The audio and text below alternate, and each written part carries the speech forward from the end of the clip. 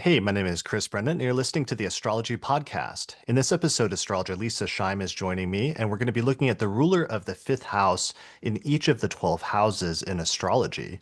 Hey, Lisa, welcome back. Hey, Chris. Glad to be here. Yeah, so this is our third installment in this series, part three of three, where we've been talking about the significations and the meaning of the fifth house in astrology. And in the first video, we did a deep dive into discussing the meaning and significations and symbolism of the fifth house. Then in the second video, we looked at a bunch of example charts of people that had the ruler of the ascendant in the fifth house and how that showed up in their life and life events. So in this third part, we're going to continue that by looking at the ruler of the fifth house when it's placed in each of the 12 houses and how that imports fifth house significations into other houses and into other areas of the chart, which sometimes creates a strong connection symbolically between what this fifth house signifies and what other houses signify in the chart, which then in turn gives us a much better understanding of what the fifth house means. And this is actually, I think for both of us, this is where it becomes really interesting when we get to the rulers of the houses, right? Yeah, I think this is actually the most interesting part. I mean, obviously, the ascendant ruler is really primary and showing how these show up as like really fifth house focused people. But it just gets a lot more interesting and complex when you bring in all the different houses connecting with the fifth house because it just shows a much greater range of like specific subtopics connect with the fifth house and how that plays out in different people's lives and biographies. Yeah, so and this is where it gets more highly specific because in the previous episode, it was like with the ruler of the ascendant in the fifth house, it's saying something almost like more universal about the person's life as a whole. But here it gets much more specific when you see crossovers between two parts of the life and how when that happens, it can create much more highly specific delineations involving the fifth house. Yeah, absolutely. So I think we have a wealth and breadth of different types of examples to show you today. Yeah, for sure. All right, so why don't we jump right into it then instead of wasting any time and get right to the example charts? Okay, sounds good. All right, so our first example chart is the birth chart of Queen Marie Antoinette. So Marie Antoinette was born with Cancer rising and the Sun and Venus in Scorpio in the fifth whole sign house. And it's ruled by Mars, which is placed in the sign of Cancer in the first whole sign house, the sign that has to do with the body and physical vitality. And it has an opposition from Saturn, which is in Capricorn in the seventh house, the place of relationships and partners and marriage in a night chart, so that Saturn is the most difficult planet. And hmm the thing that's really interesting about Marie Antoinette's biography is that she got married to her husband, who was the future king, and then he had some sort of like issue. It's sometimes speculated like a medical issue that might have made it painful for him to have sex. And as a result of that, they didn't have sex for years, or didn't have, I should say, they didn't have a child for years. And hmm that was one of the primary things that marriage was supposed to produce at that point in time was an heir to the throne. And so her identity, it caused a lot of bad things and pressure for her because her identity was partially wrapped up in that and became partially wrapped up in them not being able to have children or her not being able to carry his children. Right. Like essentially with the ruler, the fifth and the first, part of the point of her life after she married was that she was supposed to produce a child. And that was like a primary part of her basic identity to other people anyway. And you can see that opposition to Saturn in the seventh house with regard to her husband having some sort of difficulties that made it such that they didn't have a child for like 7 or so more years, which was not really normal at the time. It's also interesting though that the ruler of the fifth and the first, and she was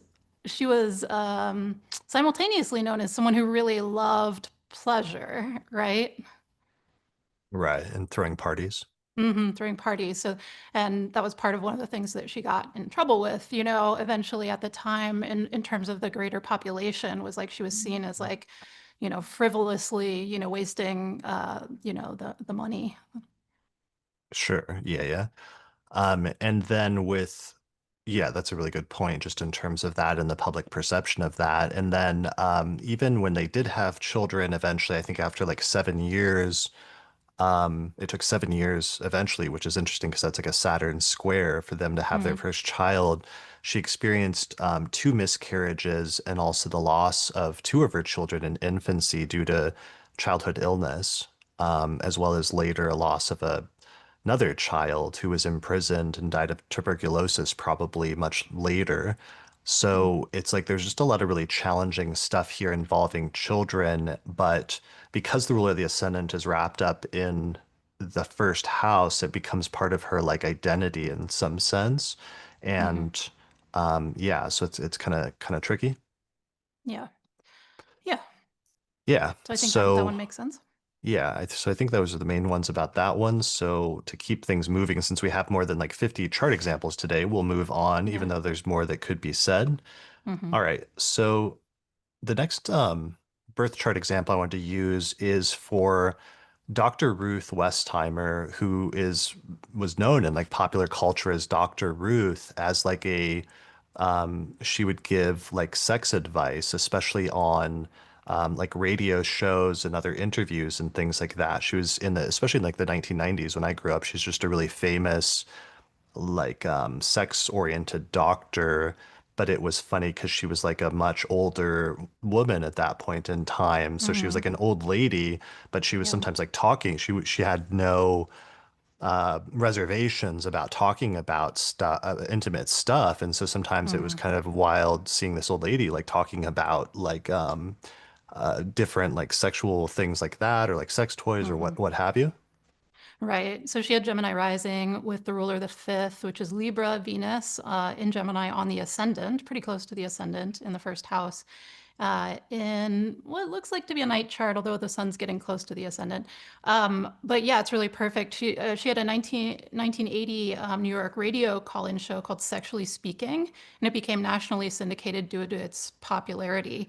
And yeah, you're right. She was an older lady at the time that she became super famous. She was also really tiny. She was very short. And so it looked really funny to have this like tiny old woman who was just like very enthusiastically and freely talking about sex and giving advice about that. Yeah, yeah. Well, and it was like so it's Libra's on the fifth house and Venus is really in the fifth house and it's placed almost very close to the degree of the ascendant, but it's like she had Mercury ruling the ascendant and it's in Cancer conjunct Pluto and like squaring Mars. So that's like her very open communication style where she didn't like hold back or anything like that, and she didn't Mm, avoid going into darker topics or other things like that, or taboo topics, I should mm-hmm, say. But mm-hmm. I just thought it was funny that her identity very much became wrapped up in her talking about sex and just having the ruler of the fifth in Gemini conjunct the degree of the ascendant. Absolutely. Yeah. All right. So moving on to my next example. Um, the next one's a more recent example from like social media, and this is the birth chart of Dan Bilzerian, who's like a famous, primarily like Instagram person who has millions of followers on Instagram over the past decade. And he's known as kind of like a playboy or something like that, where his a large part of his media persona is that he just like constantly has women around him, like 20 different women around him, and like in the last example we talked about like Wilt Chamberlain, who reported in his biography with the ruler of the ascendant in the fifth that he had sex with over 20,000 women. And this guy, Dan Bilzerian, is kind of like the modern equivalent of that, even though I don't know what the like numbers are, but in terms of his public perception that he puts out there and his identity is wrapped up in, a large part of it is that he constantly has a lot of women around and that he is constantly throwing these lavish parties, which is Mm-hmm, a sounds like a minor point, but it was a recurring theme that kept coming up with the fifth house is parties, and mm-hmm. people throwing parties. So he has Libra rising and he has Aquarius on the fifth whole sign house, and the ruler is Saturn, which is conjunct the degree of the ascendant. At 8 degrees of Libra is Saturn, and 7 degrees of Libra is Jupiter is the ascendant, and then Jupiter is at 6 degrees of Libra. So it's a triple conjunction right there. And what's interesting about this is his sun is in the third house. So this is a night chart.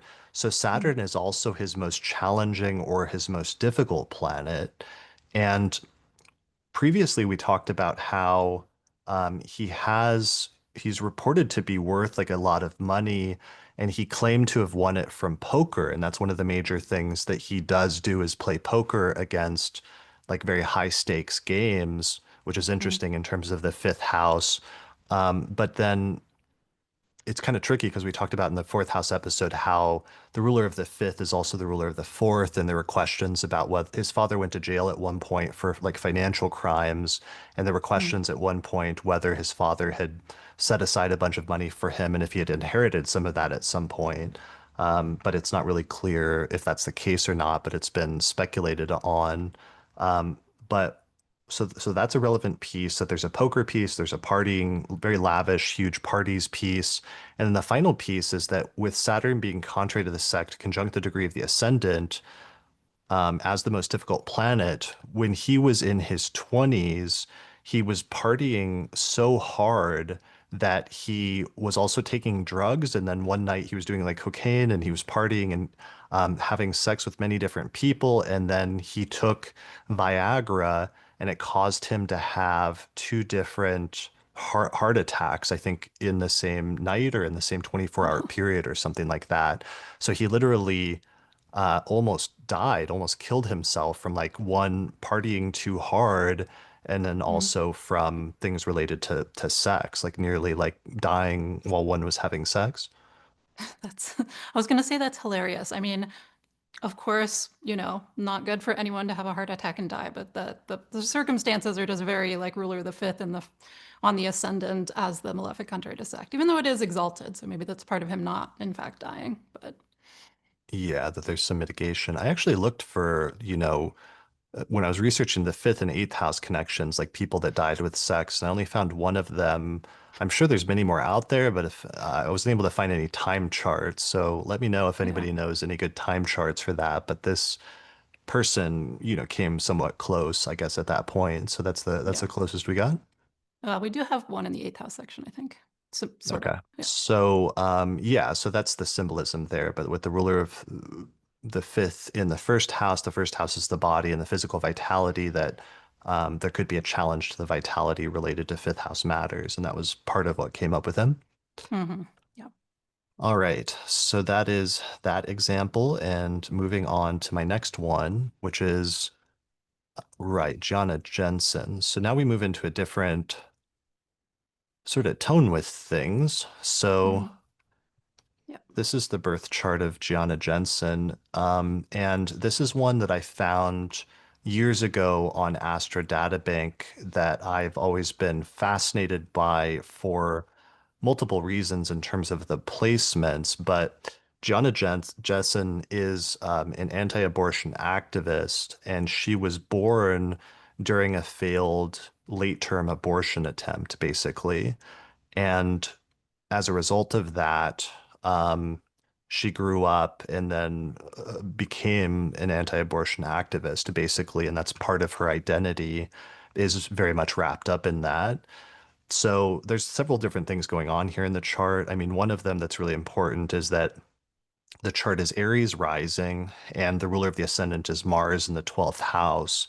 And going back to like the 6th century with Rhetorius of Egypt, he says that the 12th house is matters that happen prior to birth, especially in the process of giving birth, because that sign was the sign that was rising an hour or two before the person was born.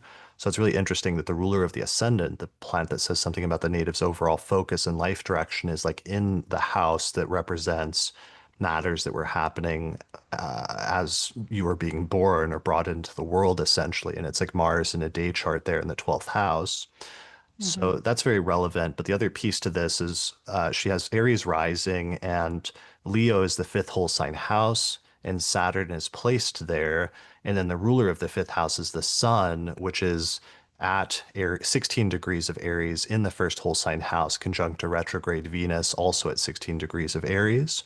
So it's like the ruler of the fifth house of children and pregnancy and childbirth and all this other stuff is in the first house of identity, and therefore her identity has become wrapped up in her, views about abortion and things like that. Right. Yeah. And as we'll see later, it's interesting. You can see both um, pro and anti-abortion people who make that like a prominent part of their lives, with fifth house connections, like important fifth house connections. Yeah, exactly. And I think that's really important is like just regardless of what your views are or exploring that in terms of that, like I don't like I wouldn't agree with this person politically, but you could see where they in terms of their personal story are coming from and how their chart speaks to that. And it's interesting then as a case study to understand that as a different aspect of the fifth house that sort of comes into play. For sure. Yeah. She has Mars ruling the ascendant in the 12th, as you said. And there's other people that we've seen the charts of who there was a similar story where their mother wanted to get an abortion or something like that, but then didn't or couldn't. And a bunch of them had like the ascendant ruler in the 12th, even if it wasn't Mars. It's still an interesting sort of like negation of the life force, as part of the life story. Right, or just that that was a potential before birth or something like Right. that. I mean, there's other things going on here as well, like the ruler of the fourth is in the eighth and so on and Yeah. so forth. Yeah. But Yeah. anyway, to keep things moving, let's move on to our next chart here. Otherwise, we're going to be Okay. here the next few days. Yes. The next one is Norma McCorvey, right? Yes. And that is the one we were sitting there sort of brainstorming at various points while we were doing this research. And I was suddenly like, oh, do we have the chart of the Roe v. Wade woman? And somehow there's a time chart. So Norma McCorvey was the plaintiff at the center of the Roe v. Wade case that for, about 50 years legalized abortion in the United States, and then it got overturned a few years ago. Yeah, she's Scorpio rising, and she has Jupiter ruling the fifth house of Pisces, placed in Scorpio in the first house, just about 4 degrees from the ascendant. And so she's another ruler of the fifth. And the first example where you can see that as the plaintiff of the Roe v. Wade case, even if she did other things in her life, what became central to who she was known as her identity was like very connected with fifth house reproductive topics, right? Reproductive rights, and later, supposedly, she became religious and anti abortion. But then at the end of her life, she said she was being paid for that, and she actually still held views in line with abortion rights, which is very strange. And I noticed when I read that Jupiter rules in her chart not only the fifth house, but also the second house, placed in the first. And I was like, that's actually plausible, right? That she was being paid for that because in some way, the houses in the chart that are ruled by the same planet are often connected somehow at some point in the life. Anyway, she did notably change her story at different times, and you noticed when Right, we were talking right. about this that she has a Mercury Neptune kind of 7 degree conjunction in the 12th house. Yeah, there's just a lot of like story changes when I was reading like the Wikipedia biography. Right. But, nonetheless, it's the ruler of the fifth and the first, and things about reproductive rights, pro-abortion, anti-abortion, those just became very primary to her life story. Yeah, so her identity became wrapped up in this case. And then the thing about the case was that she wanted to have an abortion. She was in Texas and was denied, but she ended up having the child. So Right. the child in the Roe v. Wade case, which I didn't realize until we were researching this, was actually born. And that's a chart that we'll look at later that's also very relevant. But in terms of, Hmm. it's just crazy that one of the biggest like landmark cases in the United States of the 20th century involving abortion and the right to abortion and whether a pregnancy essentially can be aborted and if a person Hmm. has the choice to do so and then the courts decided at least at that point that they did it was a matter of personal choice has the ruler of the fifth house of children and pregnancy in the first house of self and identity and you in the chart basically. Right. And just to put a point further, oftentimes if you look at the house ruler placement and then you look at the ruler of that placement to see further pieces of the story, and in fact, hers is the ruler of the fifth house of children and reproduction is that Jupiter and Scorpio in the first, and that in turn is ruled by Mars and Cancer in the ninth house of the legal system. So it really connects those three topics very neatly. Yeah, And she's absolutely. like known as like, the plaintiff in a landmark Supreme Court case. Yeah, we'll see legal stuff come up a lot with the ninth house as a recurring theme throughout these rulers of the houses, and this one with Mars in the ninth house in a day chart is a good early example of that. Hmm. All right, so let's move on. So the next one we're going to look at briefly is just the birth chart of Linda Goodman. And Linda Goodman was a famous astrologer in the middle of the 20th century who wrote the book Sun Signs, and it became wildly popular. But then her follow-up book that she was paid like a massive amount of money at the time, like millions of dollars for to write a follow-up book, is she wrote a book called Love Signs, which also became like a wildly popular and influential book. And I just thought that was amazing because she was born with Aries rising and Leo on the fifth whole sign house, and the ruler of the fifth house is the sun, which is exalted there in the first house in Aries conjunct Venus. And she becomes known partially for this book called Love Signs, Hmm. which is about, like synastry or relationship compatibility between zodiac signs. But it really drives home a theme we were seeing a lot yesterday that we kind of ended the last episode on with the ruler of the ascendant, where you had people like Bell Hooks with the ruler of the ascendant in the fifth developing a thesis across multiple books about like the importance of love and redefining love and what that means, and that being something that could help society basically. But we'll also see a recurring theme in other charts like here of the concept of love being tied in with a person's self-identity with the ruler of the fifth in the first. Definitely. Yeah. And I think her love, I mean, I don't know stats on this, but I think her love signs book is more the enduring thing that people now know her for between the two. Okay.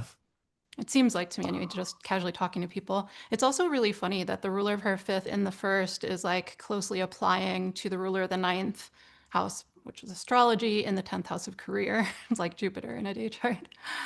Yeah, for So it's sure. like connecting her career, her astrological career with the topic of love. Yeah. And then she was paid a industry record of $2.3 million for the paperback rights to Love Signs, which at the time was just a massive amount of money for a book, especially for an astrology book. And I think those books were some of the highest selling astrology books in at least in modern times in like the Mm. 20th century.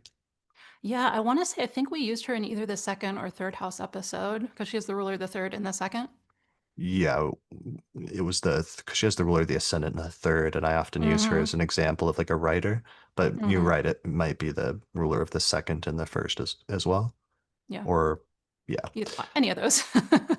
Anyway,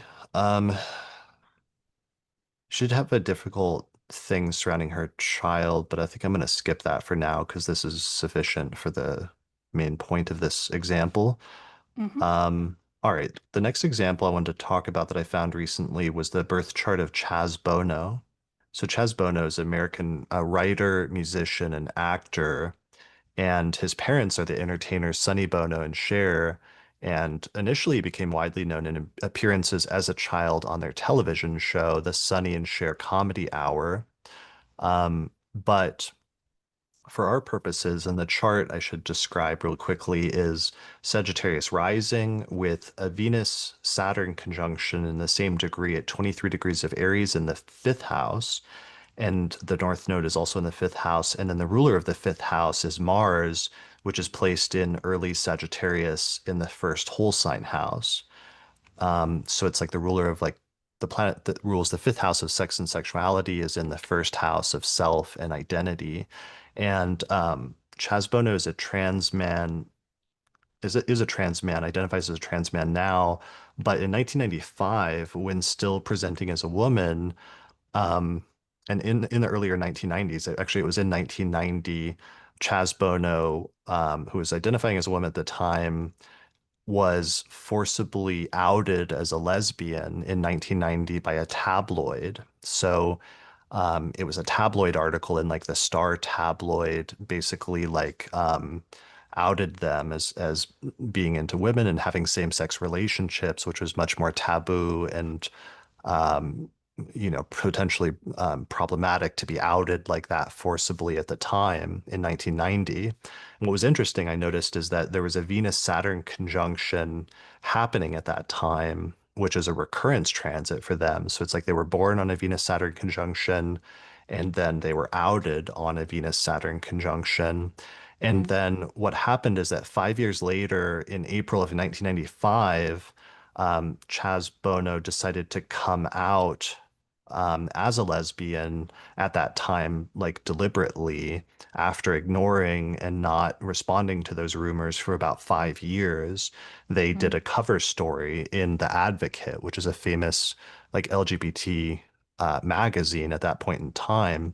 And what was mm, wild that I noticed is that Venus and Saturn were again conjunct in the sky at that time in the mm, sign of Pisces. So it was another recurrence transit like 5 years later when they came out. And that time it was them doing so and sort of taking things into their own hands. So mhm. I want to point that out just because it was something about like the person's identity being wrapped up in their sexual orientation to a certain extent, and then because it was Mars, um, as part of it, there's different things going on, but Mm. um, there were because it was Mars and because also you had Venus conjunct Saturn in the fifth, there were issues of like being forcibly, outed versus like taking that into your own hands and coming out deliberately. Yeah, for sure. And he wrote a book later called The End of Innocence, a memoir, where he recounted like the distress and emotional turmoil the outing caused him. And of course, the ruler of the third house of sort of like print media and, that sort of thing. I think tabloids would arguably go in the third house, is that Saturn in a night chart in the fifth house. And then that being in turn ruled by Mars, the other malefic, in the first house of identity. So I think that very elegantly speaks to, what happened there and his like story about it later. Yeah, yeah, absolutely. So I want to use that as an example of not just like the ruler of the fifth and the first, but also, having the most positive planet and the most, because it's a night chart, the most positive planet, the most negative planet in the same sign in the fifth house, and having some really difficult things happen in terms of that. But then also having some really positive things as well, because then they subsequently became a notable advocate for LGBTQ issues. For sure. Yeah. All right. So let's see. Moving on. Um, the next example chart is one we mentioned in the second house episode, but it's the birth chart of Mackenzie Scott, who was the former wife of Amazon.com CEO Jeff Bezos, and she helped him essentially to found the company and to like Mm-hmm. get the company started for a number of years, especially early on. But then in the past few years, he left her and they got a divorce, and now he's with somebody else. But the assets were split, and she famously so she got like billions of dollars in the divorce, and then she famously started donating like billions and billions of dollars to philanthropic causes shortly Mm-hmm. after the divorce. And I thought that was really interesting because on the one hand, while we used her as a chart example, as an example of somebody, since she was born with Aries rising and Mars and Taurus in the second house, as well as a whole stellium of planets in the second house, including Mercury, Venus, Moon, Saturn, lot of fortune, and Mars, huge stellium in the second house. Mm-hmm. The ruler of the fifth house, since Leo's on the fifth house, is the sun, which is placed in her first house of identity, and it's exalted in the sign of Aries, which, as I talked about in the last episode, when a planet's in its exaltation, it raises it up so that it manifests like the highest version of whatever it is that that person chooses to do. And in this instance, because it's ruling the fifth house, one of the significations of the fifth house that um, really goes back to like Vedic Valens, but we've seen in other authors as well is philanthropy, Mm-hmm. like good doing or doing positive things and helping other people out in the world is connected partially with the fifth house. And what we can see with her is like she's one of the biggest philanthropists, and that's wrapped up now in her identity when people think of her. Yeah, absolutely.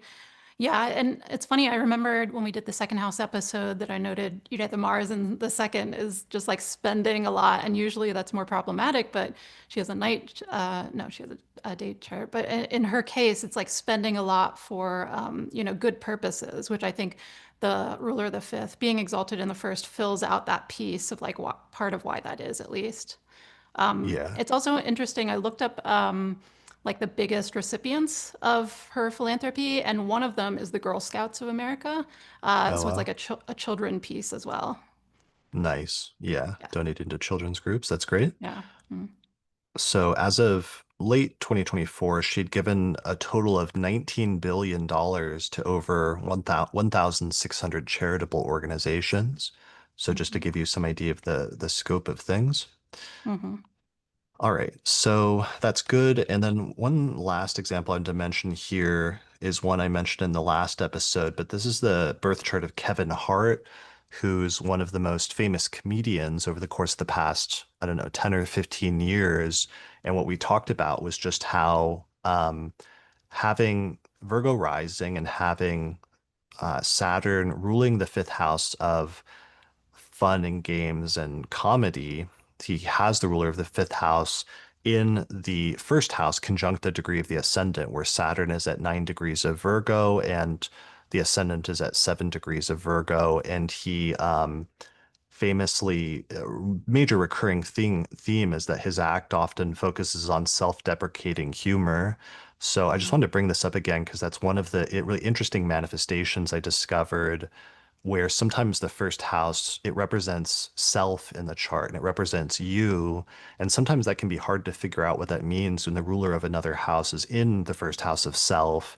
But this is a really literal example of it, which is that he is often like making jokes about himself in his comedy routine. So there's like a Mhm. self-deprecating humor to it, which is both Saturn but also like Virgo to some extent as well. Right. I was thinking that as well because both of them can kind of go that way, Saturn and Virgo separately. Right. Yeah, for Yeah. sure. Yeah, so that was the last one I wanted to mention there. And Mm. let me do one more. I'm going to pull out from our other one, which is Donatella Versace. It's a good one because it ties in with our other examples from the previous ones. So this is where the name is often involved. So this Mm-hmm. is Donatella Versace, who has Taurus rising and the moon in Virgo in the fifth whole sign house, and the ruler of the fifth house is Mercury, which is in Taurus in the first whole sign house, along with the sun. And she's Mm. a famous fashion designer of like the Versace fashion empire. I think I talked about previously in another episode on the third house how she took over especially from her brother after her brother was murdered in the 1990s. But Mm. her name, she's really led after that, after she took over in the 1990s, she led the Versace fashion empire to new heights and continued to make the family name Versace like a trademark that's associated with like luxury and fashion and all of those other things. Yeah, that's great. Yeah, it's really funny when it's as literal as like names being part of the identity showing up with the first house. Yeah, and that's why I wanted to like squeeze this one in here really quickly, just because that was a recurring theme in several other examples throughout this series where we had like, Maria Montessori having the ruler of the third house in the first house, and it was Mm. like um her, children's schools now are like named after her, or Mm-hmm. the founder of Ferrari cars had the ruler of the third house in the first house, and like Ferrari is now a name that's associated with cars. Right. So this is just a continuation of that theme. Yeah, for sure. Yeah. All right. Well, that's it for the first house. Shall we Hmm. move on to the second house? Yes, let's. The first example in the second house is the birth chart of Heidi Fleiss, who became famous in like the 1990s for running like an escort service in Hollywood that was connected to like high. clienteles of people in Hollywood and in that area. And she was born with Aquarius rising, and the second house is Pisces, and it's ruled by Jupiter, which is placed in Gemini in the fifth whole sign house, which is the place of sex and sexuality. So one of the things about this, and there's multiple things going on because it's like Jupiter's also ruling the 11th house and other things like that. But one of the things is just in this instance, when there's a connection between the second house of money and finances and the fifth house of sex, that sometimes sex work and things related to it can come into play in some instances. Right. So, yeah, she became known as like the Hollywood Madame, and she basically ran an upscale prostitution ring based in LA. Yeah. Yeah. So shout out to Camille Michelle Gray. I've used this as an example before, but shout out to Camille for the Hmm. research notes. Um, yeah, so that's it. But there's actually like a few like that. So Hmm. our next example is Annie Sprinkle, who has Libra rising, and the fifth house is Aquarius, and it's ruled by Saturn, which is in the second house of finances. And Any Sprinkle is kind of it's a sort of similar case of somebody that's worked with sex work and sex education and different things with that, like that, right? Yeah, she was known as the prostitute and porn star that then turned into a sex educator and artist. She's done basically, I don't know, just about anything you could do with fifth house sexuality. So she's an American certified sexologist, performance artist, former sex worker, filmmaker, and advocate for the decriminalization of sex work. Um, and she's known as the first porn star to get a doctoral degree, earning a Doctor of Philosophy in Human Sexuality. And she has also produced feminist and queer pornographic content, so focused more on pornography based on women's desires or understanding of female genitalia, even. Yeah, so it's a pretty good example just in terms of tying in the second house and sex, but also that there's just like a full range of what that can mean in terms of um, how that can manifest in different ways. Hmm. Yeah, it's interesting. She has that Saturn, she has Saturn ruling the fifth, but then it's getting overcoming aspects from both Venus and Jupiter by sign, Venus in Virgo and Jupiter exalted in Cancer in the 10th. And I think Hmm. that's part of like why her fifth house realm has become like so elevated. Like she's really known for that. And speaking to your, recurring theme about exalted planets. Yeah, absolutely. Um, so did you already read that part? But one of the things I saw in the Wikipedia Yes. biography was that in 1996, she became the first known porn star to get a doctoral degree, earning a Doctor of Philosophy in Human Sexuality from the Institute of Advanced Study of Human Sexuality in San Francisco. Yes, I do. Okay. Um, And she also appeared in almost 200 films, including hard and softcore pornography, B movies, loops, and numerous documentaries. So, partly exemplifying the fifth house of sexuality, but also the, like media production and videos and so forth.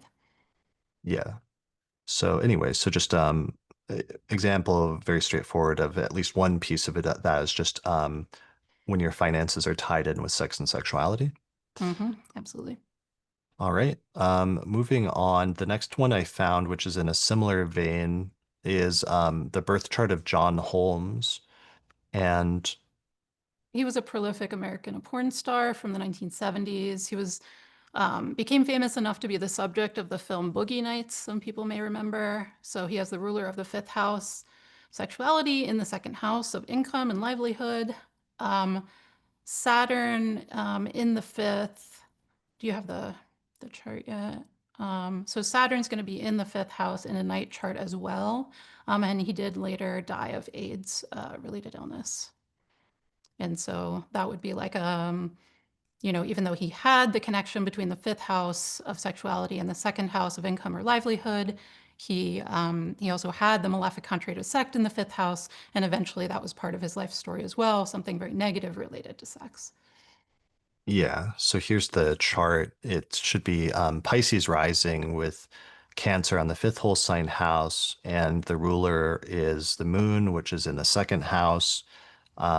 And so that's the connection between the fifth and the second, and just, making a living basically from doing sexual related things, doing pornography and having sex on camera. And then you were talking about the Saturn in the fifth house in the night chart.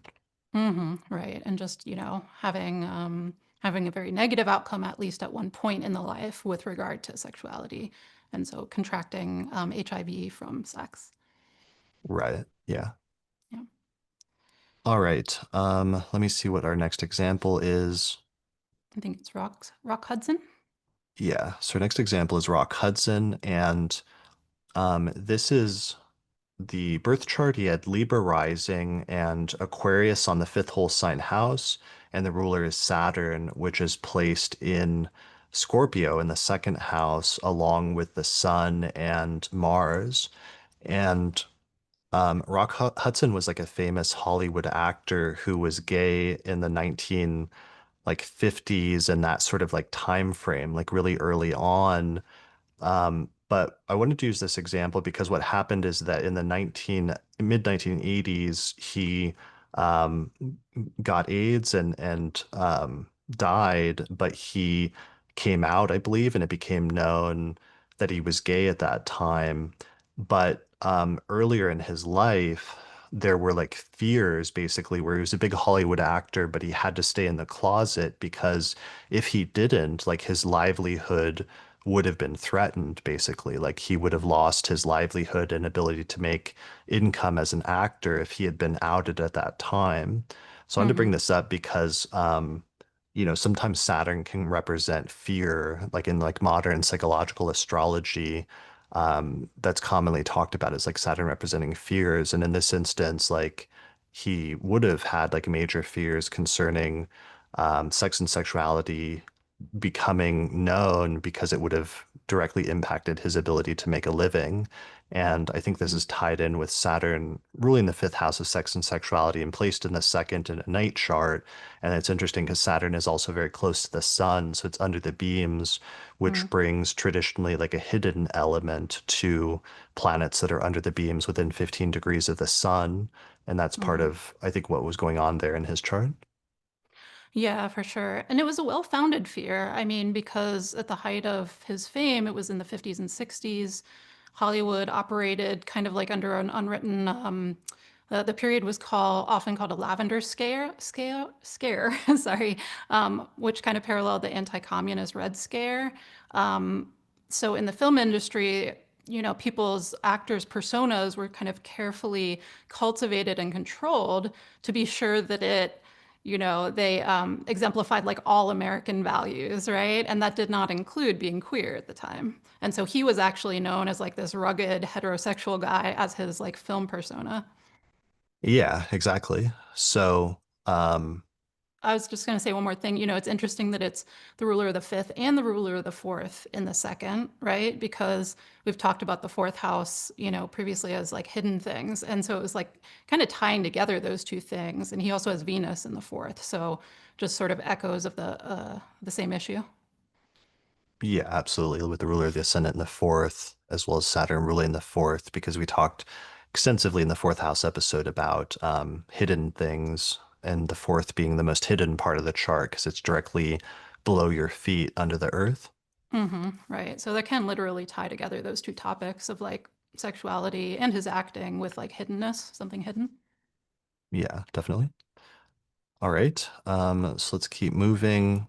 Um, Another contemporary example in a different area is the birth chart of Rupert Murdoch, who is a famous like media mogul that runs like Fox News and other things like that. But he has Capricorn rising, Taurus on the fifth whole sign house, and the ruler of the fifth house is Venus, which is placed in the second house in a night chart. So there's a connection between the ruler of the fifth house of children and the second house of finances. And what was interesting is like there's been this court case for years where his children have been battling in court over the trust and like who will inherit his media empire basically after he dies, and his children have been like fighting with each other over it. And Mm. I'd been, I think, using that as an example for a while because that's been ongoing for a while at this point. But I think it was just recently settled. I saw a headline in the news like a few days ago that like his main son, who's like politically or ideologically on the same page as him, is going to be the main one that takes over, and his other children have agreed to some settlement of only like a paltry like $1 billion or something like that. Only, Yeah. yeah, sad sacks. That You that's know, too bad for them. I mean, sometimes you gotta pull yourself up by your bootstraps and just get by with what little, With 1 billion. yeah, exactly. Well, it's funny too that I mean, obviously the children piece is very relevant here, but also just the basic premise that he's earned his income through media, right? And it's like the ruler of the fifth and tenth in the second house as the benefic of sect. Right. Yeah. Yeah. Yeah. All right. So let's see. Moving on to the next chart. One of the classic ones I've been using for over a decade now, um, in my Hellenistic course, which I originally researched when I was researching the rulers of the houses for some lectures I have in my Hellenistic astrology course about this, is the birth chart of Dr. Dre, who is a famous rapper and music producer. And he was born with Gemini rising, and Cancer is the second house of finances, and it's ruled by the moon, which is like placed in the fifth whole sign house in Libra, and it's Mm, applying to this really nice trine with Venus with reception, which is really improving and what we could call bonifying the condition of Venus and like affirming it and making it super lucky and successful. mm, And at one point, he started like a headphone company, which was Beats Electronics or Beats Headphones. And then they sold it to Apple at one point for like $1 billion or some crazy amount of money. And for a period of time, I think it made him like the richest musician in the world for a period of time. wow. Yeah, that's very literal. Like, not just making a living, but also like an object or a product, like related to fifth house things, like listening to music. And Right. that not just applying to Venus with reception, improving its quality, but that Venus also being on the midheaven of career. Yeah, exactly. Right, exactly. So that's a really positive example of like good financial things coming from fifth house things. Hmm. Definitely. All right. So moving on, the next example is Barbara Cartland, right? Hmm. Yeah, I found her when I was searching for, rulers and houses, and she has Aries rising, and the fifth house is Leo, with Venus placed in Leo in the fifth house in a night chart, and then right. The second house is Taurus. So she has the ruler of the second in the fifth, which is the benefic of sect by night. And she was an English writer who published with contemporary and historical romance novels. And so it's not just that she earned her living through creative output, which she did and is very relevant to that placement. But it also literally the topic of romance is like how she made a living, which is another fifth house signification. I also thought, as an aside, it was funny that she also has that ruler of the fourth house of Cancer. The moon is in Aries, conjunct the ascendant, the first house, and I think that's the historical piece. Like she had a personal focus on historical stories as well as contemporary. So Mm. she's one of the best-selling authors worldwide of the 20th century, actually. It's just testament to my not reading romance novels that I didn't know that before finding her chart. But she wrote 723 novels, uh, incredibly, and she sold more than 750 million copies of her books, though some other sources estimate her total sales at more than 2 billion. So it's just a really great example of both one that her livelihood was connected to that creative artistic output, but also literally the topic of romance as the fifth house. Yeah, that's perfect. I love that. Yeah. Brilliant. All right. Great example. So there are just two I wanted to mention really briefly um, in this section, and because one of them is Renoir, Pierre Auguste Renoir, who's a famous artist, and he has Aquarius rising. Gemini is the fifth whole sign house. That Mercury is the ruler of the fifth house of creativity and art and creation, and it's in the second house of finances. And it has this overcoming square, this superior square from Jupiter, which is in Sagittarius. And I wanted to contrast his chart as an artist with the chart of Claude Debussy, who's another famous artist from, late 19th or early 20th century, who had Leo rising, Sagittarius on the fifth house, ruled by Jupiter, which is placed in the second house of finances, but it's conjunct Saturn. So it's like not as well off. And it's like two instances of famous artists who, um, had to tried to make a living from their art, basically, and from creativity. And what was interesting is that Renoir was more successful, basically, in uh, making a living from his art during his lifetime and Mm, achieving financial stability through having like commercial success and wealth during his lifetime, whereas mm, Debussy's financial situation was much more precarious in terms of his financial success from his artwork in his lifetime.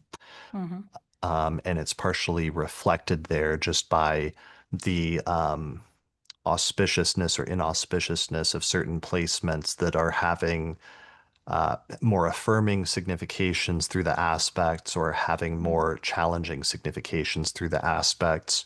So I wanted to mention that as part of like a broader topic that people could think about or pay attention to sometimes is that distinction of like an artist who becomes financially successful or let's say is fortunate or becomes mm, lucky in becoming financially successful in their creating their work versus another artist who struggles to or isn't able to make a living doing their art or what have you. mm. Yeah, that's a great comparison. Nice find. Yeah, because yeah, the first one was much more affirmed, and then here with the Saturn conjunction, Saturn indicating delays or blockages. So it's like the same setup otherwise, but definitely altered by the aspects. Yeah, exactly. Yeah. Okay. I think that's good for the second house then. So shall we move on? Mhm. Yes, let's. Cool. All right. So now we move on to the third house. And one of the first examples I wanted to share that I already shared yesterday was the birth chart of Jake Gyllenhaal, who was born with Leo rising. He's an actor, and the ruler of the ascendant is the sun, which is in Sagittarius in the fifth house, along with the stellium of Venus, Mercury, and Neptune, and the sun in the fifth house. But what's interesting is he has the ruler of the fifth house is Jupiter, which is in Libra in the third whole sign house. And then the ruler of the third house is Venus, which is in Sagittarius in the fifth house. So he actually has a mutual reception between the rulers of the third and the fifth house, which, as we've seen in other installments in the Houses series, always creates a very strong connection between those two houses when there's a mutual reception or when the two planets are exchanging signs. And Mm, sometimes it becomes like a distinctive part of the life, those two houses having a connection. And for him, what it was is that he grew up and he had an older sister named Maggie who got into acting before he did. And he reportedly said that part of his own inspiration for getting into acting was, kind of like seeing how much joy that his sister had in acting and that it inspired him to like follow in her footsteps or in her path. And eventually they actually appeared in three different films together, mm. including the cult sort of hit Donnie Darko, where they actually played siblings in that movie. Yeah, that's great. That's an amazing, really strong connection between those two houses that really stands out. Yeah.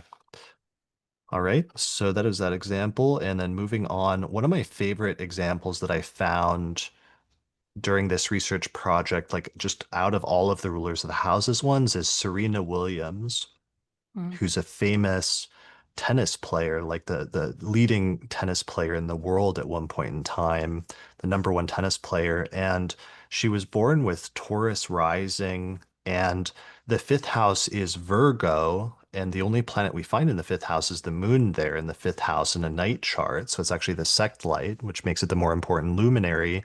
And what's so fascinating is the moon is ruling the third house of siblings, and Mm, the IC is also placed in the third house.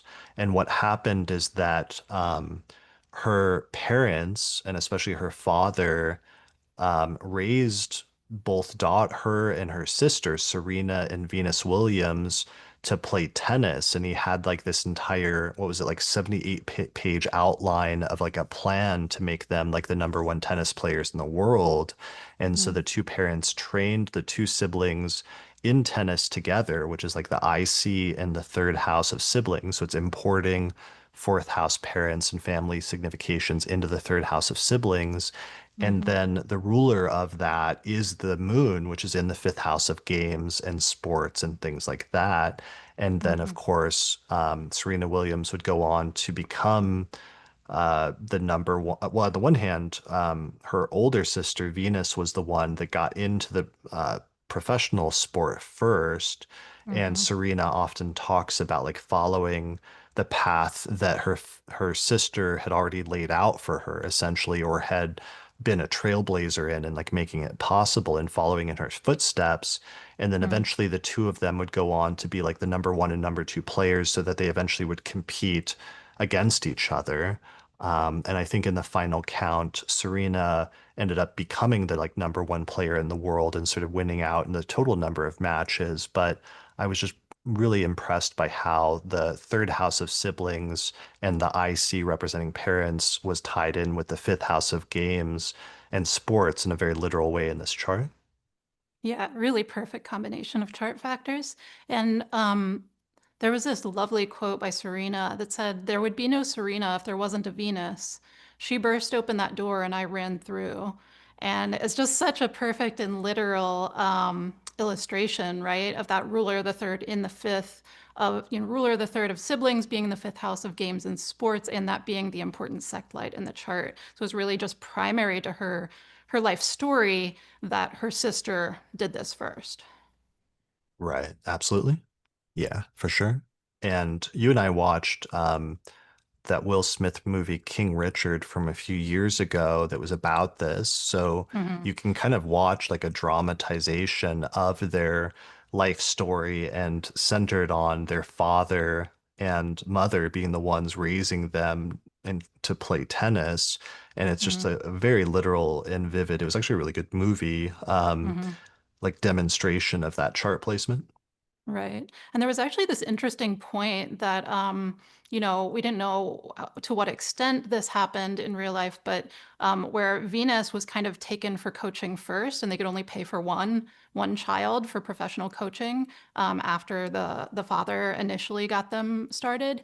And so Venus was into being coached by the professional coach, and Serena was kind of like not happy about this being left behind, and her mom was the one who then was coaching her more strongly for at least some period of time. And we were both wondering about that, Cancer IC being ruled by the moon in the fifth house, and whether, to what extent that was actually her mom having even a stronger influence on her career. Right, for sure. Yeah. Yeah. And then what was cool about that, also that movie is like, it's like Serena has the ruler of the third and the IC in the fifth, but then like the star of the movie was like Will Smith, who was playing their father, raising his daughters and other children. And he, as we talked about in the last episode, probably has the ruler of the ascendant in the fifth, and he Hmm. won an Oscar for that role, Right. playing the role of the father, raising like the two biggest tennis champions in the world. And then at the end of um, the movie ends with a Beyonce song that starts Right. playing, and Beyonce, as we saw in the last episode, has the ruler of the ascendant in the fifth house. So it's just Yes. like fifth house people, like all the way down. Yeah, we were laughing about that as we were watching it, especially at the end. We're like, more fifth house, more. Right. Yeah. And it was also like a song that was made specifically for the movie by Hmm. Beyonce, so which was additionally cool. All right, so let's move on. My next one is Ben Affleck. Here is the birth chart. So Ben Affleck was born with, yeah, Cancer rising And Scorpio is the fifth whole sign house where we find the moon. So he actually has the ruler of the ascendant in the fifth house, and he's a famous actor and has become a famous actor. But what I found Mm, was interesting about his chart is that he has the ruler of the fifth house is Mars, which is placed in the third house, which is like, as we talked about in the third house episode, the third house is siblings, but it's also friends. It's your local neighborhood and people around your house and the vicinity of your house and like the city around you. And what was fascinating about that is he met his friend Matt Damon when their two mothers, because they lived in the same neighborhood, and their two mothers got together and then put them on like a play date together. And mm, so Matt Damon and Ben Affleck became friends, close friends, because they lived in each other's neighborhood, basically. mm, And what was fascinating about that is then they grew up and they first became famous together as a duo, as writing partners, especially because they wrote the script for Goodwill Hunting. And mm, then they won the, I think, Academy Award, or they won the Oscar, basically, I think, for Best Screenplay that year. mm. That's amazing. I didn't know that story about like the childhood connection, childhood neighborhood friend. Yeah, it was just something that showed up very strongly in the third house episode, that the third house Hmm. is that the 11th house is not the only house of friends, but that the third house Right. has a relevant friend component as well, especially local friends and ones in your neighborhood or ones that are like childhood friends that you tend to grow up with in the same city or same neighborhood. Absolutely. Yeah. That's Yeah, great. as well as I guess actually more broadly, interestingly, it's also siblings and brothers and people that are like Hmm. a brother to you, and Hmm. their relationship has often been like likened to that. Hmm. That's cool. All right, so moving on, the next one is the birth chart of Hugh Hefner. Hmm. So, who's the founder of Playboy, and he was born with Virgo rising, and Capricorn is the fifth whole sign house, and it's ruled by Saturn, which is in the third house of communication. And he famously founded Playboy magazine, which on the one hand was obviously it was like sex and sexuality and like printing uh, sexual content basically, but then also it was, unique about Playboy and much of the 20th century was that it also had like written columns, and like it tried to also be a literary work to some extent and would have like famous writers who would contribute to like written pieces and stuff in it as well. Mm. And I just thought it was really interesting that he had the ruler of the fifth house of like sex and sexuality and the third house of communication. Hmm. Yeah. Yeah. That's amazing. Or like yesterday we talked about the famous comedian who like got his start at the Playboy Club, for example. Hmm. Right. Yeah. So definitely fifth house content, but focused on the third house of like printing and writing, and Saturn again connecting two houses. It rules the fifth house and the sixth house. So it's like sexuality and also his, his job is basically third house. Yeah, right. And we looked at two charts that were basically like that yesterday, um, that are similar overlap that could just be reiterated briefly. But one of them Mm, was Eve Kozofsky Sedgwick, mm-hmm, who had Cancer rising, the Scorpio fifth house, and then the ruler of the fifth house is Mars, which is in the third house. And she was an academic that wrote a lot about sex and sexuality and sexual orientation and things like that, right? mm-hmm. Yeah, yeah, that was one of our previous examples, but just bears repeating. There's a bunch of those people like that who have some sort of career writing about sexuality, and so many of them have the ruler, the fifth, and the third. Right. And another one we talked about last night was Carol Ann Duffy, who was Hmm. born with Virgo rising and Mercury, the ruler of the ascendant, in the fifth house in Capricorn, along with the Sun and Venus. But the ruler of the fifth house is Saturn, which is in Scorpio in the third house. And she became the poet laureate for the UK for like over a decade, like the nation's poet. but Mhm. then also was the first lesbian poet, like open lesbian poet laureate Mhm. in the history of the country. Mhm. Yeah, yeah. Those are both two great things that great charts that echo each other. And then I think I mentioned yesterday as well, another in passing, which we didn't have the chart up for, but it was another ruler of the fifth and the third with Adrienne Rich, who wrote Compulsory Heterosexuality, and she was an academic, but this is literally like a written piece of work that just decades of university students have been told to read at this point, and it's just like a core written thing about sexuality. Nice. That's perfect. Yeah. All right. And then you had one last example, right? Yeah, it was T. Barry Brazelton. He was he had the ruler of the fifth is the exalted moon in the third house. He had Pisces rising and then Cancer fifth house, moon ruling that, exalted in Taurus in the third house. And this one was just hilariously literal. So he was an American pediatrician, author, and the developer of the neonatal behavioral assessment scale, which will become important in a moment, used by major hospitals throughout the world. He also hosted a cable television program called What Every Baby Knows and wrote a syndicated newspaper column about this and authored more than 200 scholarly papers and 24 books. Wow. So lots of writing basically about fifth house children. His Columbia alumni profile describes him as America's most celebrated and influential baby doctor since Benjamin Spock. And that you can see the exalted moon ruling the fifth house, right? He's like known as one of the top people with regard to fifth house topics. Um, Right. yeah, It's not just oh, like a baby doctor that writes right. about children and baby related things. It's like one of the top ones in the country. Yeah, one of the most well-known, one of the most prolific, etc. But my very favorite thing about this, when I looked it up, was so one of the major assumptions underlying his neonatal behavioral assessment scale, which is like really widely used now, is that babies communicate through their behavior, which, although it may not always seem like it, is a rational language. And this was taken from the Brazelton Institute website. And I was like, oh, that's amazing and perfect, right? Because it's the babies from the fifth house communicating in the third house, like language and communication, but it's the moon, so it's nonverbal communication. And I just love the literalness of that. Yeah, absolutely. That's perfect.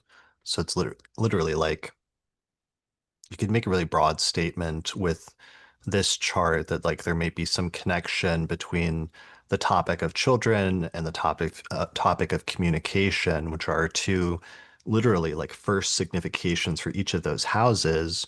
And Hmm. because the ruler of one is in the other, that there would be a connection between the two. And then if you said that to like a client, that Right. would turn out to be like very literally true in his instance. Yes. Yeah. So that was a great find, I thought. Yeah, absolutely. Or like, and then in our other instances, if you had said to some of the other people of like that there may be a connection between the topic of like sex and sexuality and communication in your life with like, I don't know, Hugh Hefner, for example, like that would be very literally true in like a very Hmm. real sense, or to Eve Kozovsky Sedgwick, who like wrote about those things academically and so on and so forth. Hmm. Right. It's almost like astrology works. It's almost like it works. And um but also that figuring out what the limits are and like how to phrase things in a way that's like broad, like understanding the broad possible archetypes and ranges, and then getting as close as you can to describing that in concrete terms and then seeing how the specifics work out. Definitely. All right, so let's move on to the fourth house and looking at the ruler of the fifth house when it's connected with the fourth house in astrology. The fourth, of course, is the primary house of parents, as well as your home and your living situation. So one of the charts we already discussed yesterday is the birth chart of the actress Tori Spelling. So here is her birth chart. Tori Spelling has Aquarius rising and Saturn is in the fifth whole sign house. And what's interesting about this is the fifth house is Gemini and it's ruled by Mercury, which is placed in the fourth whole sign house. And then the ruler of the fourth whole sign house is Venus, which is placed in Gemini in the fifth whole sign house. And it's conjunct the IC, which is just barely moved into Gemini into the fifth house. So there's a mutual reception or an exchange of signs between the ruler of the fifth house of creativity and the ruler of the fourth house of parents. And as we talked about yesterday already, so we don't have to go into all of it again, but just Tori Spelling is an actress who became prominent through playing a character on the hit TV series 90210 in the early 1990s. But her father was a famous television producer who created the show. So then he cast his daughter like in this television series. So right there, sort of like directly, there's a connection between like the fifth house of creativity and the fourth house of parents in having that connection. And then sometimes like this can be discussed or people like debate whether this is like a case of nepotism, um, where having a family member like in an industry like pulling strings for you or what have you. So I just wanted to mention it because, as I said before, when there's a mutual reception or exchange of signs between two houses, it often creates a very strong connection and it creates something that sometimes becomes very distinctive, a distinctive overlap between those houses and the life in general. Right. Yeah, and an interesting additional layer is that not only, was that the connection for her own acting career, but her father, Aaron Spelling, was like a very famous American film and television producer, and through his production company, he actually holds the record as the most prolific television producer in American television history. Oh, So wow. it's like the real, so it's describing a parent as well as, her acting connection with the parent. Yeah, absolutely. That's amazing. Hmm.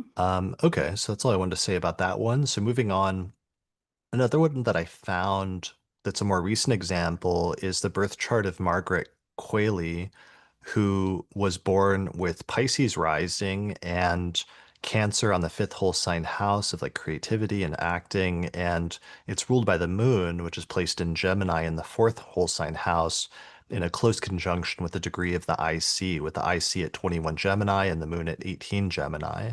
So I didn't know this until I was like researching, but Margaret Qualley's mother is the famous actress Andy McDowell, who was Hmm. like famous from like one of my favorite like 90s movies was like Groundhog Day, and she played Mm, the lead in that opposite to Bill Murray's character, and I can see the resemblance now, but I didn't realize that like her mother was an actor. right. Yeah. So those two charts are really similar with the ruler of the fifth and the fourth, and having like a famous film or TV parent, uh, as well as having an acting career themselves. Yeah. So, and I was reading about this, and some of the stuff on Wikipedia was saying that she's sometimes accused of being like a Nepo baby because of her mother being a well-known actress.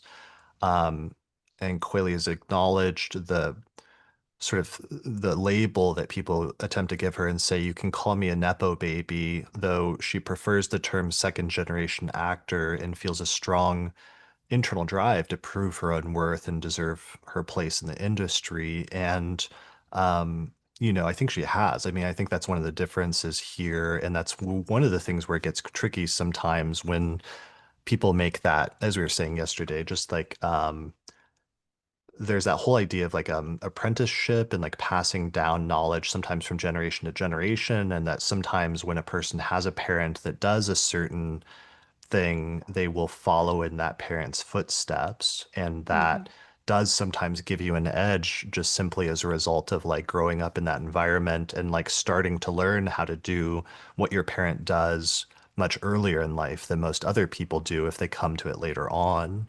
Hmm. So I feel like that's more the case here because it seems like in some of her recent stuff, she's like proved herself and got, I think, some nominations recently for The Substance, for example, which she did a really good job in acting opposite to Demi Moore over the past year. So it seems like she's been like proving herself and like demonstrating that some of those accusations of it just being about nepotism were not necessarily true.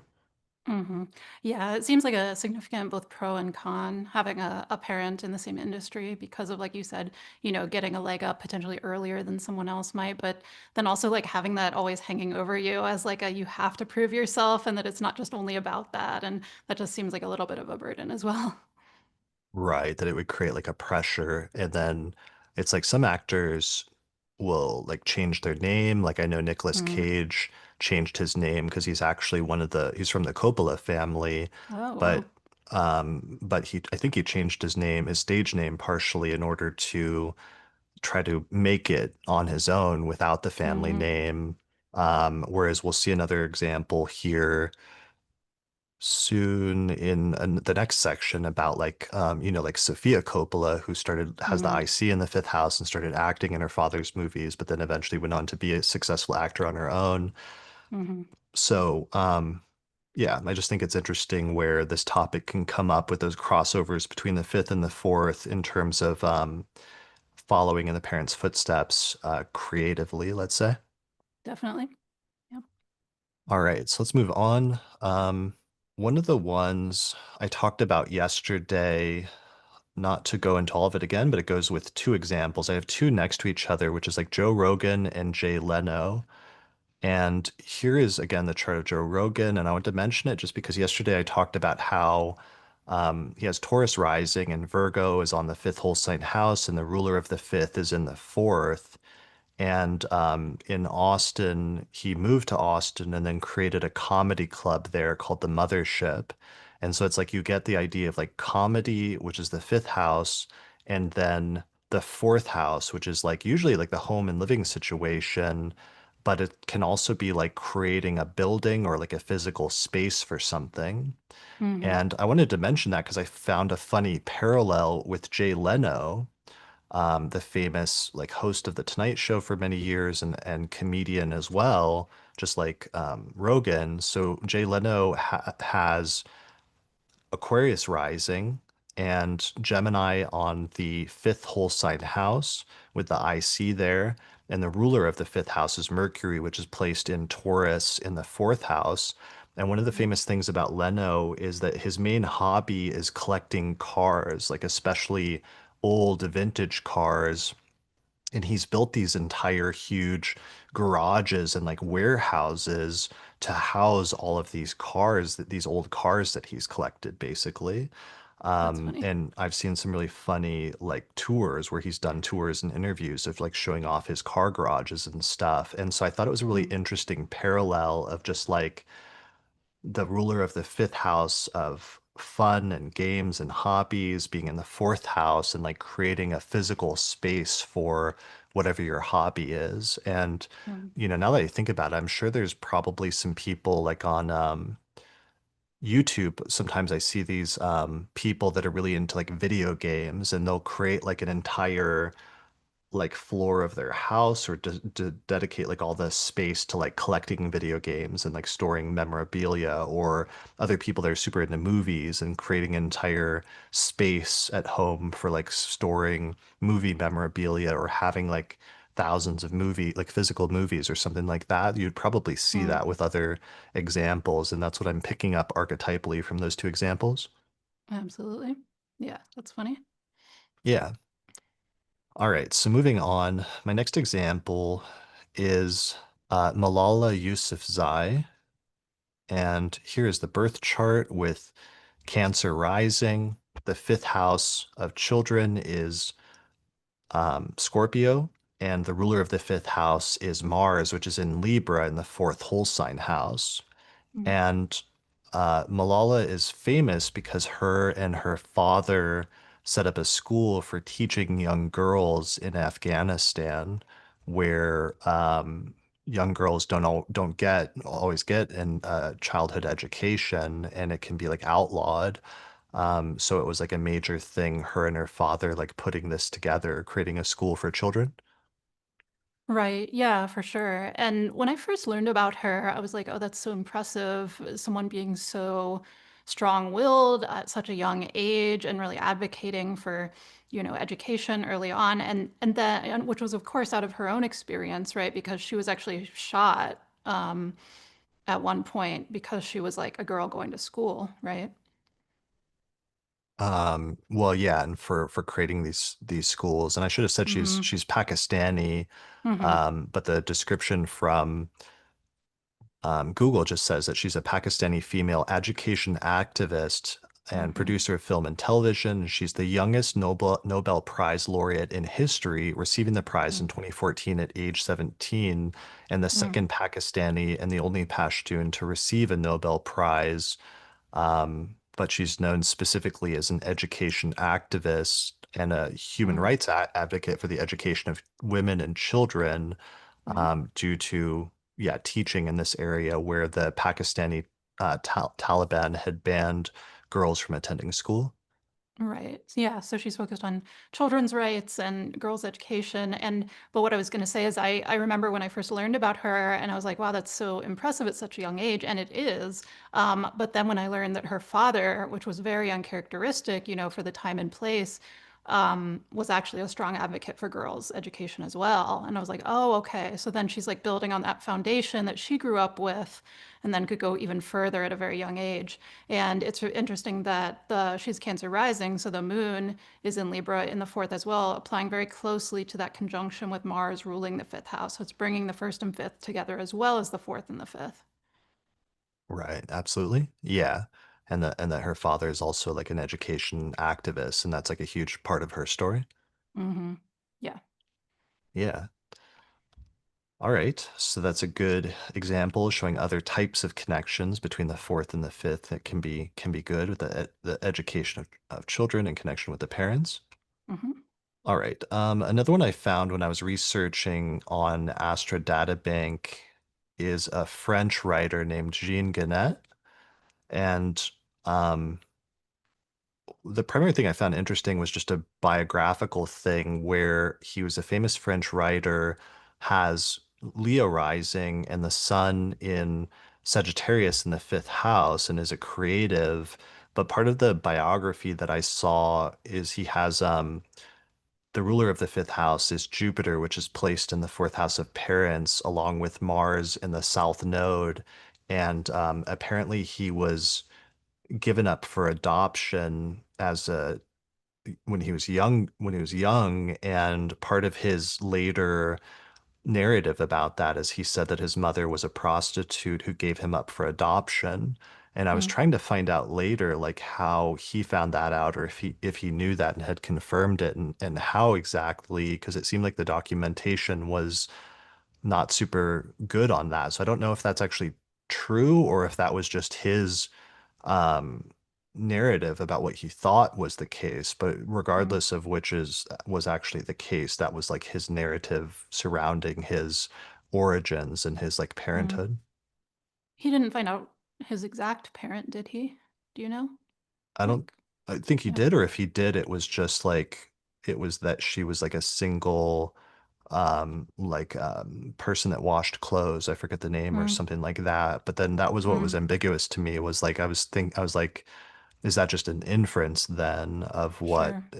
an assumption that's being made, or was that actually true? And I couldn't tell if he had Hmm. actually validated it, but it was like in reading some of the things that he said about her, it seemed like it was some strongly held belief that he had one way or another that was not like super positive. Right. Yeah, well, it's interesting that even if that part wasn't true, the kind of the connection between those houses still holds because, it's the ruler of the fifth and the fourth also like hidden things, right? And so his like biological parent was hidden from him, at least for some part of his life.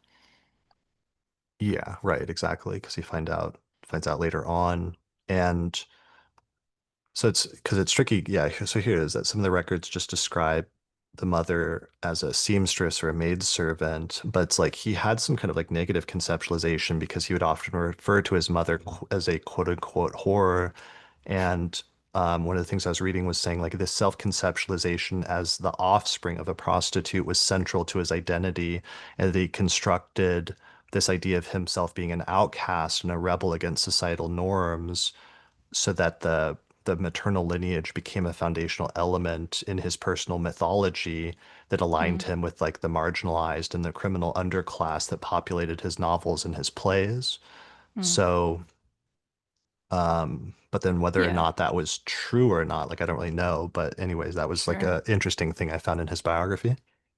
Yeah, I mean, I think truth is important, but also, I think we've seen with some other examples as well. Sometimes what one feels about the connections between those houses, like, is still like an important part of their story, even if, every piece of it isn't like totally true.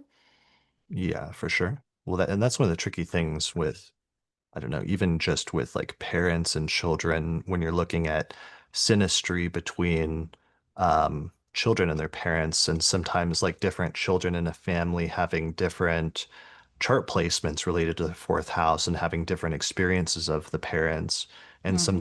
sometimes that can be based on very literal things, like parents treating different children differently, but other times it can Mm. be emotional or subjective things that are within the person themselves that may or may not reflect like who the parent is or how they're treating them. Absolutely. Yeah. Yeah. All right. So let's move on to our next fourth house example, which is the birth chart of Harvey Milk. So Harvey Milk was the first openly gay man to be elected to public office. It was in California as member of the San Francisco Board of Supervisors. So he has Aquarius rising, and Gemini is his fifth house. He has the Sun, Venus, and Jupiter in the fifth house. And then Mercury is the ruler of the fifth house, and it's in the fourth. Mercury in the fourth, in turn, is exchanging signs with Venus in the fifth. So Mercury is in Venus's sign, and Venus is in Mercury's sign. So the fourth and fifth are very tightly connected here. And I've used his chart as an example before. Um, and his is just fascinating because his home, more broadly speaking, of San Francisco in particular, was very connected with him, with his sexuality, and in particular his neighborhood of the Castro. Um, so, and when he first moved into the Castro neighborhood, it sounded like it was just starting to become kind of like a gay mecca. And became more so as he lived there. And so there's a very strong connection between the fourth and fifth, and the fourth also sometimes representing um, you being known for like where you live. And he was certainly known for both where he lived in San Francisco and in particular the Castro. He has a little bit of we used him in the third house as an example because he has the ruler, the 10th and the third. And he was like very specifically known for his neighborhood and also representing his neighborhood, like on the board of supervisors. But when someone has like the third and the fourth, strongly focused on, you can see that that was like very primary in his biography. Yeah, absolutely. It's just tying in topics of sex and sexuality with like one's city and one's home and living situation and place of living. And Hmm. some of that's being emphasized here as well because the degree of the IC is in the fifth house. Hmm. And there's actually a couple more layers to this that I really love. One was, when he originally moved to the Castro, he set up a camera shop with his then partner, and that's where all of the political activities kind of were housed from.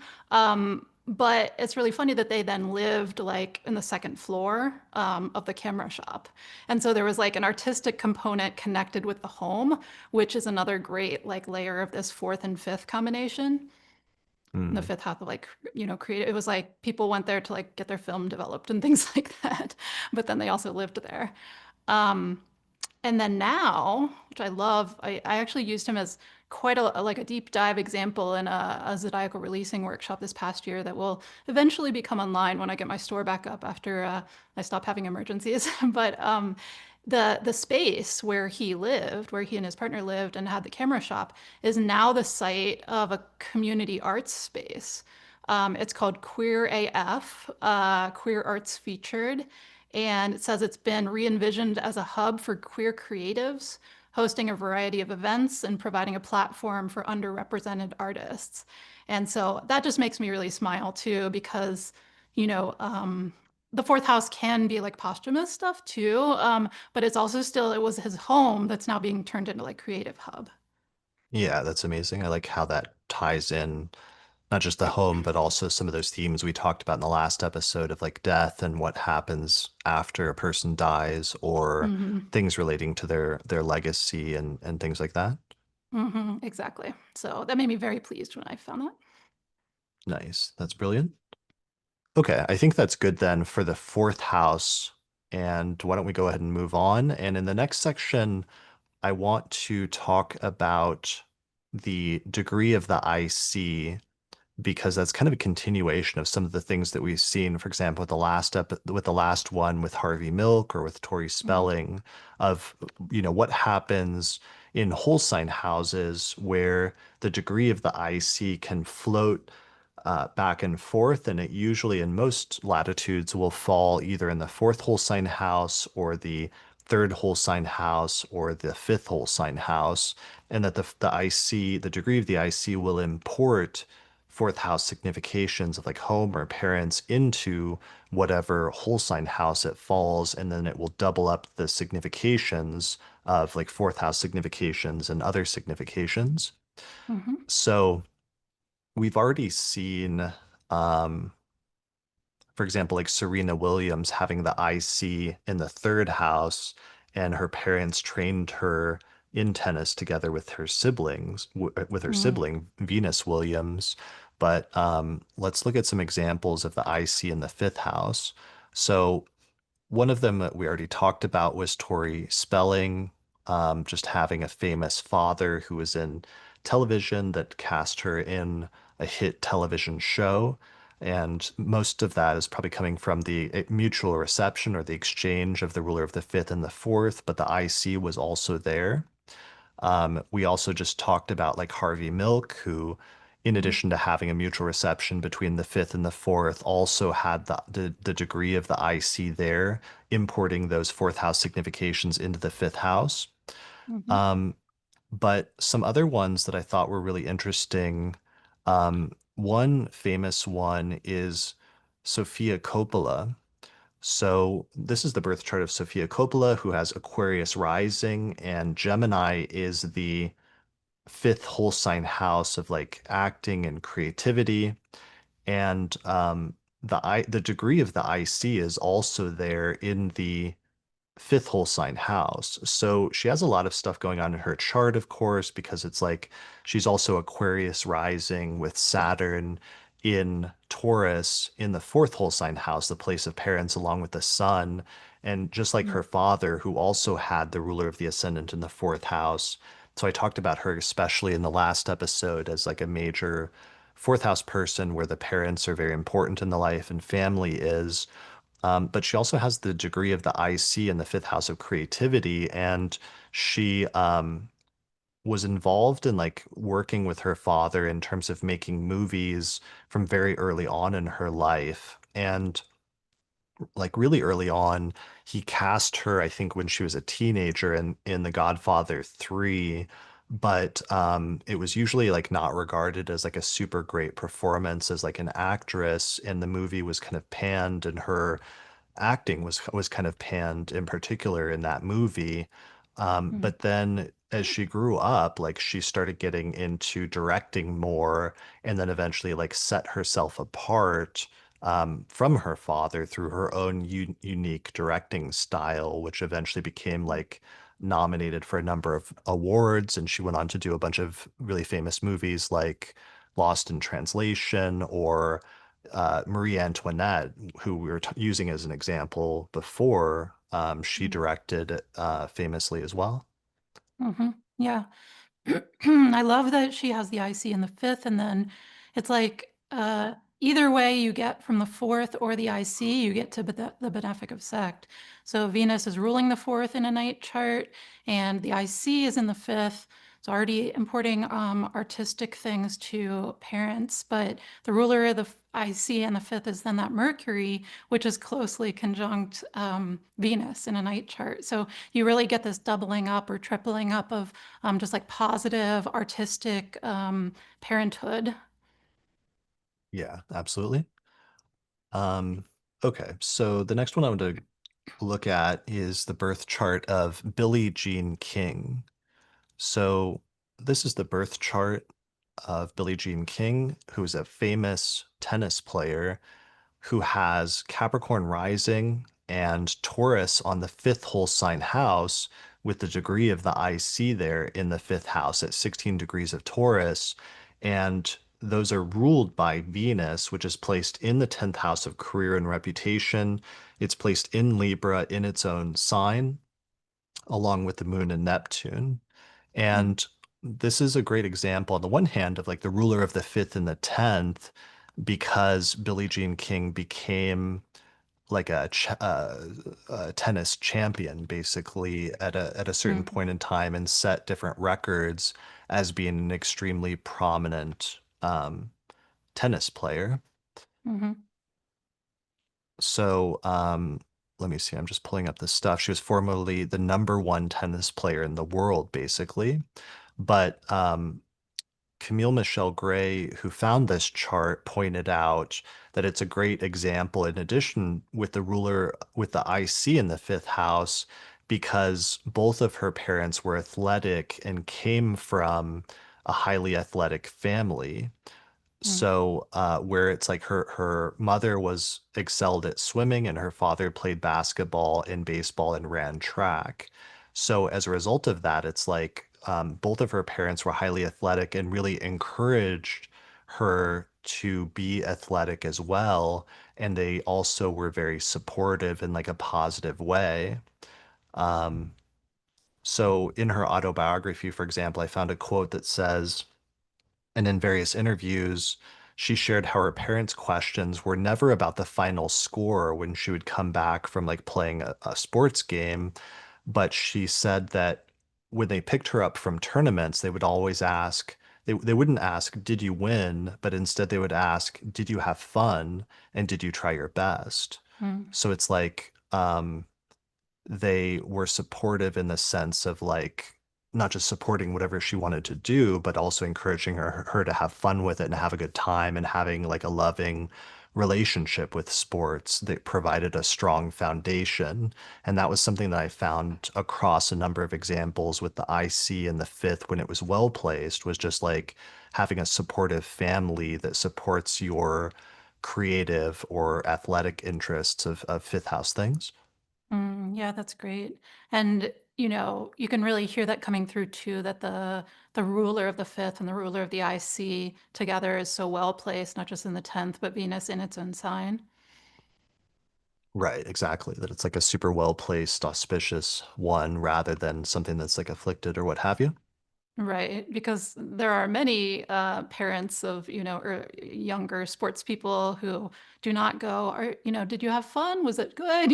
Like can be like a lot more pressure or, things like that. So, yeah, that's a great example of that. Yeah, totally. All right. And let's see, another example I wanted to share was from a patron of the Astrology podcast who had shared this with me previously and that we talked about a little bit on an episode, I think a little bit last year when I interviewed her at one point. So this is from a patron and listener named Ola Bimpe, and she was born with Capricorn rising and Taurus on the fifth whole sign house, and the degree of the IC there is there at 2 degrees of Taurus, and then the lot of fortune is later in that sign, um, later in the fifth house. And what she wrote to me, and I'm just going to read some of it because the way she said it was really good. She said, I'd say the biggest impact of having my IC in the fifth house is having the majority of my creative projects focus on my ancestry. And then Mm, she goes on, she says, one of those creative projects was producing a virtual audio play recreation of a Broadway musical about a Nigerian musical artist that my father was known for writing about. My father's academic book on that musician's political importance was referenced for the original Broadway show, and he was invited to see it in the early 2000s when it premiered. I produced an audio play version in 2021 with full support and mentorship from the original producer and sound crew. And then she goes on and says, this was especially meaningful because my father has dramatic storytelling ancestry. And when he is hailed in what is called an orikai, or a name or names of praise and acknowledgement given to Yoruba children, he is called the child of the mask bearers. My father's first degree was even in drama, and his plays were very popular and performed routinely on campus. So, this is another very literal manifestation of the fifth house I see, especially if we see the fifth house as relevant to the theater specifically. Mm, Almost every creative project I've engaged in has this element of researching my ancestry and recreating their story or stories or their work as a way to honor them. In my artist statement, I talk about how this kind of reflection can help future generations to heal, particularly because I've always felt a certain amount of grief being a first generation American and growing up far away from where my ancestry lived. For the past decade, I've focused on figuring out more about my family tree and conducting genealogical interviews with family members for our archive, which is related to my fourth house, seventh house mutual reception. Both in creating this archive and in doing these creative projects, importing this focus into the fifth house, I'm hoping to help the next generations of my family to better manage the realities of living in the diaspora and to help them feel more grounded regardless of where they live on the planet. Um, and the last point she said is, oh, also both of my parents and both of my mom's parents were teachers professionally at different levels of education. So there's a lineage-based relationship to interacting with kids or the next generation. So yeah, I thought that was an amazing example. And that was one of the early examples last year when I just started doing the fourth house research and the fifth house research that started cluing me into some important lines of understanding what it means when the IC is in the fifth house. yeah, that was a lovely example. Yeah. So the next example I want to give is Charles Lindbergh, who is famous for what, prior to like the O.J. Simpson trial in the 90s, what used to be called like the trial of the century, because this is the father of he was the father, and what happened is like somebody broke into his house and stole his infant baby at one point, and I don't remember if they tried to ransom it or something else, but Mhm, later the baby was found murdered and there was this huge trial over it. This time is not exactly correct because Astrodean lists a slightly different time zone version of this, which still gives Scorpio rising, but it has the degree of the IC a little bit earlier.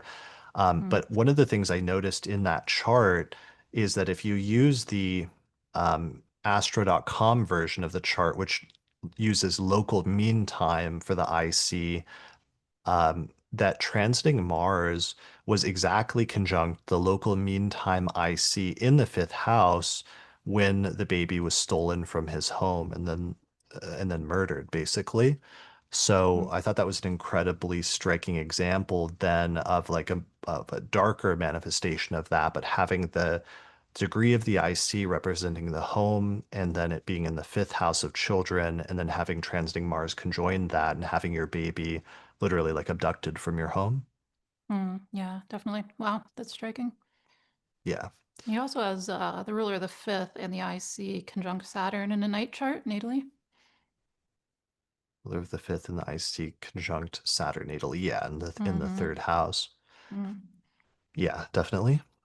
Um, so yeah, so that is a tough example. And then just one more example in this section was sent in by a patron. And I don't have a chart for this one to share, I don't believe. So I'm just going to read the example because it was pretty straightforward. So this is sent in by a patron and listener named Patricia Adem. And they said, I'm watching the Fifth House Stories episode, and I have an example that ties into the fourth and the fifth. I have the ruler of the fifth house in the fourth house, as well as the IC in the fifth whole sign house. One of the ways that this shows up for me is in house parties. As a kid growing up, my family often entertained at home, and when I moved out on my own, I hosted a lot too. I hosted parties for my friends, etc. Even when I had a very small place, friends would ask me to host gatherings. I have significant memories from house parties at my friend's home, and these events would be talked about for a while. With Saturn transiting my fourth slash fifth house, I basically haven't had anyone over in a while. during the partial eclipse that happened in my fifth house, I ended up hosting my first house party in years, and this was at a friend's home. Recently, I started hosting slash organizing events to help people feel more at home in my current city. Jupiter rules my fifth house in a day chart. So I should have gotten the data so I could show the chart, but I think we get the gist of it. Mm. I thought that was a brilliant and made perfect sense once I heard it of just like having the IC in the fifth house and hosting a lot of parties at home. Hmm. Yeah, that's a great example. I've seen other charts just like that with a similar manifestation too. It's funny to think about and look across different charts and see why the IC makes sense in the fifth, because there's always a reason, but there's like a bunch of different reasons. Yeah, exactly. But just like being open to the idea that sometimes the fifth house can indicate things like parties and having fun, Mm. and how that can sometimes manifest very literally in significant ways is kind of important. Yeah, absolutely. Yeah. All right. So that was the section on the IC in the fifth house that I wanted to do. And I think Hmm. now all right, now we transition to talking about what happens when the ruler of the fifth house is in the fifth house itself, which is essentially having the planet in its own sign or in its own domicile. And in researching charts related to this, one of the things that I found is just that when a planet's in its own sign, in its own house, that it sometimes just stands out or excels in that area as being particularly gifted or particularly skilled at that thing, as well as one of the meanings is having greater self-autonomy in that specific area of life. Hmm. So one of the examples, one of my first examples that was noted by Camille Michelle Gray is Ariana Grande, who has Venus in the fifth house and ruling the 10th and the fifth house. So let me share her chart. All right, so this is the birth chart of Ariana Grande, who has Capricorn rising and Venus in Taurus in the fifth whole sign house, along with the IC in a night chart. And Venus is also ruling the 10th house of career and reputation, which contains the moon, Jupiter, and the lot of fortune. So, really excellent ruler of the 10th house of career and the fifth house of creativity. And Ariana Grande, of course, is an American singer and songwriter and actress. And what's interesting is her Wikipedia biography. It says that she's known for her 4-octave vocal range, which extends into the whistle register. And she's regarded as an influential figure in pop music, including being one of the best-selling music artists of all time with estimated sales of over 90 million records, and she was also the highest paid female musician in 2020, according to Forbes magazine. Mm. So, right there, that's interesting in and of itself. But then Camille Michelle Gray writes that she points out that Ariana Grande has been performing since she was a young child. And with her IC there, with Venus in the fifth house, Ariana Grande's parents actually actively nurtured her creative inclinations from a very young age, which is like the intersection of creativity with home, basically, as we were just seeing in some of those other examples. Hmm. So, Camille continues and writes that her creative repertoire includes acting, singing, multiple perfumes, a makeup line, multiple consumer brand sponsorships, etc. That she started out on children's television on Nickelodeon, but that she's also known for like who she dates and like the love songs that she writes famously. But with Venus opposing Pluto, that her dating and singing career has sometimes been informed by some tragedies, including the loss of her ex-boyfriend, Mac Miller, and other things that have taken place as well in terms of her love life and performances and things like that. So it's like really well placed as the ruler of the 10th in terms of her natural skills and abilities in that area and excelling in that area, both with it ruling the fifth and the 10th, but then also just in terms of her success and some of the things she's experienced as well. Yeah, so you really hear the creative autonomy, I think, and the excellence from the ruler of the fifth in its own sign, but also that it's very much Venus in its own sign, right? Like Right. it's like singing and acting, but like perfumes makeup and things like that. It's all Venusian fifth house stuff.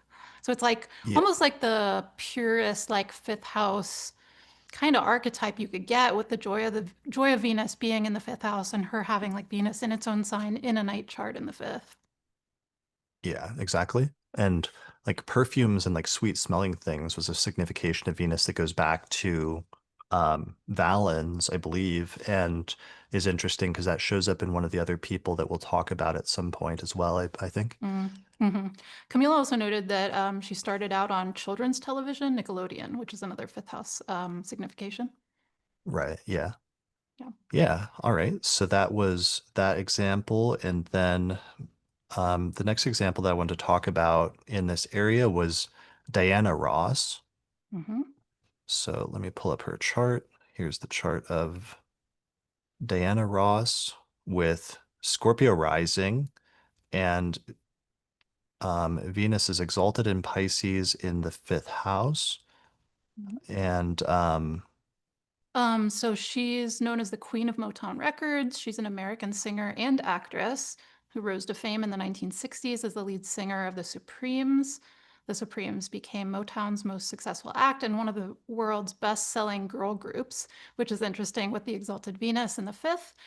These are again Camille's notes. Ross left the group in 1970 and went on to a successful solo career with hits like Ain't No Mountain High Enough and I'm Coming Out. Um, she so was the named, oh, God. hold on a second. So the first Yeah. one was just a Google summary that I wrote out. Oh, okay. Um, but part of the example, and this is the broader example and notes were submitted by Camille, but Mm-hmm. in terms of the chart itself, it's a Scorpio rising chart with Venus exalted in the fifth house, conjunct the IC in a night chart. And so that's part of the example here, and part of the emphasis is just having a super exalted, well-placed planet in the fifth house and standing Mm-hmm. out as like excelling or rising to like the very top of your field in general. Right. So this is the other like best case scenario for the fifth house in terms of the planetary rulership, either the ruler of the fifth in its own sign or the ruler of the fifth exalted as it is here, placed in the Or fifth. Or yeah, sorry, or you know what I mean. yeah, Venus, it's like Venus is exalted here in the fifth. yeah, Venus is exalted in the fifth, and then yeah, the ruler of the fifth itself is Jupiter, which is in Leo in the 10th whole sign house, which is tying in Mhm. career and things like that as well. Right. There were so Um, many people that we could have put in the 10th house section, and we had to kind of like take some and put in other places because many people are known for fifth house things who have careers in that. Yeah, especially a lot of artists and entertainers and things like Mm, that. yeah. So Camille was writing about how Diana Ross was the lead singer of the vocal group The Supremes, who became Motown's most successful actor in the 1960s and one of the world's best-selling girl groups of all times.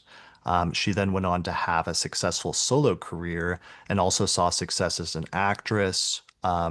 Including her Golden Globe award-winning and Academy Award-nominated portrayal of Billie Holiday in the film Lady Sings the Blues, so that she actually became the first African American actress to receive an Academy Award nomination for a debut film performance. Mm, So that was pretty amazing. And then Camille also points out that with the IC in the fifth house conjunct her Venus, she actually grew up living next to legendary R&B singer, producer, and songwriter Smokey Robinson, who actually lent her the money to take modeling and cosmetology classes. She also took classes in clothing design, millinery, pattern making, and tailoring, as well as providing hairdressing services to her neighbors for extra money. So Camille points out that Venus in Pisces is just a multidisciplinary creative talent with that placement. mm. Um, she has five children, including the famous actress and business owner Tracy Ellis Ross, who we talked about in the last episode with the ruler, I think with the ruler of the ascendant in the fifth, right? I think she Yeah. was, yeah. Yeah, because it was Taurus rising with Venus in Virgo in the fifth whole sign house. Right, yeah. Yeah. So, yeah, awesome example. And again, a great example of like planets in exaltation rising to the top of one's field. I mean, and it's also funny, right, that that's like her daughter is also known for fifth house things. Yeah, exactly. And Yeah. became prominent in fifth house things. Hmm. Yeah. All right. Let's see another example. that I was going to share is the birth chart of Matthew McConaughey, who's a famous actor who has Gemini rising and Venus in Libra in its own sign in the fifth whole sign house, very closely conjunct Jupiter, both of them at 22 degrees of Libra. And then Mm. Jupiter is ruling the 10th whole sign house of career. Um, Mhm. so Matthew McConaughey, became a leading Hollywood actor, especially in like the early 2010s. He was just in this like streak of just major, major movies and huge career success for a while that was like sometimes jokingly referred to as like the McConaissance. Um, Some of the notes, Camille contributed to this one as well. And one of right. the funnier ones was that he was known for his relaxed, fun-loving attitude and his mantra of "all right, all right, all right," which is like very like, easygoing, fifth house, fun-loving kind of vibe. Right. It's funny. One of the cool things that Camille found that he actually founded an award-winning foundation that's aimed at helping teenagers and youth lead active lives and make good choices. That's called the Just Keep Living Foundation, which also matches. She points out the really uplifting, supportive nature of both benefics being combined there in the fifth house. Nice. Um, Um, yeah. yeah. So, I mean, one of the things about this is just like subjectively he's a really good actor and excelled at being a good actor. And I think he started out doing more mild roles, like in Dazed and Confused. And then he got, I mean, interestingly, in the 2000s, he was stuck, not stuck, but he did a lot of rom-coms, basically. He was Hmm. like the love interest in a lot of rom-coms, which is also a funny, like, fifth house thing, but then For sure. eventually, like, emerged as a dramatic actor, like doing some really major performances, like Dallas Buyers Club, and I think he was Mm. nominated for a number of awards for Dallas Buyers Club. Yeah, that was a really good movie. Yeah, and focused on sexuality in part. Hmm. Yeah, it's really funny that he has the ruler of the 10th once again in the fifth, as well as the ruler of the fifth in its own sign, Venus. So just you'll find lots and lots of, major creative professionals with 10th, fifth combination. Um, Camille also noted that she read his autobiography, and he's apparently really into sports betting and other forms of gambling, and is an avid golf player. So again, like more Mm. positivity around fifth house things. Um, but he did have like one kind of notable negative fifth house thing that came out. He was famously arrested for playing the bongos naked in his Austin, Texas home, surrounded by marijuana paraphernalia. And neighbors called in a noise complaint, and she was noting the fifth house as a place of like hedonism and other things like partying, pleasure, etc. I mean, who among us, hasn't hasn't had that happen? Yeah. Well, he has a night chart, so it's like Venus is really well placed, but like Jupiter is sometimes like over excess in night charts. Right. Yeah, yeah. And the last thing is that he also noted that the Camille notes is that one of his life goals, his main life goal was always to become a father, Mm, with those positive fifth house placements, which he did eventually become. nice. Yeah. All right. So thanks to Camille for that. We're basically like the last three ones in a row. Um, Hmm. actually, I think depending, this next one might be the too. next one is also, yeah. Yeah, All Joey right. Chestnut. Yeah, so Camille found a lot of really good ones, and this one was like particularly funny. So the next birth chart is the birth chart of Joey Chestnut, who's interesting because he's a professional eater and he's like one of the top and like most world-renowned professional competitive eaters in the Competitive eaters. world. Yeah, Right. competitive, not professional eater, competitive eaters, with Gemini rising and Venus in Libra in the fifth whole sign house, along with the lot of fortune and Mars. So it's like Venus in its own sign and literally like excelling at eating, like something people normally can do for like pleasure or enjoyment. Mm. But you add in like Mars there as well, and it's like competitive eating. Eating really fast with Right. Mars. Yeah. Yeah, eating really fast. And so Camille pointed out that he's a competitive eater that holds 55 world records across 55 disciplines and is ranked first in the world by the Major League Eating like organization. So he's Mm. won the mustard yellow belt world record 17 times and is considered to be the greatest competitive eater in history. Wow. So I thought that was pretty amazing because we did a whole Mm. thing in the last episode about ruler of the ascendant in the fifth house and like people that dedicate their life or their career towards games like chess or like tennis or other things like that. But Mm-hmm. evidently archetypally, like that archetype of doing things that people normally do for fun and enjoyment, and sometimes when really important planets in the chart are placed there, or when planets are really well placed there, you can excel at doing other things that people just normally do for fun as well. Right. Yeah. Yeah. And it's interesting. He has the ascendant ruler in the seventh conjunct Jupiter. I think we've seen that a number of times at this point. Like people whose sort of vocation involves like competitors or like other either one-on-one or just like competing against other people.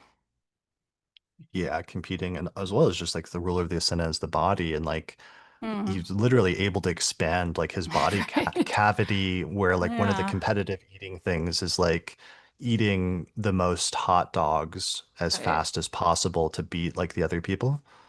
That's really funny, and that probably like speaks to his having some sort of natural greater capacity, like physical capacity for that. Yeah, like Like, capacity for that like naturally as well as yeah. like training to do it as well. Right, both. But like how sometimes like competitive swimmers, like they have particular like biological qualities that make them really good at that compared to the average person. And that just seems like one of those with yeah, as you pointed out with the body. Right, like Michael Phelps has like a bigger lung capacity or something like that. Wasn't Mm, that one of yeah. them? Yeah, I was thinking of that kind of thing. Yeah, that's a good point. All right, cool. Well, good find on the part of Camille with that one. Yeah. All right, so let's move on. My next example, the next one is actually your example, right? Yeah, so Julius Wilford, quote, Nicky Arnstein, um, was an American professional gambler and con artist. And this is another ruler of the fifth in its own sign. So he had Scorpio rising with Pisces, fifth house, Jupiter in Pisces, actually stationary in Pisces, in its own sign of Pisces in the fifth. And so there's a really strong focus on fifth house things here. And and interestingly, it's also the ruler of the second house of how you make a living in or, in financial things in the fifth house. And this is one of those where like it's like games of chance or speculative things can go in the fifth house. And what's funny, there's a few funny things about it, I thought. Anyway, as a teenager, he rode in professional bike races. And that's actually how he met the people that drew him into the world of gambling. And so it's another like fifth house thing, like professional bike racing, right? It's like a Right. sport or like a race. And so he had a little bit of the gambling, he had a little bit of the con artist going on in his life. I think the gambling part is in the fifth house. And he did go to prison at one point for the con artist piece, but he actually lived long enough to see himself immortalized in the 1964 Broadway musical called Funny Girl, as well as the 1968 film version of that and the 1975 sequel, Funny Lady. So he's like accidentally also being like immortalized in other fifth house things, like the world of film and musicals.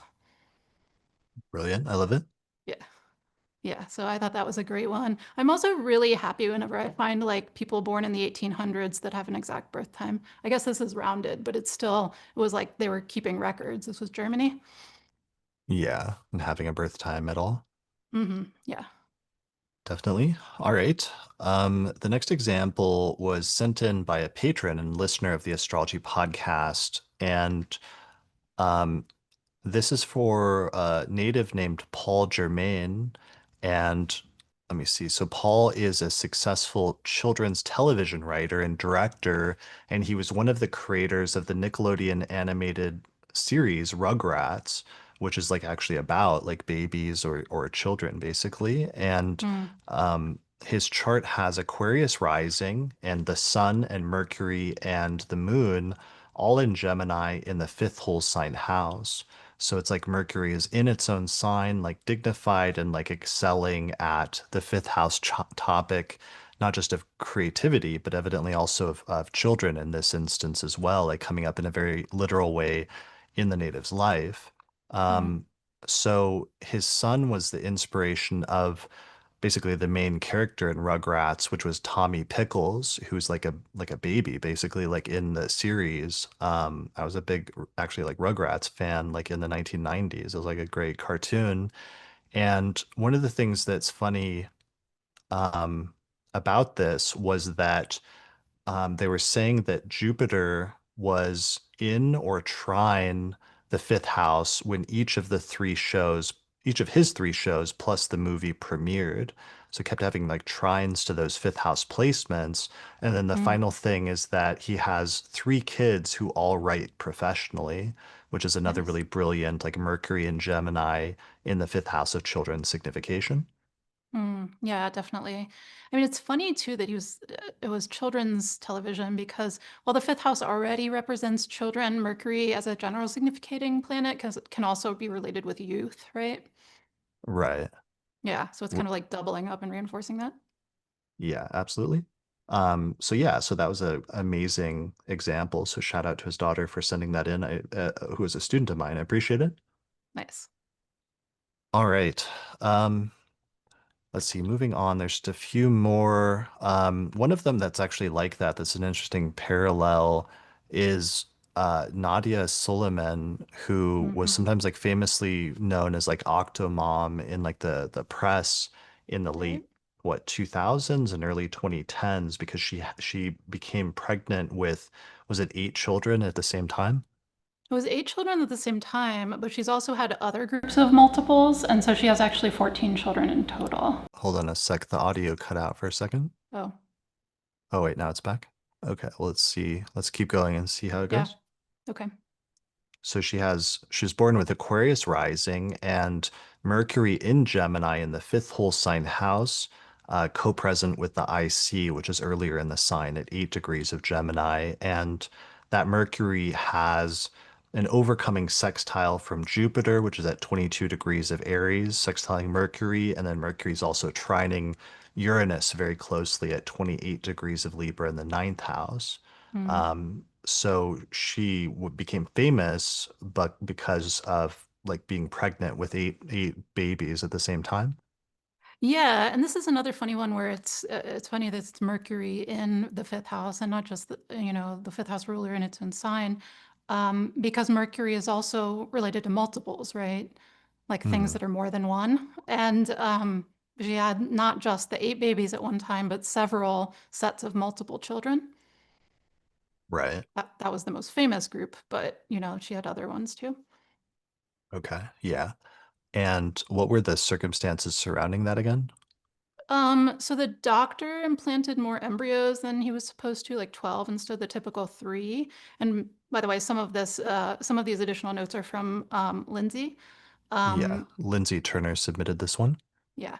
So supposedly, this was at Suleiman's request that she didn't want any of the embryos to be discarded for religious reasons, but that later got the doctor expelled from the American Society for Reproductive Medicine because there was a whole, public backlash against this being like unethical to do that many at once because it was Hmm. risky. Okay. Yeah. Yeah. So she ended up having a total of like 14 children, all from IVF. Hmm. And then she did like a reality television show about like raising that many children at one point, right? Yeah, she did. And there's this great quote from her where she said, "I was looking at myself, and I acknowledged that I wasn't in love at all with him, her husband. I was in love with having children." So yeah, you see, this is another example where the ruler of the fifth in its own sign in the fifth, there's like a very strong g- focus and like a clear ability to go forward with fifth house things. Right. Absolutely. Like other people were seeing it like excelling in that area in some sense or standing out in Hmm. that area. And one of the other funny things that Lindsay wrote was that there was a Mercury retrograde in Gemini in her fifth house during the time of her IVF treatment. which Mm, was 31 weeks before giving birth on January 26, 2009. So mm, there may have been some sort of activation there that was happening by transit. And really, like a lot of these examples, there are activations of the houses that we're talking about, but we're mm, often like not either not dwelling on that or not digging into that more just because it would take a huge amount of time. right. Yeah. Yeah. All Yeah. right. Awesome. Well, thanks to Lindsay Turner for finding that example. Hmm. Let's see. Another one was Prince Charles, now King Charles of the UK. I just thought this one is interesting because he was born with Leo rising and Jupiter in Sagittarius in the fifth whole sign house, conjunct Mars in Sagittarius in the fifth whole sign house. And it's like one of his children, probably Prince William, will become king at some point once King Charles dies. Mm, So on the one hand, you have that like Jupiter there in Sagittarius in the fifth house in terms of like raising a child to eventually become king one day. But on the other hand, you have Mars there, and there's been some famous conflicts over the past decade with his other son, Prince Harry, who mm, famously like left the family over the past 2 years. right. Yeah, for sure. Yeah, it's interesting. There's often a fifth house emphasis for people's charts for whom the idea of succession is very primary.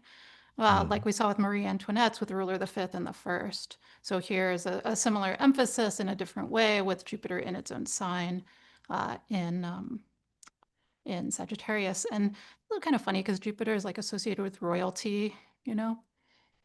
right. Yeah. Yeah, absolutely. Yeah. Yeah, That'd totally. be, yeah.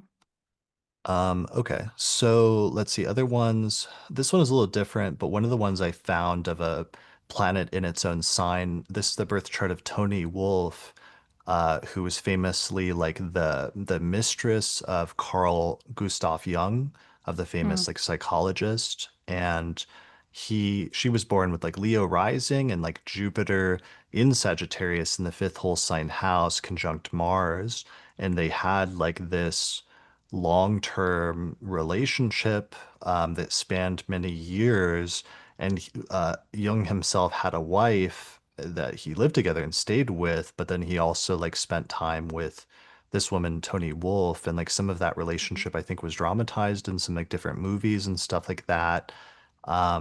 But I thought it was interesting how the fifth house is like major component in terms of her chart and in terms of having mm. Jupiter in the fifth house in a night chart. Yeah, absolutely. And it's interesting. We were talking in the last episode about at least in the last episode, if about the differentiation or similarity of the fifth house and the seventh house in terms of relationships.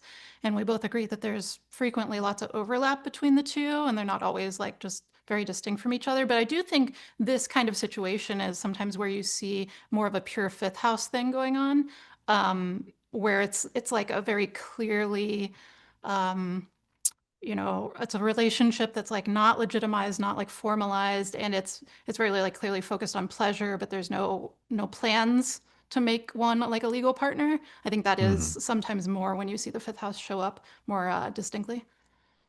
Yeah, for sure. I mean that's one of the reasons I wanted to do this example because it does bring up that distinction sometimes where on the one hand in the previous episodes we've talked about how sometimes there is a lot of overlap between the fifth and seventh houses and sometimes there's not as much of a distinction as people want to put on those houses because of the close similarities.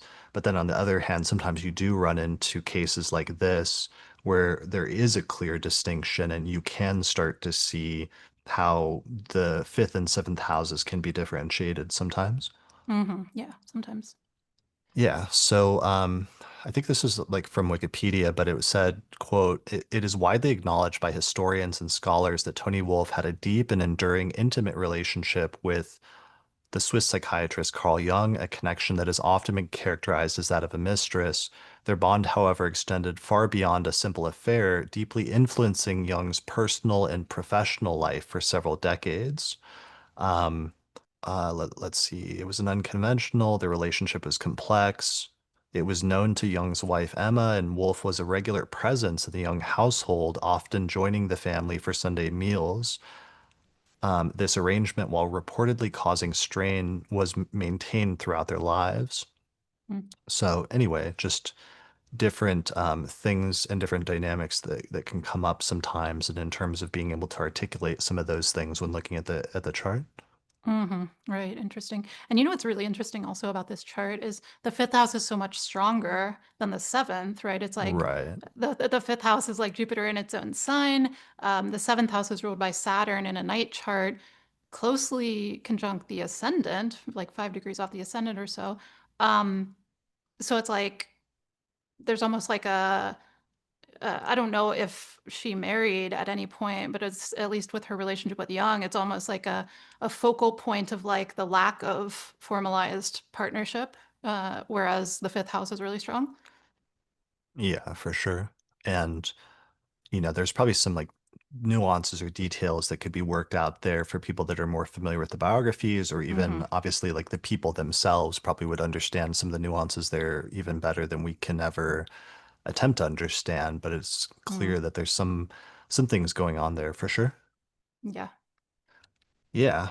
Um, which I meant to mention, we forgot to mention in the last two episodes, but it's like we did a lot of chart research ourselves. We got some help from people from like, Camille Michelle Gray, Lindsay Turner, and Orla, who sent in some chart examples. And we've tried for many of these people to familiarize ourselves with their biographies as much as we can and the things that stand out as being relevant.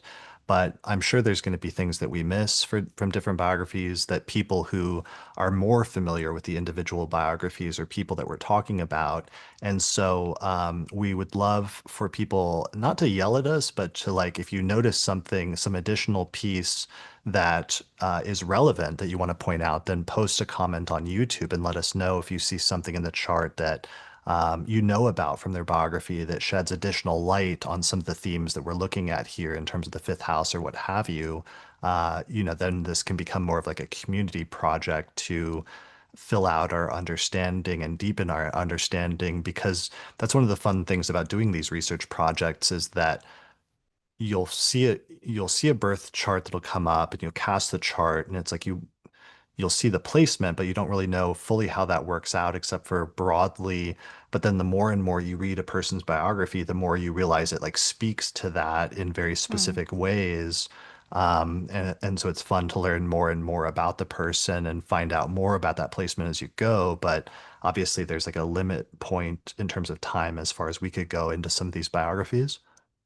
Yeah, definitely. So we included charts for which there was definitely like a strong argument for, those placements being significant with regard to the fifth house, but we're sure that there are also some more that we aren't aware of. So yeah, definitely add those in the YouTube comments if you happen to know them more closely. Yeah, for sure. All right, so let's see. Moving on, the very last example in this one that I had is the birth chart of Mark Maron, who's a famous comedian and podcast host who was born with Taurus rising and Mercury in Virgo in the fifth whole sign house. Um, Retrograde, but it's actually stationing direct within a day and conjunct Pluto and Uranus, and it's ruling the second house of finances. And my primary thing here is just that he's like a stand-up comedian that eventually hit it big and became really successful because he was one of the first comedians to start a podcast relatively early on called the WTF podcast, and became famous in the early 2010s because I think like for example like Obama like went on his podcast at one point because it was such a popular and major like leading podcast.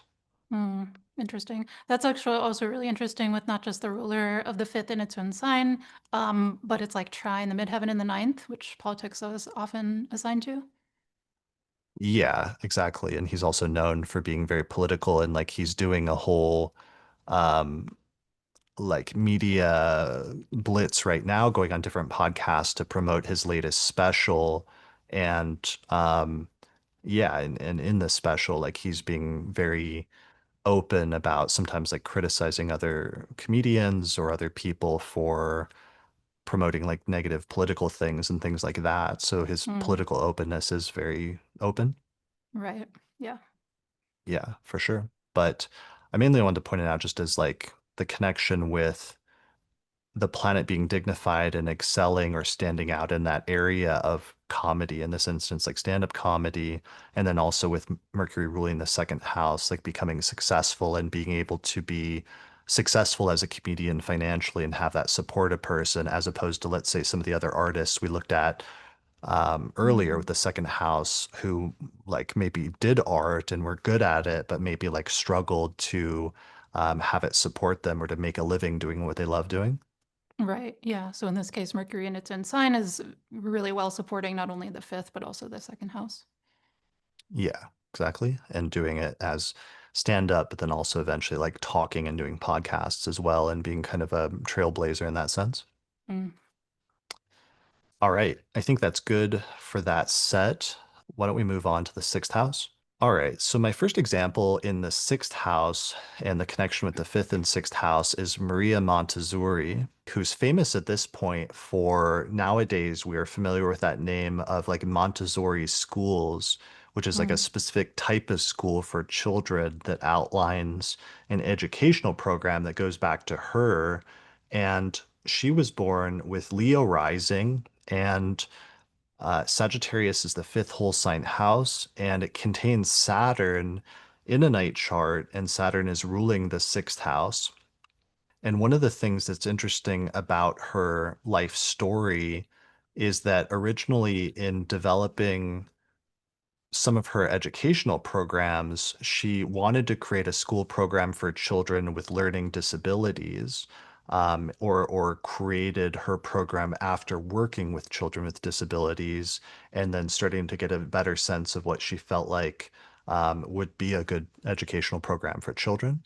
mm. Yeah, that's really interesting. I didn't know that piece about her biography before you found that. Yeah, that's like partially like behind that and behind the Hmm. creation of the school to some extent or played a contributing role in terms of having a connection where sometimes traditionally the six can be associated with traditionally illnesses or sometimes physical Mm, disabilities or other things like that. hmm. For sure. And you also found that she had a child out of wedlock, which was like a scandal at the time, right? Yeah, so there's a whole other part of her life that's connected with the fact that Saturn is ruling not just the sixth house, but also the seventh house of relationships, and it's placed in the fifth house of children. And she had a child who was born out of wedlock, which was considered really scandalous at the time. And the father was this fellow doctor who co-directed this orthophrenic school in Rome with her. Mm, But in order to avoid scandal and avoid social and professional repercussions, she basically kept her relationship secret as well as the birth of her son secret. Um, so her child was sent to live with another family in the countryside near Rome, and Maria would visit him regularly, but additionally didn't reveal that she was his mother. So later in life, as the child grew older, he eventually learned the truth about his parentage and eventually went to live with his mother, with Maria. And then they actually ended up working closely together to promote the Montessori method of education later on in life, which is kind of like a nice, touching part to that. But you can see the interesting difficulties where it's like we're looking at a night chart here with Saturn in the fifth house. So we would expect some of the greatest challenges would come up in the sphere of children. And then since it's ruling the seventh house, it's like having this relationship that wasn't a marriage and then having a child and then having to hide the child and everything mm. else. Right, for sure. I wonder if there's something to the ruler of the sixth in the fifth with regard to like something about the sixth signifying like subordinates or people who are in like a lower social station, with regard to that being like having an illegitimate child being like a real taboo at the time, and that being actually considered to make you, lower socially if it were known. Yeah, yeah, that could be. And And also also just she like worked that with she, him. yeah, that she worked with Yeah. her child, like Yeah. the ruler of the sixth and the fifth, and like one who works with their children at work, for Yeah. example. Yeah, that's great. I like that. Yeah. because one of the later examples we'll see is a connection between the fifth and the sixth, and it was like somebody that started working for a sports company for like Nike. Hmm. Yeah. So symbolically, I can see how both would make sense. Hmm. Another one that we've talked about previously was King Louis the 16th. And here is his chart with Virgo rising and Saturn in Capricorn in the fifth whole sign house, ruling the sixth house of like illness and like physical issues. Mm. So we had talked about him previously, right? Yeah, so he was the one who was married to Marie Antoinette, and it seemed to be from their biographies that he had some sort of issue that was perhaps a medical condition, although it wasn't, completely clear. But he had some sort of issue where he couldn't he either had trouble having sex or it was painful or something like that, and therefore they did not have children for much longer than average, like over 7 years later. And so he has the ruler of the Yeah. sixth in the sixth house of like illness and injury, in the fifth house of children, sexuality, and reproduction. Yeah. So I just thought that was really interesting because, it became a big like scandal and it was like huge, especially for her and her identity and everything else. And we remember that she Mm, had Saturn in the seventh house. But for him, it's like Saturn in the fifth house ruling the sixth. And, they don't know that for sure like what the issue is, but it's highly mm, speculated that it may have been a medical issue that made it painful for him to have sex. So it's an interesting mhm, manifestation of having the ruler of the sixth house of physical injury in the sixth house, being this Saturn that's like retrograde and making it physically painful to have sex. But then after 7 years, they eventually figured something out and they were able to mhm, overcome it and start having children and start having sex. And that also speaks a little bit to not just Saturn sometimes indicating delays, but Saturn's also retrograde, which mm. itself can sometimes like delay the significations of what the planet wants to signify until later in the life. For sure. But it's also interesting that this is a day chart. And so even though Saturn is retrograde and ruling the sixth, it is in its own sign in a day chart. And therefore, it's not something that was completely blocked for his whole lifetime, but just delayed. Yeah. So it became like a surmountable difficulty of like the delineation is like you'll have a surmountable difficulty in the sphere of physical issues and sex and sexuality, but you may be Mm, able to overcome it at some point through great striving or effort. And hmm. it's also nice because it's mitigated by that Venus in the second house in Libra, which is overcoming Saturn through a superior square. Hmm. Right. Yeah, so that is a good story and kind of like a success story in terms of that. Yeah, so one of them was the birth chart of Monica Lewinsky, who was born with Libra rising and Jupiter ruling the sixth house of work, and it's placed in the fifth house of sex and sexuality. It became famous in the 1990s for having an affair with Bill Clinton, like in the White House, and then it blew up Hmm. into this big national media thing. But with that, I just thought it was interesting because the sixth house is traditionally the house that's associated with work and the workplace, and the fifth house with Hmm. sex and sexuality. And there was just a very literal instance of that, in her life and biography. Absolutely. Yeah. Yeah. And this, in someone else's life biography, you could perhaps see like that they actually worked with a fifth house topic, like some of the other people we had earlier with the second house connection with the fifth. It's like might actually work in the field of sexuality, but in this case, it was just the workplace and sexuality connection. Right. Yeah. So that's pretty straightforward. And then the next one was one that you found, right? Hmm. So the next one's the chart of Theodore Adorno, and he has had Virgo rising, and the fifth house is Capricorn. It's ruled by Saturn in its own sign of Aquarius in the sixth house. So he has a very Saturnian fifth and sixth house connection going on. And it's not actually totally clear whether this was a day or night chart because the ascendant and the sun are somewhat close together. And so, anyway, we don't know for sure, but either way, it's quite Saturnian. So he was a German philosopher and social theorist, and He was a fierce critic. This is the part that's funny to me about the fifth house because, if you look at philosophers' charts, like their own philosophies always speak their natal charts. And Mm, so he was a fierce critic of what he called the quote, the culture industry, which included movies, popular music, television, etc. Also jazz, weirdly. He was very anti-jazz. He seemed a little bit like a music snob. So Saturn, as the ruler of the fifth in the sixth, even describes the concept of the culture industry, right? It's like merging the topics of like entertainment or fun with like work or with yeah, like a work related topic rather than just fun. mm, And I got a couple of great quotes about this. From both quotes are from his work, The Culture Industry. The first one says, amusement under late capitalism is the prolongation of work. It is sought after as an escape from the mechanized work process and to recruit strength in order to be able to cope with it again. But at the same time, mechanization has such power over a man's leisure and happiness, and so profoundly determines the manufacture of amusement goods, that his experiences are inevitably after images of the work process itself.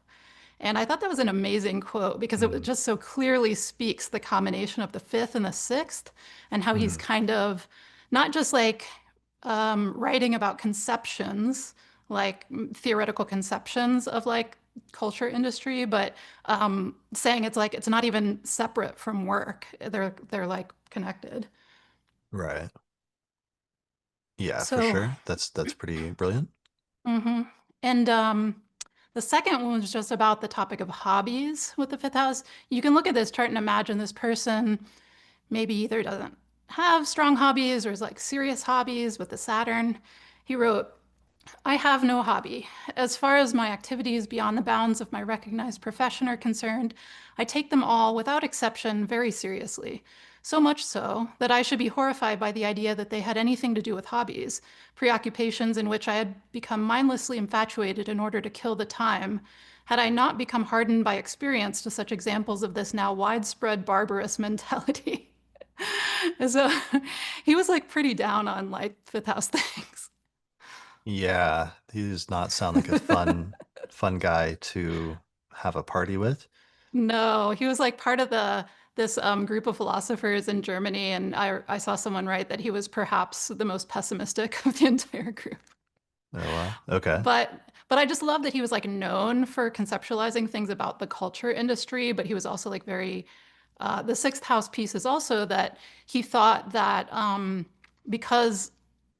because movies and music and so forth, like in his lifetime, I think became such a like big business thing that he thought that individual human beings, he was coming from like a partially a Marxist perspective, but individual human beings were diminished and subordinated via those things that they thought they were having fun, but they were actually like losing their own individual creativity and being subordinated to like capitalism or like the capitalist media machine, which is also very sixth house connected to the fifth. Okay. Wow. Yeah. Yeah. Yeah, Anyway, that's pretty good. so yep. Cool. All right. Good times with the fifth and just showing the full spectrum of fifth house things. Hmm. All right. Let me see. The next example. So the next example was submitted by Camille Michelle Gray, who found this one. So this is the birth chart for Sydney Biddle Barrows, and it says that she was an American businesswoman and socialite who became known as an escort agency owner under the name Sheila Devon. She later became known as the Mayflower Madam. So her chart, for those listening to the audio versions, we're looking at a chart with Scorpio rising and Pisces is the fifth whole sign house, and it contains the North Node. And the ruler of the fifth house traditionally is Jupiter, which is placed in Aries in the sixth whole sign house in the place of work and employees. And Jupiter is also ruling the second house of finances, where we find Venus in a night chart. So let's see. The main part about this, she wrote a book about her experience being a high class prostitution business, of running a high class prostitution business, but also two books about sexual etiquette is one of the points that Camille made. And when I was looking at this and reading up on the biography and like Wikipedia and stuff, one of the things that struck me is that I think this is actually about her having employees and that she benefited financially, which is the second house, from sex work, which is the fifth house, that was being done by her employees, which is the sixth house, because the sixth house has always traditionally been like people that work for you, which can sometimes mean Mm-hmm. like contractors, but can also mean like your employees if you actually run a business. Mm-hmm. I mean, alternatively, it's possible that it may just tie together literally like the topic of sex, which is the fifth house, and work, which is the sixth. But there's something going on there just in terms of those connections here. And what was interesting is I found that later in her career, since the 1990s, she reinvented herself as a management consultant, an author, and public speaker, and that drawing on the business acumen she employed while she was running her other service, her consulting work now actually focuses on customer service and experience. And that's like literally, I think I took that from like Wikipedia or something like that. So I thought it was amazing that this word of like customer service and experience is coming up with Mm-hmm. Jupiter in the sixth house. And it's literally Mm-hmm. about like trying to make, your customer experience positive. Mm-hmm. Right. Yeah, it's interesting. Yeah, I do usually find prominent placements in the sixth house or people who are focused on employees, like HR or something like that. Hmm. Um, but yeah, that's like a perfect ruler of the fifth and the sixth in terms of her employees were, the ones doing the sexual work. And then she was, making money from that. Right. Mm. Yeah. Okay. So moving on to the next example. One of the ones I found when I was looking for like ruler of the fifth and the sixth was this is the birth chart of the rapper Eazy-E, who was born with Aries rising, and the fifth house is Leo, and it's ruled by the sun, which is in Virgo, in the sixth house of illness, Mm. conjunct Pluto and Uranus and Mercury retrograde, which are all in that house, and they're being opposed by Saturn in the 12th house in a night chart. Mm. So Easy was at the end of his life, famously, he ended up contracting AIDS, it is thought, from sexual encounters, and he ended up passing away in the early 1990s of AIDS. Mm. But it was a really notable example of that early on because he was such a prominent and such a famous rapper to die of the disease. And I think it really woke up a lot of people about that, about the potential of it, as well as the need for like safe sex and like using protection and different things like that. And then Mm. later, his story was dramatized like a few years ago when they made a documentary, or not a documentary, they made a like a Hollywood movie about that was straight out of Compton, that was like the early rap group of like Dr. Dre and Snoop Dogg and Eazy-E and everybody and Ice Cube and everybody else. And like him passing away of AIDS was like kind of like the most emotional low point of the movie towards the end of the movie that became dramatized. Mm. Yeah. Yeah, that's definitely like a combination of the fifth and the sixth. And not just that, but the ruler of the fifth being so closely conjunct Pluto in the sixth, I think speaks to not only, I'm sure, the, sizable musical, entertainment impact he had, but also the taboo of that particular illness at the time and coming from the fifth house. Yeah, absolutely. Yeah, especially in that time period of like the early Yeah, 1990s. right. Yeah, that's what I mean. Other stuff, when I was looking for ruler of the fifth and the seventh, another example that came up in the databases was the birth chart of Maria Shriver, who was born with Taurus rising and Mercury in Virgo, or sorry, Virgo is the fifth whole sign house, and the ruler is Mercury in the sixth house. Mm. And famously, her husband was Arnold Schwarzenegger, but towards the end of their marriage, it was discovered that he had secretly like fathered a child with the longtime maid who had worked for the couple for a Mm. long time. And then it came out and it led to the dissolution of their marriage. Hmm. And on the one hand, it's like obviously there's a lot of stuff going on here, and a lot of this speaks more to like the more tough part of her chart is actually the seventh house, where we have the sun and Saturn in a night chart, and the seventh house of marriage and the partner. But then I did notice that it's like the ruler of the seventh house of marriage is like in the sixth house, and then the ruler of the fifth house is in the sixth house. So there's something that's like drawing us to the sixth house and like those that work for you or employees, as we talked about previously, and like importing that topic of relationships and sex and sexuality, and then just a Mm. very specific manifestation of that in her life with Mercury, Mars, and Neptune conjunct in the sixth house. Right. Yeah. I mean, and the topic of a child or sexuality is like in the sixth house of employees conjunct Neptune, which can be secrets, but it's also the ruler of the 12th in the sixth with those, which is sort of doubling up that meaning, hiddenness. Yeah. Yeah, for sure. Um, okay, so that was it with that. And there was only one other example chart, but it was an anonymous one, and it was somebody that had the ruler of the fifth house of games in the sixth house of work. And they grew up and ended up working for a famous company, which is like Nike, where they work for another company and they act as an employee for that company, but it's a sports company. So I just thought that Mm, was a very literal like manifestation of having the fifth house of like sports in the sixth house of work, and then mm, working for like this big corporation that focuses on sports essentially. Yeah, that's a great combo and a very constructive combination of the fifth and sixth. Yeah. So, and that's a good one to end on because it just obviously there's a very wide variety of possible manifestations of different houses, especially when you start combining them, as well as a whole spectrum of like, positive to really challenging ways that different placements can manifest depending on the placement. Right. Yeah. All right. I think that's good for the sixth house. So why don't we take a little break?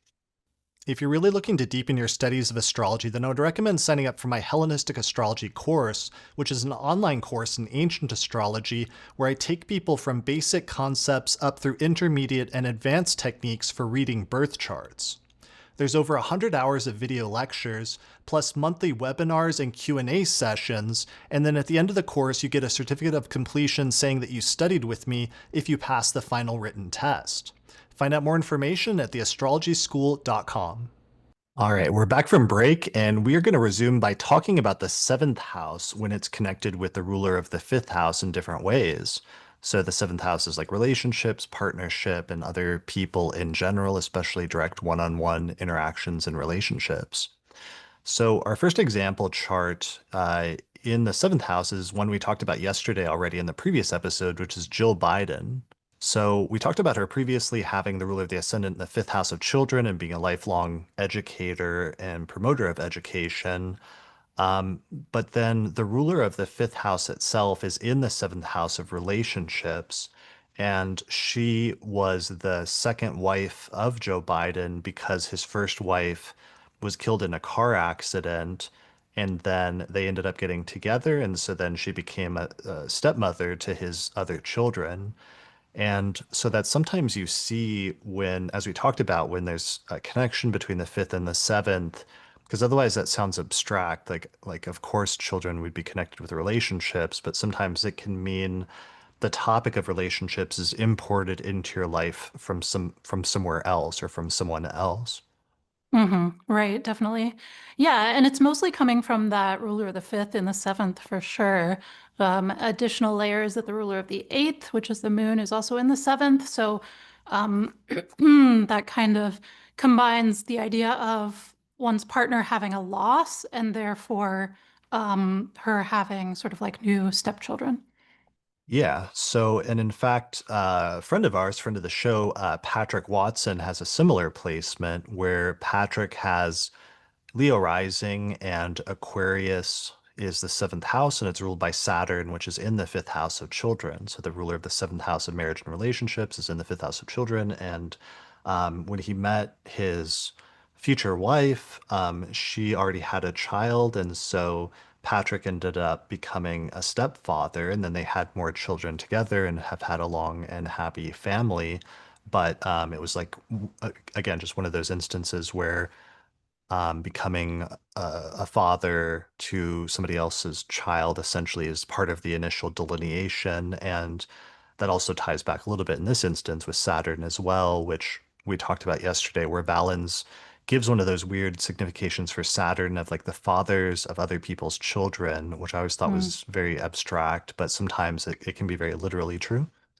Yeah, definitely. And I remember talking with Patrick about that recently, and he was talking about the circumstances of the meeting and that it was much less gradual of a question of having children with a partner, but instead it was like, do you want to have children right now? Do you want to already have pre-existing children like this moment if you get together with this person? And then, of course, they did have the other children. But yeah, so you can see how that's a more specific and important connection between the fifth and the seventh than just your general generic, like, yeah, people have kids with children, have kids with their partner. Yeah, for sure. All right, so moving on, we had already talked about Maria Montessori as a great example of like the ruler of the seventh house and the fifth house, and how she had a child with another man, but it was like the early 20th century or the late 19th century, and it was born out of wedlock. So she ended up having to keep it secret and like send him away. And the child didn't know for the longest time that she was his mother. And then later they later in life they reconnected and worked together actually on her school involving children. So that's a more extreme like example of that, especially in her chart. But it's another variation of how this crossover can happen between relationships and children. For sure. One of the examples we already talked about extensively yesterday was Steven Spielberg, but since we're on this again, just to reiterate that, it's like Spielberg has the fifth house, which is has like the ruler of his ascendant, the moon, plus Venus and Jupiter there. But then also Mars is the ruler of the fifth house, and it's in the seventh house of relationships. Mm, And you and I just watched like the movie he came out with a few years ago, The Fablemans, where he like dramatizes part of his early life story. And one of the things that he dramatized was a apparently like foundational event in his life where he was like making home movies with his family that was out camping one summer. And then he later went home and edited it. And he realized his mother was like having an affair with like a longtime family friend. hmm And then that eventually ended up leading to the end of his parents' marriage. And that's kind of part of that signature there in terms of the fifth house and like romance or relationships, but then ruled by Mars and a sort of severing or separating in terms of marriage or partnership and his early experience of that with his parents. Right. And finding out about something that would sever the parents' relationship via like his artistic, burgeoning artistic pursuits. He also Yeah, has we the are. collaborators. Okay, right, right. Yeah. So that was actually the main thing is like he's a director who really, really likes to collaborate, not just with the same actors. Well, he'll keep like working with the same actors over and over again, like Tom Hanks, for example. Um, since it's not just like the ruler of his fifth house of creativity, but it's also the ruler of his 10th house of career. But he also hmm famously like works with the same music composer over and over again, John Williams, who scores pretty much all of Spielberg's movies. He works with like the same producers like Kathleen Kennedy, as well as a number of other people. hmm Right. And then the next example we have is pretty similar, right, in terms of those collaborations. Yeah. So the other one was The Weeknd. Who similarly is not a director, but instead is like a major musician and performer. And he has Cancer rising, Scorpio fifth house, and it's ruled by Mars, which is in Capricorn in the seventh. And he also famously has collaborated with a number of other really famous musicians. And that's one of the ways that he's really expanded his career in significant ways is through his collaborations with other people. hmm Yeah. Another seventh house example I found that was fascinating was in a completely different area was um, Phil Ivey, the poker player. hmm So this is the birth chart of Phil Ivey, who's like widely regarded as one of the best poker players today. And he has Scorpio rising, and Venus is exalted in the fifth house of like games and potentially like gambling and chance and things like that. And it's in a mutual reception with Jupiter, which is in the seventh house of other people in direct one-on-one relationships. And I think that's really fascinating because I think it kind of speaks to that it's like he's playing this a game against other people, and he's playing and Mm, betting and having these like one-on-one interactions, but he's ultimately like coming out on top and is like excelling as a result of that. right, definitely.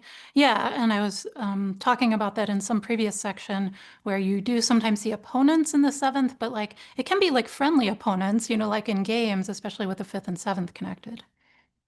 Right, absolutely. Yeah, so that's really amazing. And that he wasn't the only example. For some reason, I saw other poker players where there were connections between the fifth and seventh houses. So it seemed to Mm, be, in some instances, like a recurring theme. right, for sure. So moving on, the next chart example is Christian Dior, who was born with Scorpio rising, and the seventh house is Taurus with a lot of fortune there. And the ruler of the seventh house is Venus, which is exalted in Pisces in the fifth whole sign house. And one of the things I found really fascinating about this example when I found it the other day was that Dior, created the fashion empire. He was a French fashion designer and the founder of one of the world's top fashion houses. Mm, And his entire business was based on his relationship with his clientele, which is like the women he dressed. And I think that's really what's coming out here is the notion of like Venus being exalted in the fifth house of creativity and like the highest expression of creating works of art and clothing or beautiful clothing that people wear, but then specifically that it's like things that other people are wear. He's designing like women's hmm clothing for other women to wear rather than for himself per se. hmm Well, and if it's dressing like individual women, in like a high couture kind of way, it's literally clients, which is like a core seventh house signification. Right. Yeah, exactly. Um, so creating beauty and luxury as a fashion item is one of the things here, and I think that's another interesting manifestation of Venus being in its exaltation there and like sort of being raised up to the highest point possible. Definitely. And then another thing that may be related is that um, Dior started like training his design assistant, who was Yves Saint Laurent, who then was supposed to succeed him at Dior, and then later ended up, I think, creating his own fashion house eventually as well, so that it's like Mm. there may be this other one-on-one component as well. And then the final thing that I thought was fascinating was that Christian Dior died while playing a game of cards, and Venus also rules the eighth house. And so it's like the other delineation is Mercury. Oh, you I'm mean the sorry? 12th? You mean the 12th? Sorry, yeah, the 12th house. That Yeah. Venus isn't just the ruler of the seventh house, but it's also the ruler of the 12th house. And to hmm pass away or to die as a result of like playing, or not, well, during playing a card game. As a role, not as a result, Not as a hopefully. result. Well, statistically, like that's probably happened, but I don't have any time charts for anyone that's died from playing cards. Yeah, your heart rate gets really high, and like a really terrible hand. Yeah, for sure. Yeah, Well, let's keep moving. We'll move on to the eighth house, which is everybody's favorite house. sounds good. Okay. Um, so in the last episode, we had talked about the birth chart of Elon Musk and how he had the ruler of the has the ruler of the fifth house and the eighth house. So Elon has Cancer rising, Jupiter's in the fifth house of children, and it's ruled by Mars, which is in the eighth house of death and mortality. And there's like three interesting things with that. One of them is that his first child, I think, died in infancy of sudden infant death syndrome. So in that Mm, instance, it was a very literal manifestation of like um, the loss of a child, the death of a child with the ruler of the fifth house of children in the eighth house of death and mortality. And that probably had like a huge impact on him in some ways psychologically. mm, The other thing we talked about was how he has Jupiter in the fifth house of children, and he is has this personal philosophy where he thinks people should have as many children as possible because he's concerned about like population decline, and he thinks that the world will be destroyed if the population keeps declining. So Right. he's made it like his personal mission to have as many children as possible with multiple different women. And he's up to like, I think 13 or something like that known children, although there might be some, because there were some that weren't known, they were like accidentally revealed at a later time. And he may Mm, have, we actually, I don't know if we know the total number for sure if it's public at this point, but it's mm, interesting that again the symbolism is very literal of like Jupiter in the fifth house and having lots of children, but the ruler being in the eighth, and he's like motivated by fears of like the death of humanity or something like that. right, for sure. And then the third way that manifests, of course, we talked about in the other episode, is one of his children is transgender, and he talks about her as though she's died because that's how it is for him. He hasn't accepted her, and so he just talks about her like she's dead. And it's interesting with the second and the third. The first instance for him was a literal death of one of his children, but then the second and the third are more like fears of death or sort of more abstract fears of death. And then just like the sense that someone's died, even though they physically have not. But, he's basically like, she might as well be dead to him. So, yeah, it's interesting how some of these house topics can come up literally and sometimes more like metaphorically or abstractly. Yeah, and I think that's important because we've definitely been focusing more on literal manifestations because I think like most of the astrological tradition in the late 20th century and early 21st is more comfortable making psychological delineations, and so that's one of the things I've been trying to do in this series is demonstrate how sometimes the symbolism can work out in very literal ways, Mm, but it also is important that sometimes the placements can manifest in a psychological way as well. right, for sure. Yeah. So let's see. There are I had two other charts of two people I know who lost, like Elon lost their first child in infancy due to sudden infant death syndrome, Mm, and both of them had the ruler of the fifth house of children and the eighth house of death, so that there was mm. sort of indications in both parents' charts, which was another like literal example of that. That's really striking because so often, you have two different parents and they have different charts, and sometimes more one of them more than the other of the charts will speak to like the circumstances of whatever that's shared. Yeah, I mean, it can for sure be more clear or that there would be something going on there that's tricky or Hmm. problematic unless there's major mitigations going on, because in some instances Yeah, you'll see the chart have significant mitigations that offset that so that the worst case scenario doesn't happen.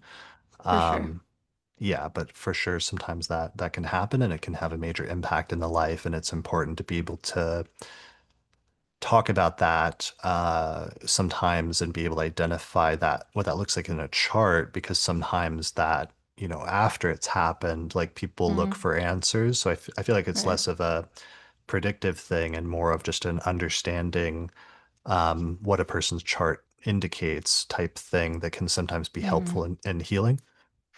Yeah, absolutely. It can be. It's very like validating.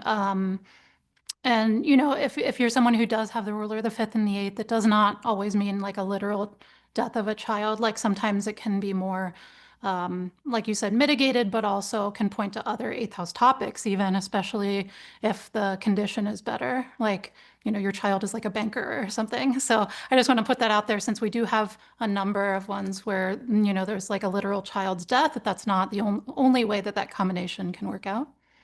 Yeah, absolutely. All right, so let's see. The next example is one that I used, I think, in the fourth house episode, and it was the birth chart of Louis Pasteur. Mm, And he was born with Libra rising, and um, Aquarius is on the fifth whole sign house, and the ruler of the fifth house is Saturn, which is in Taurus in the eighth house. And he lost a child early on in life, and this is part of what motivated him to start researching and doing some of his medical research, which eventually led to some really important like advancements in terms of medicine. yeah, for sure. Yeah, that's really interesting that he has the ruler of the fifth and the ruler of the sixth co-present in the eighth. So I can see that Mhm. motivation going from the fifth to the sixth, especially with yeah, Jupiter being the better placement of the two. Yeah, absolutely. Um, so he's a famous like chemist and pharmacist and microbiologist. Um, and through some of this loss, it pushed him to really develop some of his theories better. And he's one of the fathers of like the germ theory of disease. And this led to the ability to develop ways to avoid different ways to avoid people from getting sick and from dying from certain things unnecessarily. And it sort of changed things. So this Hmm. is more of a constructive example of how sometimes, like, let's say that one of the worst tragedies, like the loss of a children, can sometimes push people to try to improve the lives of other people around them. Hmm. Definitely. Let's see. So the next one was a chart that I found the other day from a native known as Janet Chance from the UK, who was Hmm. born in the mid 19th century and had Sagittarius rising and Aries on the fifth whole sign house. And the eighth house is Cancer with Saturn there. And the ruler of the eighth house is the moon, which is in Aries in the fifth whole sign house, right? Hmm. Yeah. And she was a prominent British feminist, writer, and social reformer who dedicated her life to advocating for women's reproductive rights and sexual freedom. And she was a key figure in the movements for sex education, birth control, and most notably abortion law reform. She actually co-founded in 1936 the Abortion Law Reform Association, which was instrumental in campaigning for the legalization of abortion in the UK, a cause that she championed until her own death. And that actual work, while it wasn't legalized during her lifetime, it laid the groundwork for the eventual passage of the Abortion Act of 1967 in the UK. And the ruler of the eighth and the fifth here, I think, has to do with probably a couple things. One, you know, literally like the termination of a pregnancy, is part of what's going on here, and that she cared about that. But also, anyone who's championing reproductive rights, part of the reason is because pregnancy can be life-threatening. And so, by championing reproductive rights and, safe things around that, and also safe abortions, it's really about like preventing death via pregnancy. Right. Yeah. And especially in that period, like the much higher number of women that would die in childbirth. Yeah, for sure. Although, it still happens, and especially, unfortunately, it's still in the news today here because of, the restrictions of reproductive rights lately mean that more women are actually dying in pregnancy. So there is a very clear connection between these two houses and why she had that connection in her chart and the work she did. Yeah, absolutely. Okay, so moving on to some other eighth house topics. One of the ones I noticed that came up was the birth chart of Queen Elizabeth II, where she was born with Capricorn rising, and the eighth house is Leo with the moon and Neptune there, and it's ruled by the sun, which is in Taurus in the fifth house of children. And one of the things I thought was really fascinating was that when Queen Elizabeth died a few years ago, her son, Charles, immediately became king. Mm. And what was fascinating about that is like, Charles was really old by that point, and for like a long time, at least a decade or two, people were kind of waiting because it was expected that she was towards the end of her life and she would pass away at some point and hand over the reign to Charles. But then like she turned out to be like the longest reigning British monarch in history, or like one of the longest reigning monarchs in the world. And this reminded me that sometimes in Indian astrology, they talk about the eighth house, not just in terms of death, but also in terms of longevity. Mm. And this kind of made me think of that again in this context, as well as just like, just think about that there's a signature here for a tie-in between the topic of death and the topic of children, or let's say eighth house is also inheritance and children, and just that there was so much speculation and almost like pressure for a long time of wondering when Charles would take over or if Charles would take over because he started becoming like an Mm-hmm. old man himself at a certain point. So there almost could have Mm. been a scenario where he could have ended up like passing away before she did. Right, for sure. Yeah, yeah, that's a really good example. And it's, not the main point of this example, but it's funny that she has Capricorn rising, Saturn so closely conjunct the midheaven. And it's just that notion of just like hanging on forever, which is Saturn kind of can do things for the long haul, and just how people were like, huh, when is he going to become king? Right. Yeah, for sure. Yeah.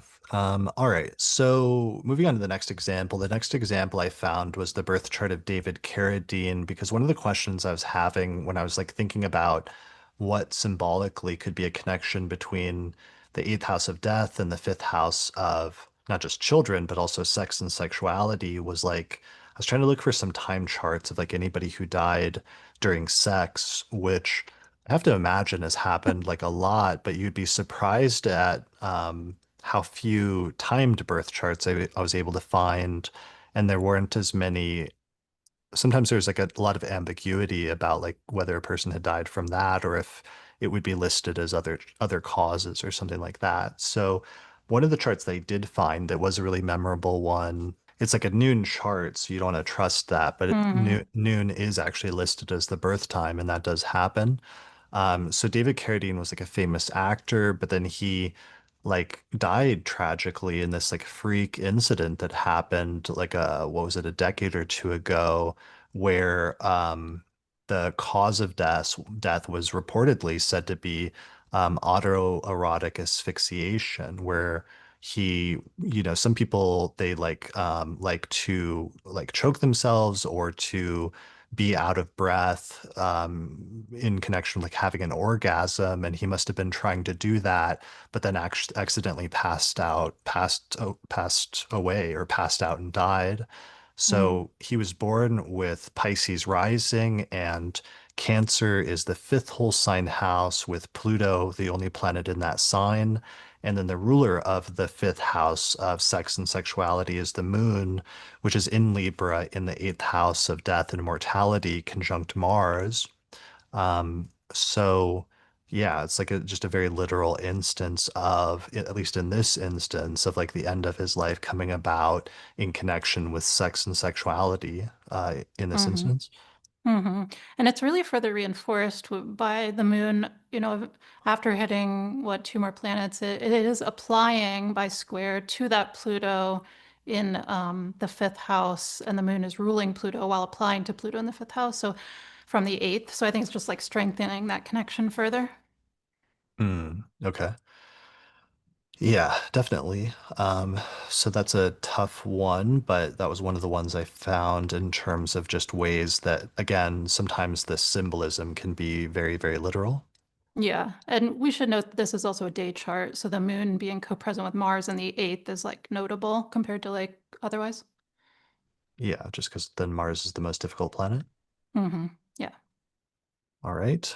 Um, so moving on, my next example that I found in the databases when I was looking for connections between the fifth and the eighth, this is the birth chart of Omar Mateen, who is the Pulse nightclub shooter who several years ago went to a gay club in Florida and Florida. then and shot and killed a lot of people, and who may have been motivated as a result of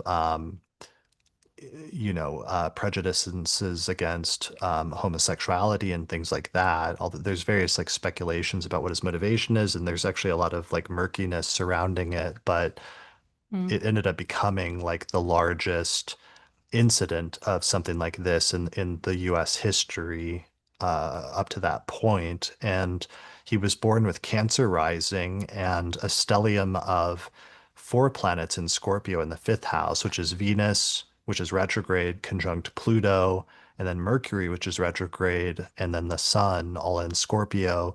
And they're all ruled by this Mars, which is in Aquarius in the eighth house. Hmm. Right. Yeah, and it's the just to be clear, it was the deadliest known incident of violence against queer people in the U.S. history. Um, as he killed 49 people and wounded 53 others just in that one mass shooting. Right. Yeah. So, which is just insane and gross and tragic. Um, Yeah. but yeah, in this instance, it was like once again, that's like what this guy is will forever be known for is like the Hmm. terrible person that like killed a bunch of people at a gay club in Florida and then has this like weird signature in his birth chart of a bunch of planets in the fifth ruled by a planet in the eighth. Hmm. Right.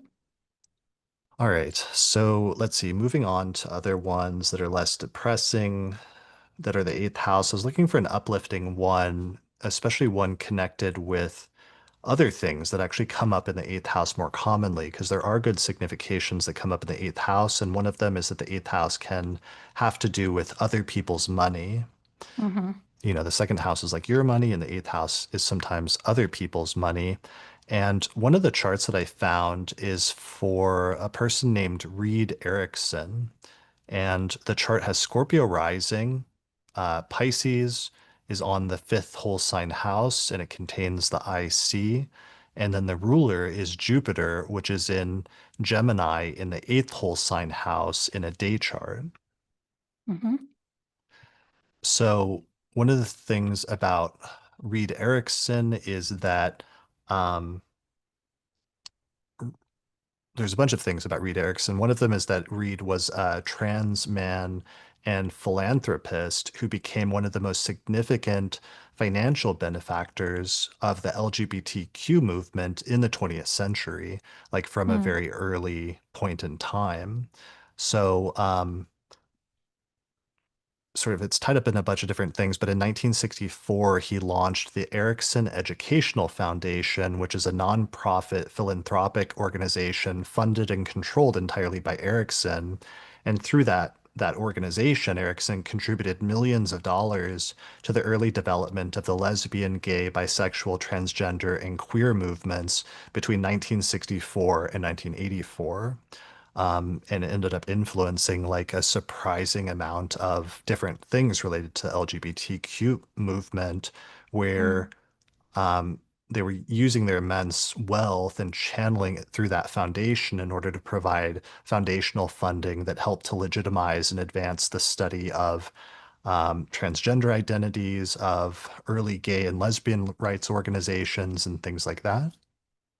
Yeah, and one of the things also in particular that was funded is he funded speaker bureaus that sent queer people to universities and community groups to share their life stories to help to like demystify queer identities, like through personal contact for groups or communities that might not have had any personal connection before to anyone who was queer, or at least any knowing connection to anyone who was openly queer, and therefore trying to fund these like sort of outreach programs to like demystify, this kind of sexuality. Right. Yeah, so that's really important. And um, he was born in 1917 and was like doing this work in like the 1960s and 70s and 80s. So Mm, just in terms of like the timeline of things, like that's pretty mm, early on. One yeah. of the things I found interesting is that with the IC there in the fifth whole sign house, um, he was actually born into a wealthy Philadelphia family and ended up inheriting a significant fortune derived Mm, from his father's lead smelting business. So it's like interesting that with the IC there in the fifth house, that it was like channeling some of that inherited wealth from the family and then mm. distributing it to other people through the eighth house. Yeah, for sure. Yeah, it's interesting that he's got the IC ruler in the eighth like that. That's Jupiter. And then the ruler of the fourth is that Saturn in the 10th, very closely sextile that Jupiter.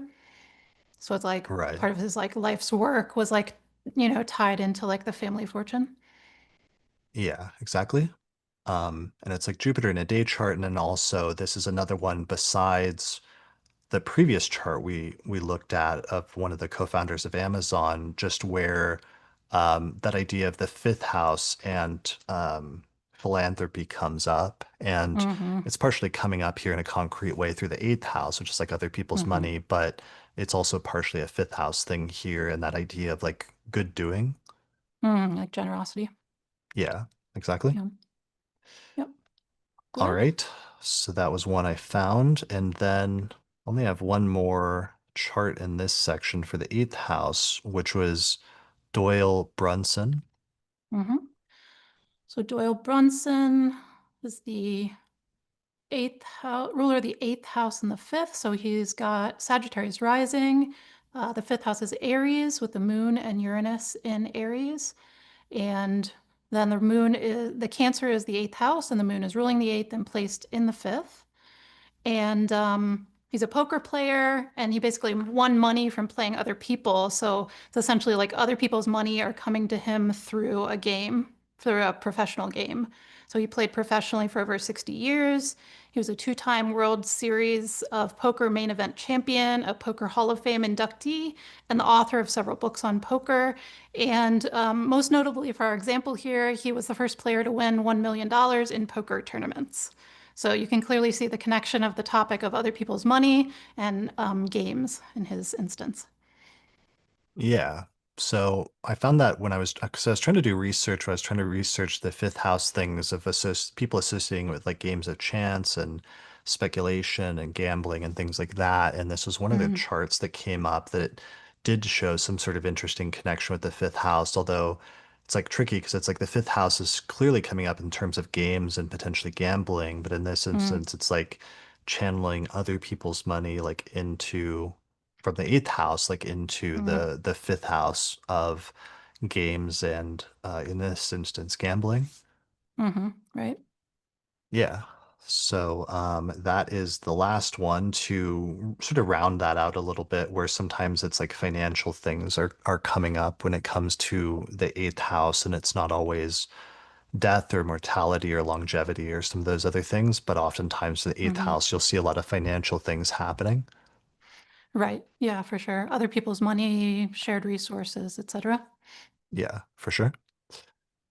All right, so now we're going to transition into talking about the ninth house and what happens when the ninth house is interacting with the ruler of the fifth house in a birth chart.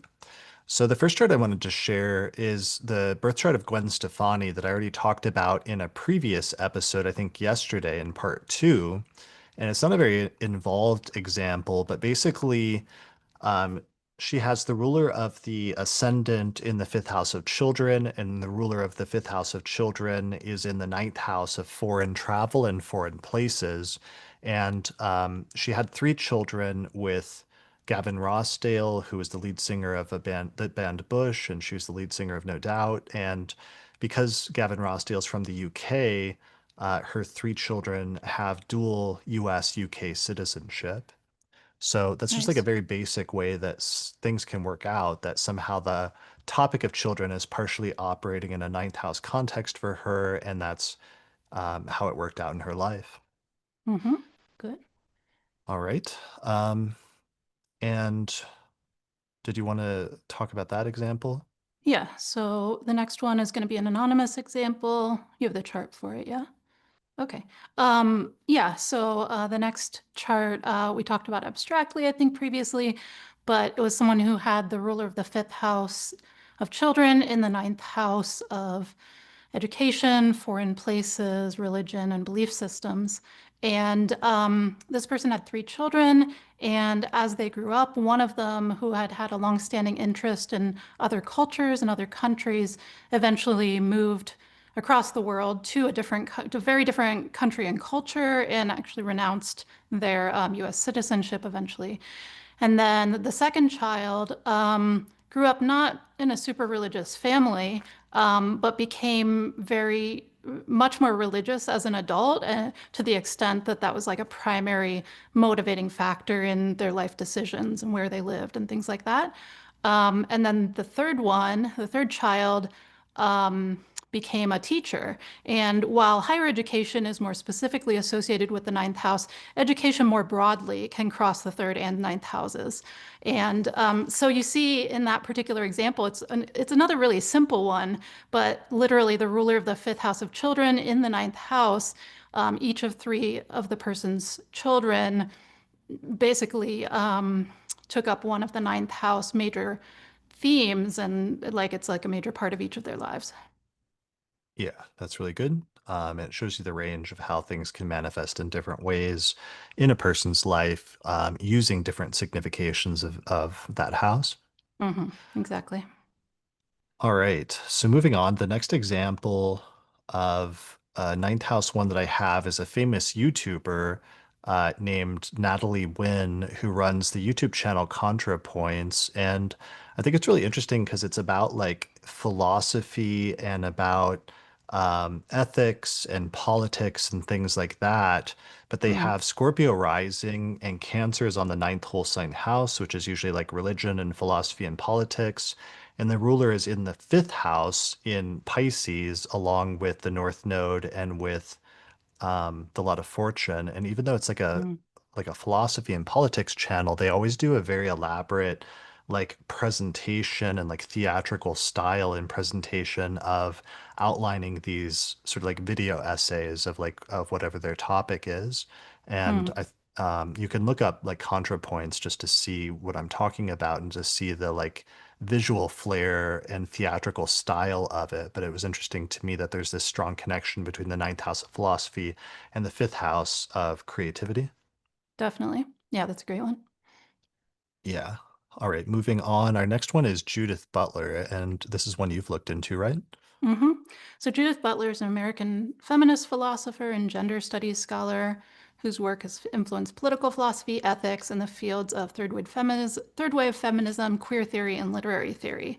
And so her chart, um, or their chart, they go by both she and they, Aries rising with the fifth house being Leo. The moon and Jupiter and Pluto are in the fifth house, and the ninth house is Sagittarius, and the ruler of the ninth then is Jupiter in the fifth house in Leo. And the thing that I love about this example is one of the notable theories that Judith Butler is known for is that of gender performativity. So essentially, that one's gender identity is not like a fixed and given thing, but it's a performance that you enact through behaviors, clothing, actions, etc. And I thought, what a perfect and literal, connection between the ninth house of academic work and also philosophy and belief systems too, theorizing.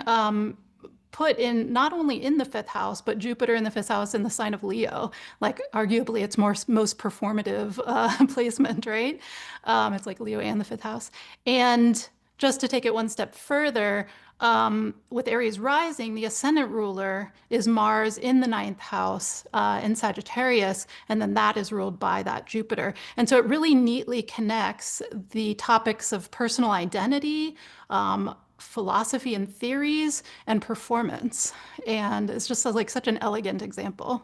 And I really love, as with the Theodore Adorno example earlier, I really love just like seeing people's theorizing and how it matches up perfectly with their own charts. Yeah, for sure. Definitely. Great example.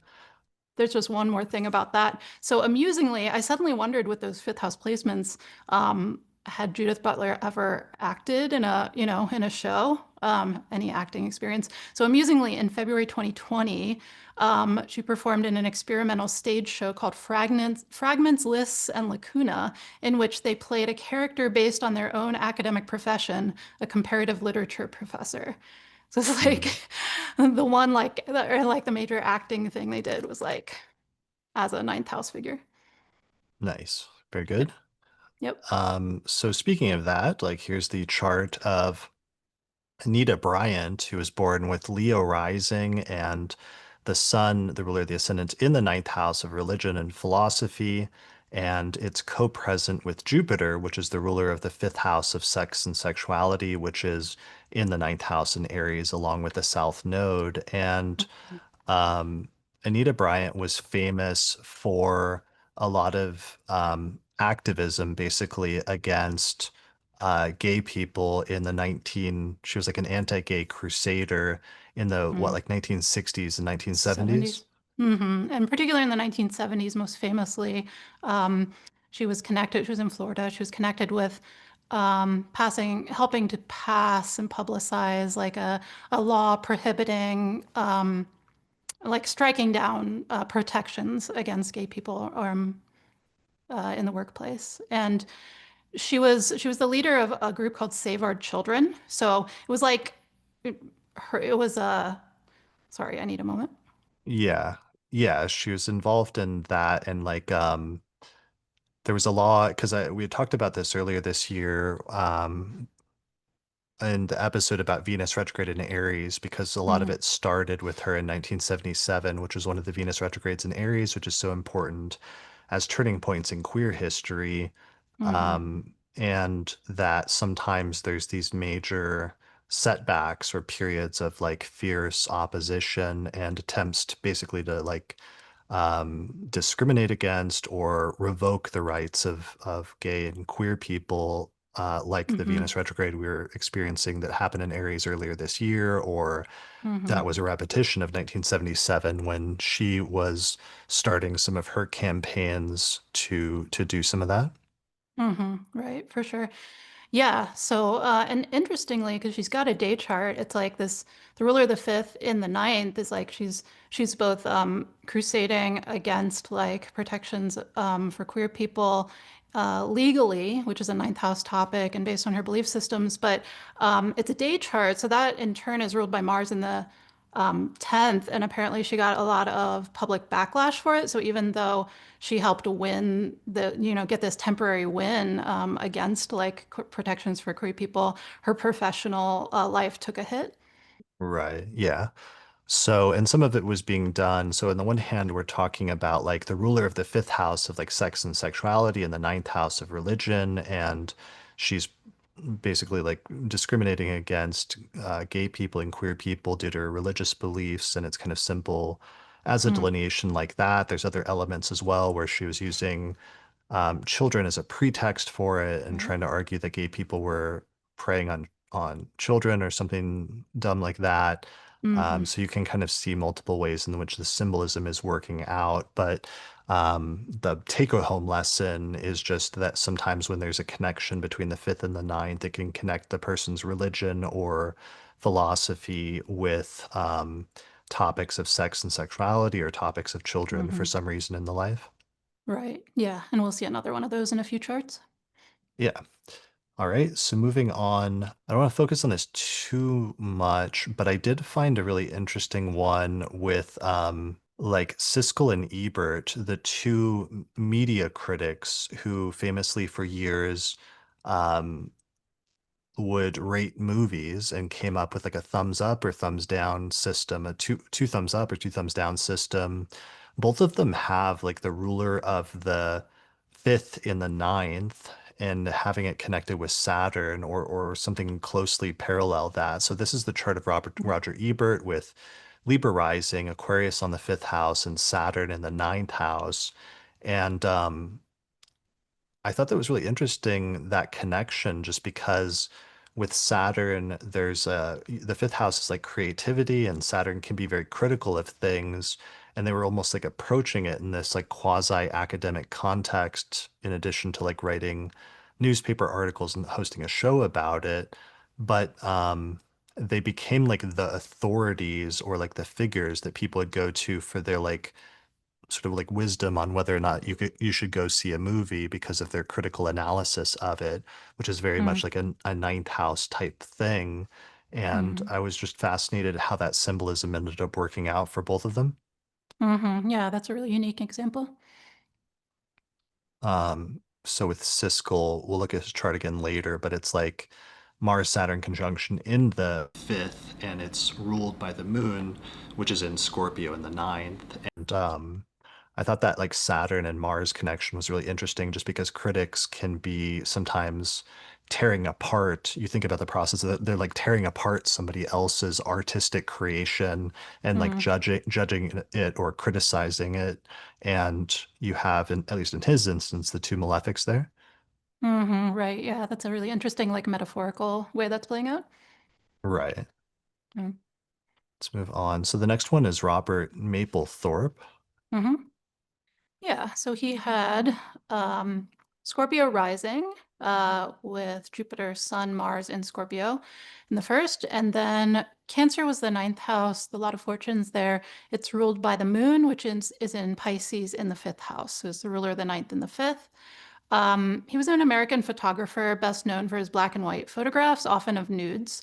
And his most controversial works documented and examined the gay male BDSM subculture of New York City in the late 1960s and early 1970s. And in 1990, the Contemporary Arts Center in Cincinnati and its director were legally charged with obscenity for a retrospective exhibit of his work, for putting his work up. And it was eventually ruled not guilty by a jury. But at the time, at least for a little while, it sparked a national debate over the constitutional limits of free speech and the definition of obscenity. So it was really interesting and clear connection. In his case, at least at one point in time, connecting legal issues related to the arts with the ruler of the ninth house of the legal system in the fifth house of creativity. Nice. Yeah, that's a good one. Laws in the ninth house we'll often see, or the government. Mhm. All right, so moving on to the next example. Yeah, so the next one's going to be Andrea Dworkin.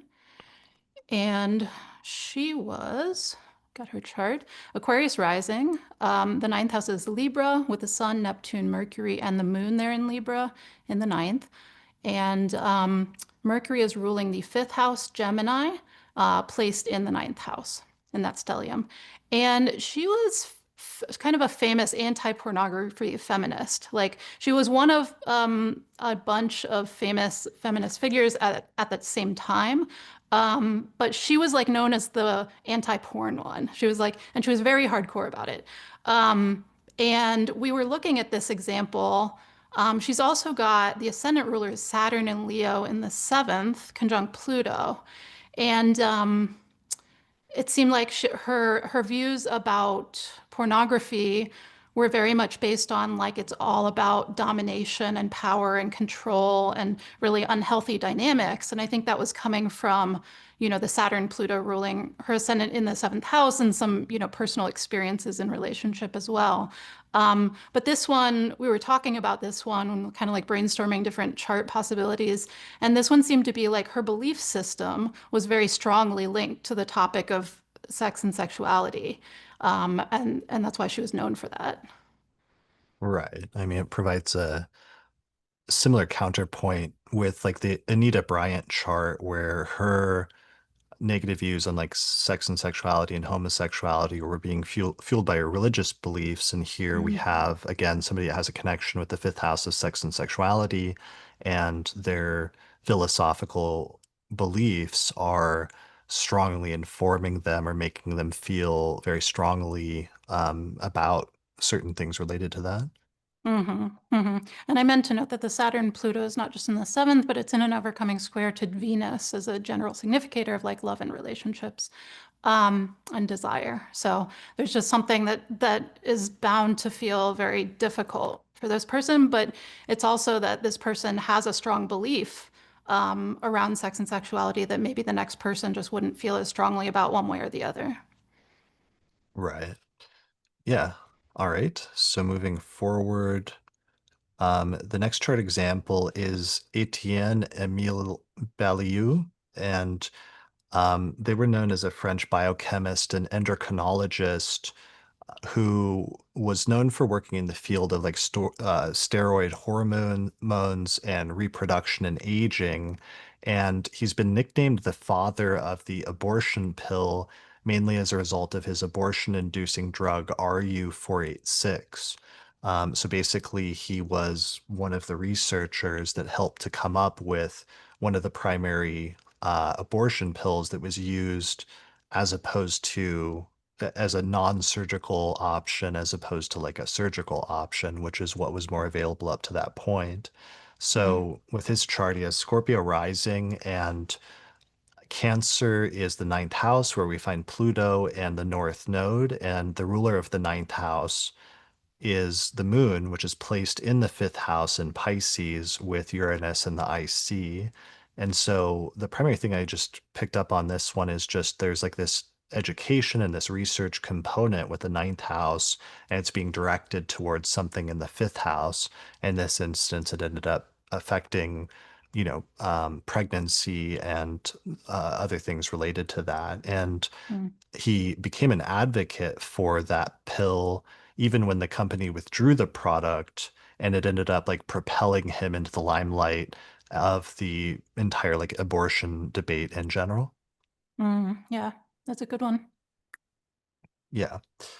All right. So moving on, the next one I found when I was researching like fifth and ninth house examples was a journalist named Joseph Alsop, who was like a famous American journalist. And this chart has this chart has Virgo rising and Capricorn on the fifth whole sign house. And the ruler of the fifth house is Saturn, which is in Taurus in the ninth house in a night chart. And since it's the night chart, it's Saturn is the most challenging planet. So it's creating some sort of connection between like the fifth house of sex and sexuality and the ninth house of foreign places. And what happened is that Alsop was homosexual in like the 1950s and kept it this really closely guarded secret all of his life. But then in 1957, the Russian KGB, the Secret Service essentially of Russia, photographed him in a hotel room in Moscow having sex with another man who was a Soviet agent. And then the Soviets basically attempted to blackmail him. Um, Going so far as in the 1970s, they sent photos of him, embarrassing photos, to several prominent American journalists. So Alsop struggled with this and considered making his homosexuality public in order to end like these years of harassment, but ultimately didn't end up going through and doing that. And Mm. I just thought that was really fascinating that yeah, there's this connection where the ruler of the fifth house of sex and sexuality is in the ninth house of foreign places. And one of the great like hardships was like literally being blackmailed over one's sexuality by a foreign country. Yeah, that's fascinating. Yeah, sometimes terrible, of course, but sometimes you see Saturn in the ninth for different people, and it's like for some reason, some of the most challenging circumstances they have are like either when they travel to a foreign country or something involving people, at a great distance in another country. But here it's showing like the topic of why that was the case here. Yeah, for sure.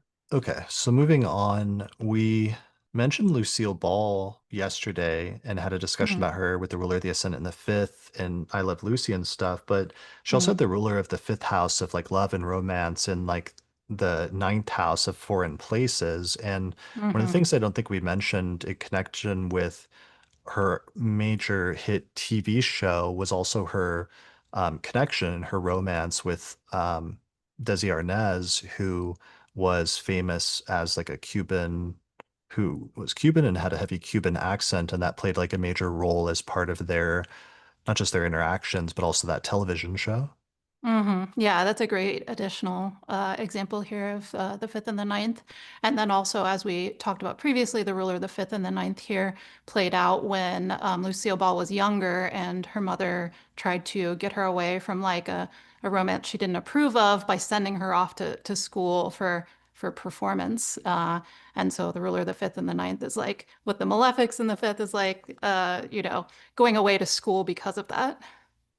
Yeah, because she was like dating a much older guy that was like up to no good or was like a rough local ruffian, and the mother wanted to get Lucille away from him. So she appealed to Lucille's desire to be in show business and sent her off to school for that, basically. Exactly. Yeah.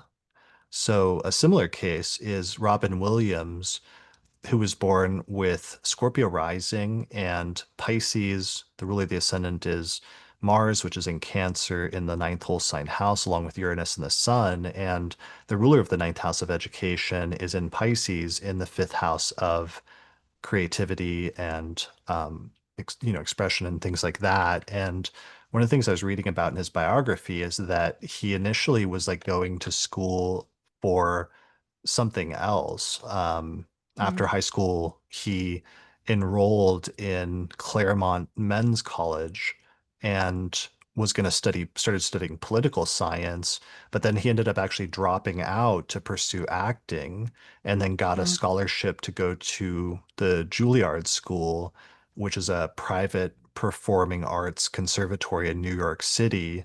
And even though he didn't end up like finishing his schooling there, it seemed like this education and going there to start studying performance was a really important turning point for him in his life. And he mm, surprised people because he didn't just do comedy, but he also started demonstrating his dramatic acting abilities as well. That's great. And that's so fascinating that he was first going for politics because that's also a ninth house thing. Right. Yeah, totally. Yeah. And then finally, I found this other quote that I think this was from Wikipedia, but it said during a television interview on Inside the Actors Studio in 2001, Williams credited his mother as an important early influence on his humor, and he tried to make her laugh to gain attention. So I thought that was Mm, really interesting with just like the moon in the fifth house and the moon sometimes just literally representing the mother, and it's in the fifth mm, house, which we associate with like laughter and comedy, and he was trying to like hmm make his mother laugh in order to get her attention. That's interesting. That's an interesting parallel too with Steven Spielberg with the moon in the fifth, and that his mom, in a different way, but his mom was like a creative person, an artistic person. Yeah, exactly. That sometimes um when there's a specific planet, especially like a luminary in the fifth house, it will represent the person's parent and something about that specific parent like playing a pivotal role in informing what they end up doing with their life based on the house placement and something very specific like that. Right. All right, so I believe that's the end of the ninth house. It is. Okay, so let's transition into talking about the 10th house and what happens when it's connected with the fifth house in astrology. And this house is tricky because we had like a lot of charts and we had Oh. to cut a bunch of them out.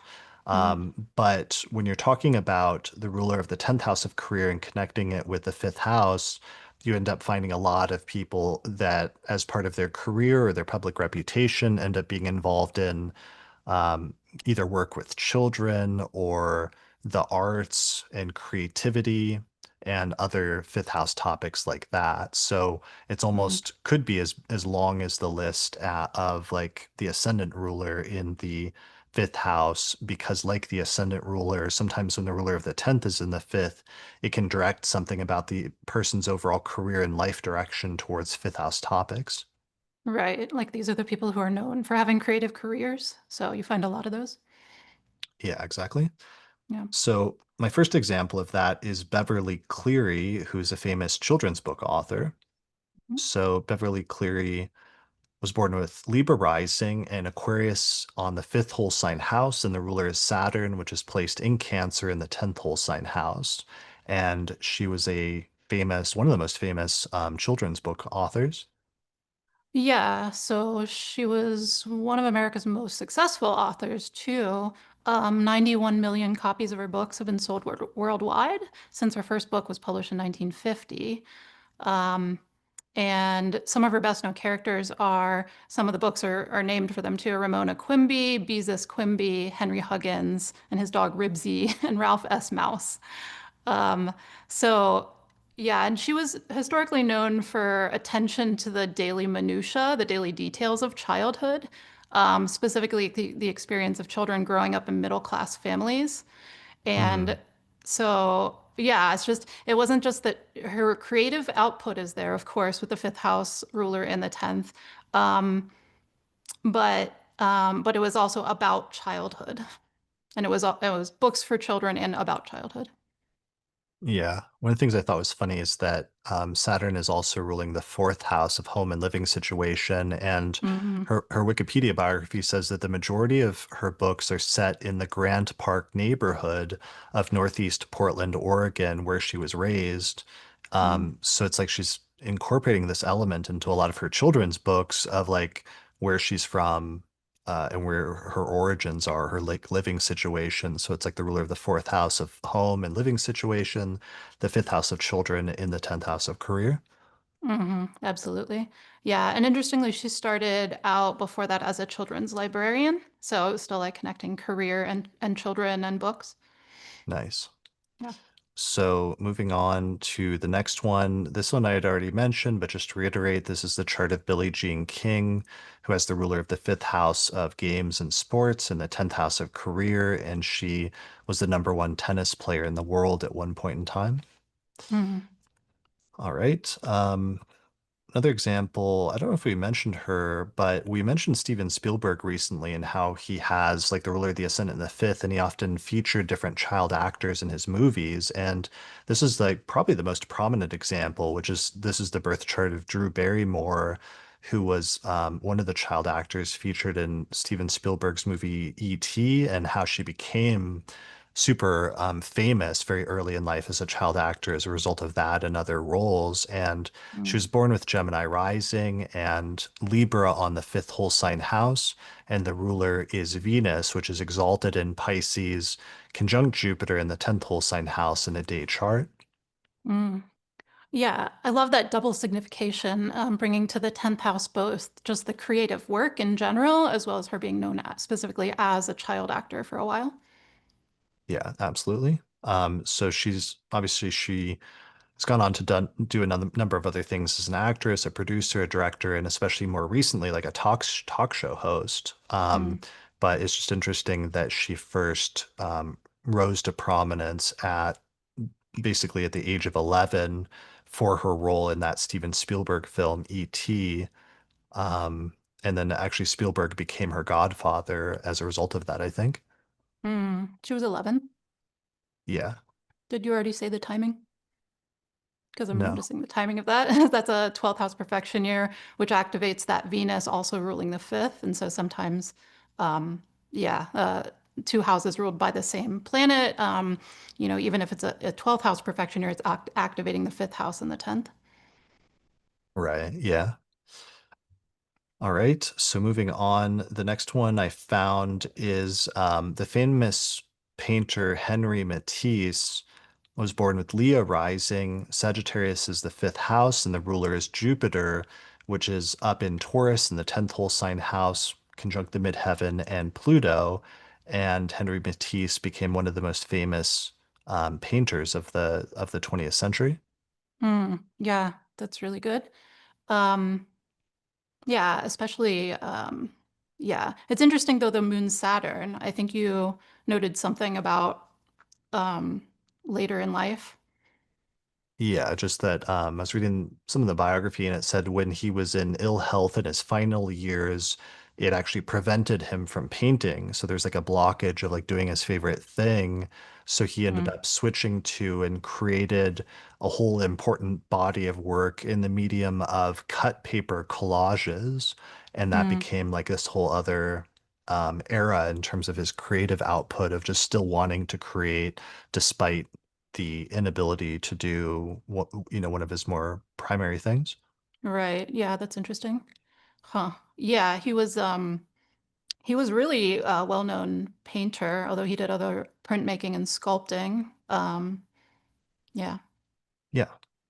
All right. Moving on. The next one is Lin-Manuel Miranda, right? Yeah. So Lynn, I think a lot of people know who he is at this point, but if not, he's an American songwriter, actor, singer, and filmmaker. Most famously created the popular Broadway musicals Hamilton and In the Heights, and then also did soundtracks for the animated films Mona, Vivo, and Encanto. And he's just won like a slew of awards, basically all the awards you can get. For these types of things. And he's won 14 awards so far. And yeah, he's just known as super successful with regard to doing these musicals. So, ruler of the fifth, which is Leo, the sun in Capricorn in the 10th house, along with the moon and Mercury in Capricorn. Yeah, I like that because it's like in an era in which plays are not as big as they were back in like the 1800s or something like that before film and before movies. It was Mm, like this huge hit play and like musical Hamilton that came out in 2015. And one of the things that's interesting about that that I noticed later in retrospect that Venus went retrograde that summer in Leo. So the summer that it was like hitting its height and it was like the talk of the town. Venus was actually going retrograde in his fifth whole sign house. I love that. Yeah. So I thought that was cool. And that was also the summer actually of not just Venus retrograde, but also Venus retrograde conjoining Jupiter in Mm, his fifth house. So that's right. pretty cool timing. Yeah. So moving on, our next example that I found is Debbie Reynolds. And Debbie Reynolds has Libra rising or had Libra rising. And Cancer is the 10th house, and it's ruled by the moon, which is in Aquarius in the fifth house, co-present with Saturn. And Debbie Reynolds was a famous Hollywood actress, and then interestingly ended up having a child who would go on to become a famous Hollywood actress as well Carrie Fisher.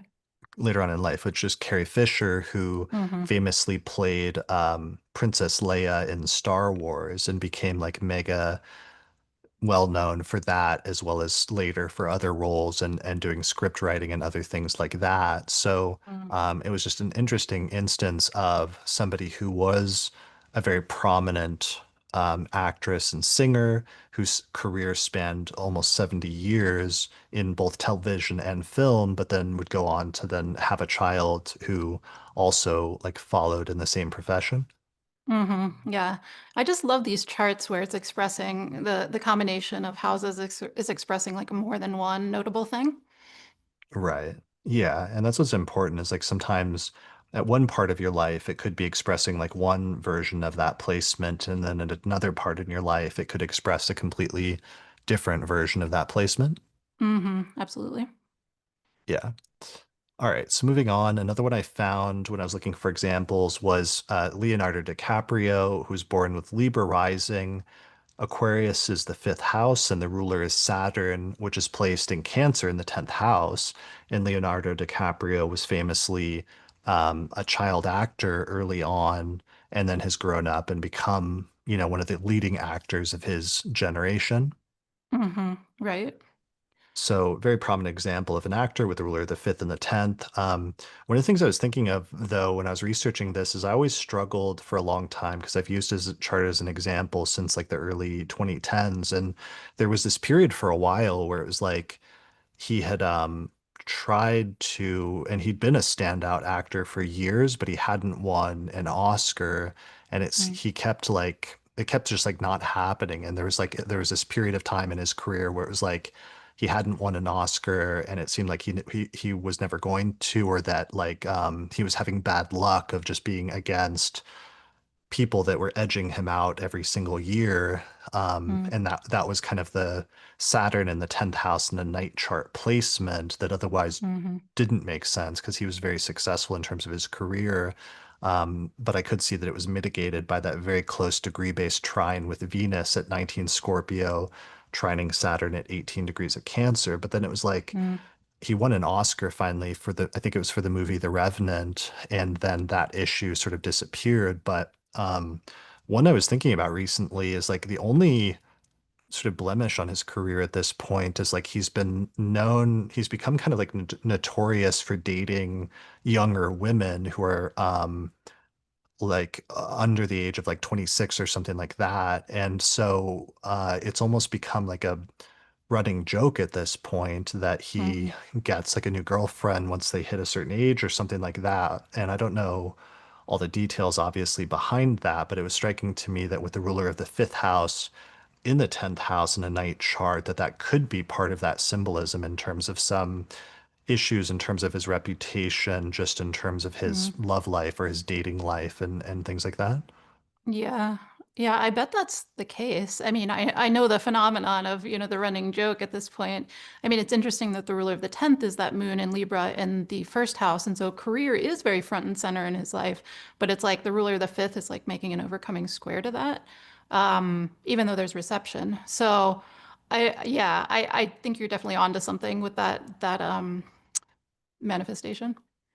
Yeah, so I don't know. We'll see how it goes. We'll see if that changes in the future, but it's just a current, like, perhaps like the other thing, it was like a current thing for a period of time and then it changed, but we'll see Mm, what happens. hmm Um, Okay, so moving on. The next chart I found was this is the birth chart of Johnny Sins, who is like a famous male porn actor at this point in time. And he has Taurus rising and he has Aquarius on the 10th whole sign house.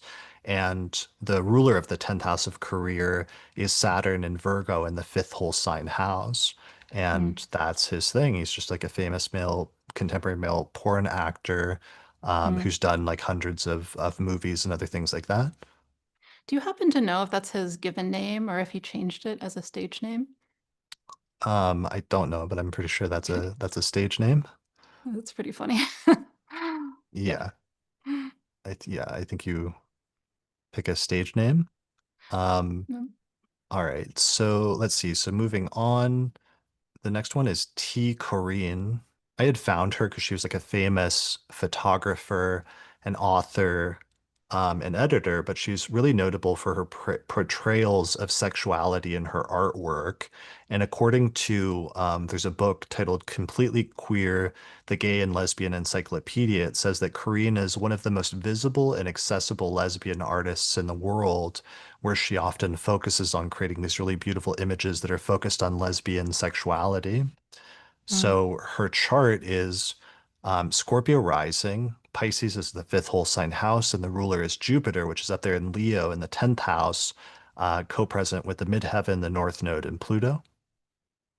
Yeah, that's really that's impressive. Not just the connection between the fifth and the 10th of both artistic creation, but also sexuality. But that it is Jupiter in Leo in a day chart in the 10th house, as long as it's like an exact, yeah, as long as the time is exact, it's like Um, and then the ruler of the 10th is that sun in Scorpio right on the ascendant. Really prominent connections between artistic creativity and sexuality and career in her chart. Right. Yeah, exactly. All right, so moving on, the next one is Dorothy Dandridge, who I think we might have talked about a little bit in the last episode, but she was a famous actress who was born with Leo rising. Taurus is on the 10th whole sign house, and the ruler is Venus, which is in Sagittarius retrograde in the fifth whole sign house, in the yeah, in the fifth house, the place of children in a night Mm, chart. mm, So, Dorothy Dandridge is famous because she was the first African American film star to be nominated for the Academy Award for Best Actress for her role in the movie Carmen Jones. So, on the one hand, like that's striking and important in and of itself. But then there's this other like component to it that's kind of tricky with the retrograde and also the fact that the ruler of the fifth house itself is Jupiter, which is in Scorpio in the fourth under the beams, which is that in that role, she actually ended up having an affair with the director who was married at the time, and then she became pregnant during the course of the production. But then she was mm, forced by the studio to have an abortion in order to avoid a scandal and in order to protect her career. And mm, this took place partially during the making of Carmen Jones in 1954, although I've seen some like conflicting accounts, sometimes saying 1955. But mm, nonetheless, it's wild that on the one hand, it's like making that having that landmark role with the ruler of the 10th and the 5th, but then it also being partially tied up in this other thing that was happening privately at the time in terms of her personal life. right. Yeah, we're mostly focusing on like the connection between two houses, but occasionally commenting on the other ones because there's always more interconnections telling the full story between different houses. Yeah, exactly. We're trying to like simplify things as much as possible to focus on our primary thing, but Mm, things are often multiple houses are relevant or there's multiple things hmm involved. Right. Yeah. All right. So the next one I found in my research was Bugsy Siegel. And this was interesting because it has some overlap with some of the gambling stuff that we were talking about previously with the fifth and ninth house. Mm, Um, but Bugsy Siegel was a mobster who was involved a lot in like gambling and prostitution and womanizing, and most notably for setting up one of the early casinos in Vegas mm, that was like a casino hotel that started that was really high class, and it ended up starting the whole trend of having these huge mega hotel casinos in Vegas, which eventually led to the whole Vegas Strip and everything else. And he was mm. involved in that. And what I found fascinating about its chart was just it has Scorpio rising, and it has this whole stellium of planets in the fifth house, including Mercury and Venus and the Sun and Saturn. And then the ruler of the fifth house is Jupiter, which is placed in Taurus in the seventh house. Um, but let's see, but part of it is just that, right, that Leo's on the 10th house of career, and the ruler is Mm, the sun, which is in the fifth house, which we've already talked about in connection potentially with games and gambling and things like that. But it's interesting that on the one hand, it's like Venus is there in a night chart, so he's benefiting from that greatly. But then on the other hand, Saturn is there, and it's like there's this underworldly component because it's like the mob, and he's mhm, doing it partially in the context of, sometimes like extorting people or other things like that. And then eventually, mm. due to some of his mishandling of the casino in Vegas, the mob ordered a hit on him and had him shot, basically. Oh, wow. Yeah. Yeah, yeah. So anytime you find like the benefic of sect and the malefic contrary to sect in the same house, you'll at some point in life experience both of those. They don't negate each other. And that is a great example of that. I'm glad you found such a core, like a gambling, like Las Vegas example, because that really does go in the fifth house. But, we just had like a few of them, but that's a really good one. Yeah, exactly. All right. And their last one that we found is Shelley Thornton, who was actually the baby that was involved in the Roe versus Wade case that we were talking about earlier. And Hmm. this was fascinating because her birth time came out at some point like a few years ago, and data collectors found it, I think, when like a birth certificate was released or something. But she has Gemini rising, and the interesting, as we were talking about earlier, the ruler of the ascendant is in the 12th house, and that whole notion Hmm. of like what happens prior to birth. But Hmm. the most fascinating thing is that Pisces is the 10th whole sign house, and it's ruled by Jupiter, which is placed in the fifth house of children. And, long story short was that her mother tried to have an abortion, but then was in Texas and was stopped. So she still ended up having the child. And this is the birth chart of the child, basically.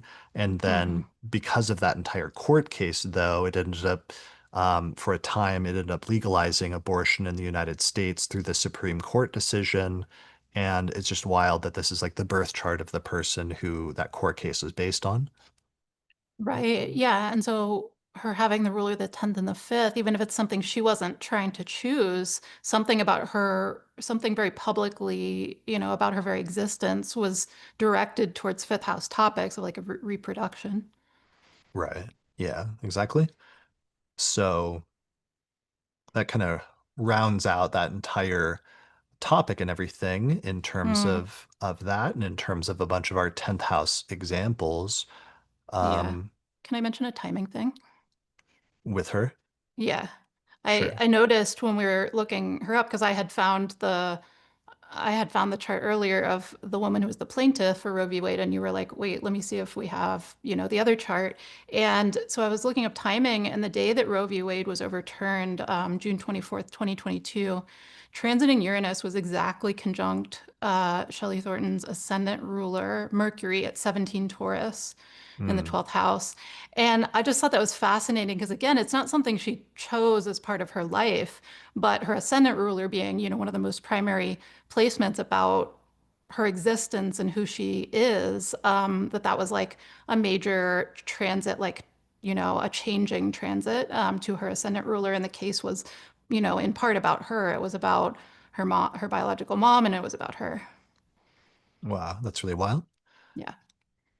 Yeah, well, that's a good example that sometimes the chart is representing the impact that a person's life and existence has had on the world in general in some broader sense. And Hmm. sometimes that's why it continues to like respond to important transits, even if they aren't like directly affecting you. And in some instances, like even after you've died, like people's charts, Hmm. if their memory comes up or something about them becomes prominent again in the future, the chart will sometimes still be reacting to that. Exactly. Yeah. Yeah. All right, let's transition to talking about the 11th house and its connection with the ruler of the fifth. So, my first example that I found of this is Sally Struthers, who was a famous actress or is a famous actress. But what's actually most interesting about her is that she's done a lot of work with child's charities that she's like very well known for. Mm. So she was born with Libra rising, and Aquarius is on the fifth whole sign house, and only the lot of fortune is there. And the ruler is Saturn, which is in Leo, in the 11th whole sign house, conjunct Pluto and the Sun. And so what's really interesting about her as a figure is that she did a lot of work advocating for impoverished children. And according to Wikipedia, for example, here's a paragraph. It says Struthers was a spokesperson for Christian Children's Fund, later renamed the Child Fund, advocating on behalf of impoverished children in developing countries. And for decades, they would run these commercials so that she became like the most recognizable face of this organization, which is now Child Fund International, and essentially acted as their spokesperson. So beginning in the 1970s, she appeared in a series of these really like powerful and widely broadcast television commercials and infomercials where um, they typically featured her like going to developed countries and often like sitting in a barren landscape or a modest dwelling place and then holding or interacting with a child who is living in extreme poverty. And she would make a really emotional and direct appeal to the camera, asking viewers to sponsor a child for a small amount of money per day, often famously using the phrase, quote, for the price of a cup of coffee, and then saying you could sponsor a child, to survive and to be able to eat. Mm. So the commercials and her advocacy was incredibly successful. And it raised hundreds of millions of dollars over the years, where she was like using her celebrity as an actress and combining it with these heartfelt appeals to motivate tons of Americans to become child sponsors. And I Mm. thought that was like a really amazing example of having the ruler of the fifth house of children in the 11th house of like groups and organizations and alliances and things like that, and becoming the figurehead of this like child's charity, essentially. Hmm. You often see nonprofits, nonprofit organizations show up in the 11th house, partly because they're a group, partly because nonprofits often have to work together in alliances, which is also an 11th house thing. But also the social activism, social change work can be an 11th house thing because it's dealing with the larger social sphere. Yeah, absolutely. So it ties in also some of those like philanthropic sort of connotations of both the fifth house and the 11th house as well. Yeah, it does. Yeah. And also, the Saturn ruling the fifth in the 11th and placed closely conjunct Pluto, I think we were talking about speaks to the condition of, children's lives that she was trying to help. So it wasn't necessarily that her own 11th house was completely messed up, but it was like importing this this difficulty, this challenge from the area of children into the social change work or nonprofit work. Yeah, and it was like really extreme cases of like poverty or malnourishment and stuff like that with like Saturn conjunct Hmm. Pluto in terms of the Right. the people she was trying to help. Yeah, I mean, Saturn and Pluto together, especially so closely, can be literal, like, dire survival needs, which is what she was speaking about. Yeah, for sure. All right, so that's one example. The next example is Fred Rogers, who we've talked about previously in the series, but he had Taurus rising. Gemini, or sorry, Virgo is the fifth whole sign house, and the ruler of the fifth house is Mercury, which is up in the 11th house of friends and groups, along with a whole stellium of planets in the 11th house, such as Venus, the moon, and the sun. And he was famously the head of this children's show called Mr. Rogers' Neighborhood, where Hmm. he especially emphasized themes of like friendship and like creating this like personal relationship with the viewer, with his like child audience of like being their friend. Hmm. Hmm.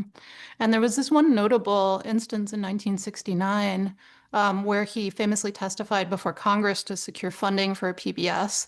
Unfortunately, another relevant thing today. It is regarded as one of the most emotionally compelling congressional testimonies in U.S. history, and he's considered responsible for securing PBS funding for years to come because the Nixon administration had planned to cut funding by half. But then he secured more than like what they already had.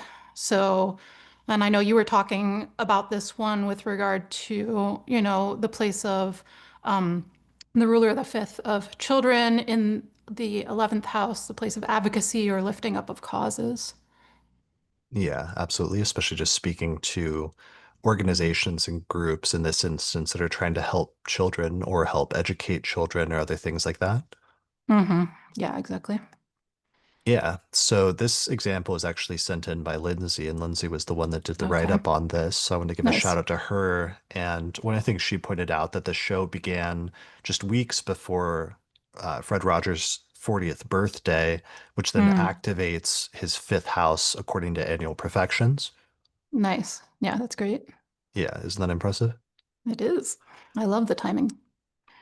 All right, so that was a good one. The next one we found, I came across this one, Stevie Nicks, and I didn't understand it at first, and then you actually explained the significance and how that made sense to me, and then I had to look it up and research more. But so Hmm. this is the birth chart of Stevie Nicks, who was a famous musician who was born with Aries rising and Aquarius on the 11th whole sign house, so that Saturn is ruling the 10th house of career as well as the 11th house of friends and groups, and it's placed in the fifth house in Leo conjunct Pluto. In this instance, the fifth house of creativity, but also romance and sex and things like that. And Hmm. um, you pointed out that she like famously had an affair with like one of the other people in her band, and that this Hmm. created a bunch of tensions in the group amongst her friends and like coworkers. Right. They still had to play all these concerts together and sometimes playing like pointed songs that were, pointing to the issue. So her affair with Mick Fleetwood was a significant and tumultuous event in the history of their band. It contributed to a lot of internal drama, and the relationship occurred around 1977 during the band's tour for the very successful album Rumors. So it was like this band was just like all these different ex-lovers who were still having to like create and perform together, which is like really great fifth house ruler in, or sorry, is it the fifth and the 11th? It's the ruler of the It's the 11th and 11th the and the 5th. 5th. Yeah, it's the Yeah. 11th and the 5th. And yeah, just either or that connection of like, it's a musical group. So it's a group making music, really the 11th and the 5th, but it's the Saturn Pluto again. So it's like brings up kind of murky stuff. And there's just a lot of funny references to like how they were still playing songs that were like about betrayal and deceit, but like playing them together. Right. Yeah, so she later ended up writing at least three songs about the affair, and um they became like some of them became really popular songs that they would then play like as part of their rotation, like as part of the band. So Hmm. it's kind of interesting in terms of that and just the connection with the 11th house, ruler of the 11th house in the fifth. And then she also was just an example in and of itself of the ruler of the 10th house in the fifth as well, because she's such a prominent and successful musician, both with her band, which is with the band she was in, which is the 11th house, but then also as a solo artist. And what I thought was amazing about that is that she was the first woman to have been inducted twice into the Rock and Roll Hall of Fame, where she was Mm, inducted first as a member of Fleetwood Mac in 1998, and then later in 2019 she was inducted as a solo artist in 2019. So it's like you mm, get the ruler of the 11th house of like friends and groups and like her band in some sense in the mm, fifth house and being inducted there first, but then also with the ruler of the 10th and the fifth, like being inducted solo as well. nice. Yeah.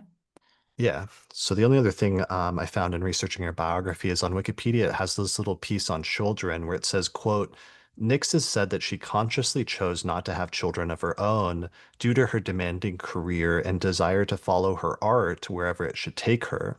And then as a quote from her that says, quote, my mission maybe wasn't to be a mom and a wife. Maybe my particular mission was to write songs and make moms and wives feel better. Mm, And then elsewhere it says of her niece, godchildren, former stepson, and extended family, she says, quote, I have lots of kids. It's much more fun to be the crazy auntie than it is to be the mom anyway.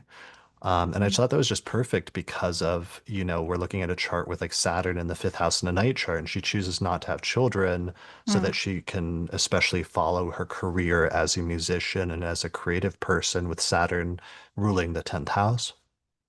right, for sure. And she was born in the 1940s, so that's m much more of an outlier to deliberately choose not to have children than it is today.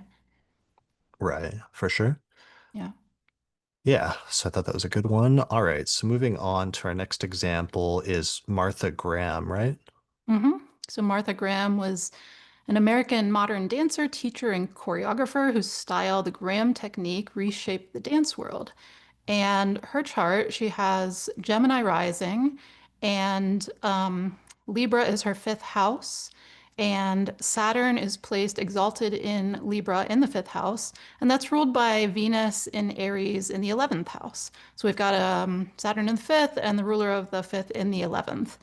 And so one of the things she's known for is she's widely regarded as the first, the technique was widely regarded as the first codified modern dance technique, which is very like Saturn in the fifth.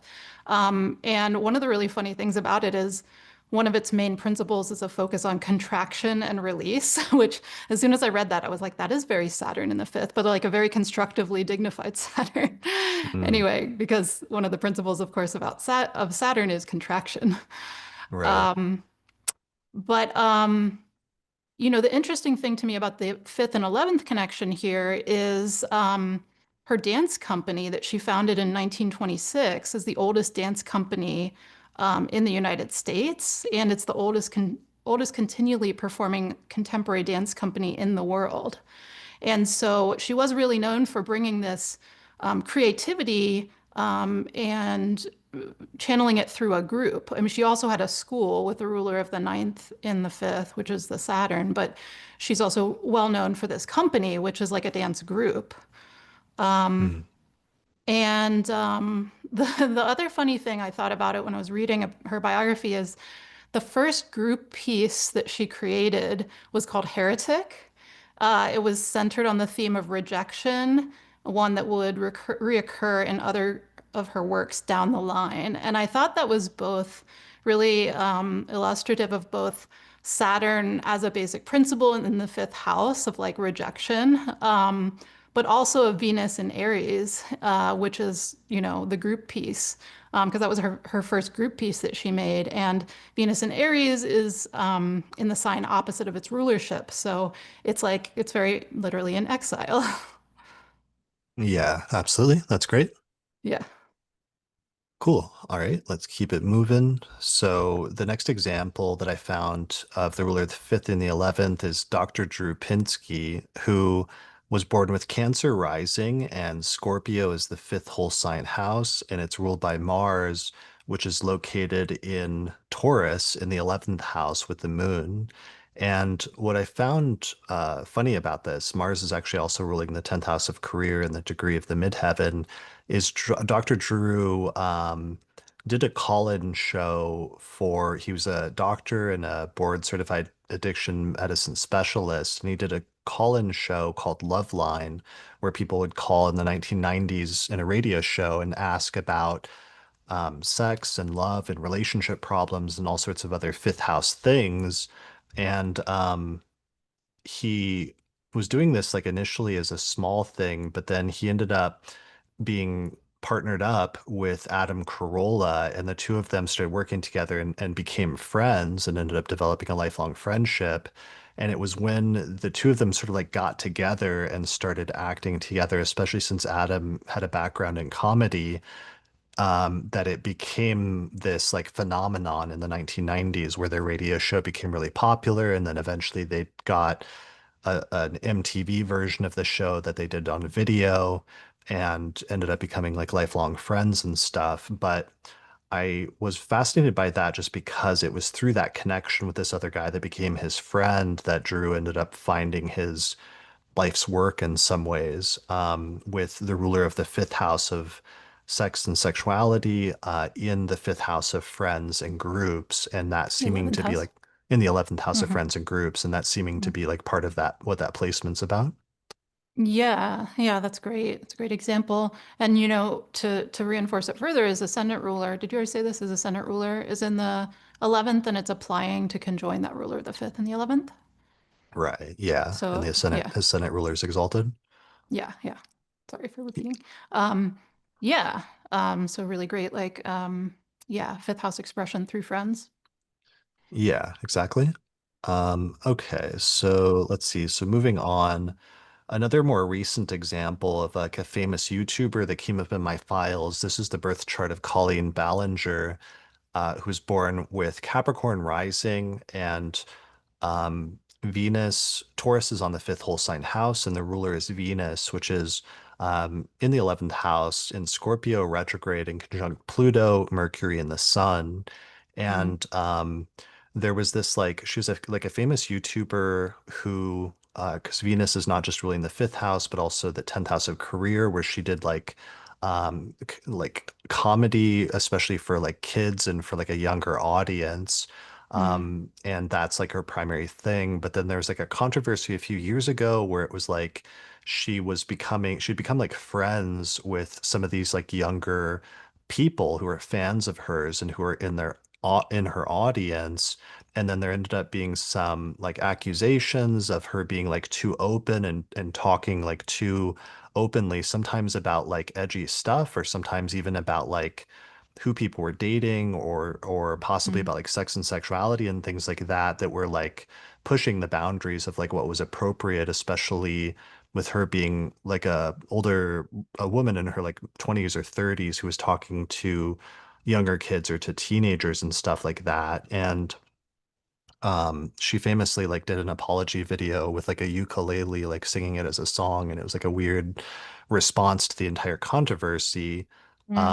And I don't know all the details and didn't like go through all of the full details of everything, so I don't really have a strong opinion about where it came out in the end.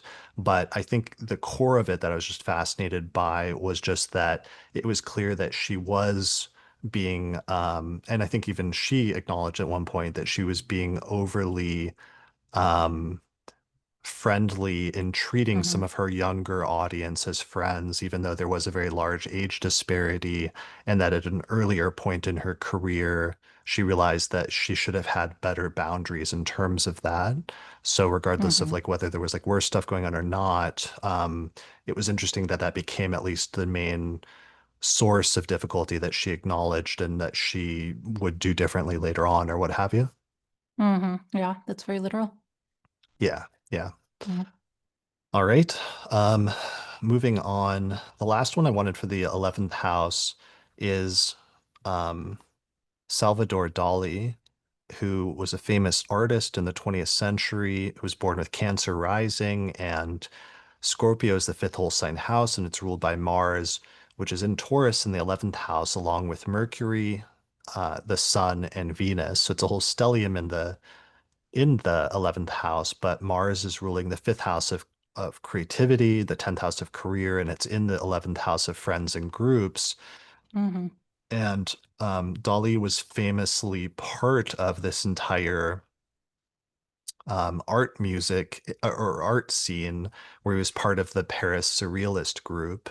And I meant to Hmm. say that this example was actually submitted by Orla, so I wanted to give a shout out to her for finding this one and pointing this out. And Hmm. one of the things that was said was that um, the core collective of surrealist artists and intellectuals was based in Paris during the 1920s and 30s. And there's an entire like group of different people, but Dali was like a key figure as part of this movement or this collective of different artists. Mm, yeah. Yeah, that's really great. Yeah, he became one of the movement's leading exponents, developing iconic works such as The Persistence of Memory, and he collaborated with other surrealists, though eventually his eccentric behavior eventually led to his expulsion in 1942 from the group. Nice. So Yeah. that kind of ties in with the 11th house component. We're talking about like Mars in a day chart, and sometimes Hmm. that can bring themes of like severing and separating. And he literally was like expelled from the group or severed from the Hmm. group. Right. Yeah, for sure. Yeah. I had looked up, similarly, I had tried to look up members of the Algonquin Roundtable, which was like a creative group of artists and writers and like literary critics in the 1920s. And if anyone can find time charts for some of those, I bet they would be great fifth and 11th examples, but I just could not, which was very frustrating. It just seemed like a really interesting creative group. Some of them eventually founded the New Yorker magazine. Hmm. Okay. Nice. Yeah, but it seems similar to that artist group too. Yeah, absolutely. Artists, collectives, and people that work together for like a shared purpose or through shared ideals. Hmm. Yeah, Yeah. All right. I think that's good for the 11th house. So why don't we transition into talking about the final house, which is the 12th house? that sounds good. Let's I'm pull up using our this. first example. All right. So our first example is the birth chart of Joe Biden. In his chart, he has Sagittarius rising and Aries is the fifth whole sign house, and it's ruled by Mars. So Mars is the ruler of the fifth house of children, and it's in the 12th house in Scorpio. The 12th house can be associated with loss.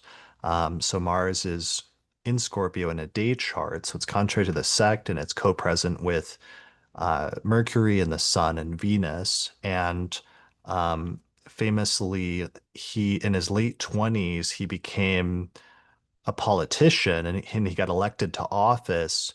But then a few weeks after he was elected to office, before he was even sworn in, his wife and his children were involved in this terrible car accident. And his wife ended up dying in the car accident, as well as one of his children died. And then another was like seriously injured in the accident as well. Yeah, yeah, and it's something that is like a significant public part of his life story at this point. Right. Yeah. And then it's like sadly, even, when he got older, his son, Beau Biden, who ended up having a long and successful career and was in the military, ended up getting cancer and he passed away of cancer later on as an adult. So then Hmm. later, Biden experienced the loss of children through a chronic illness, through cancer.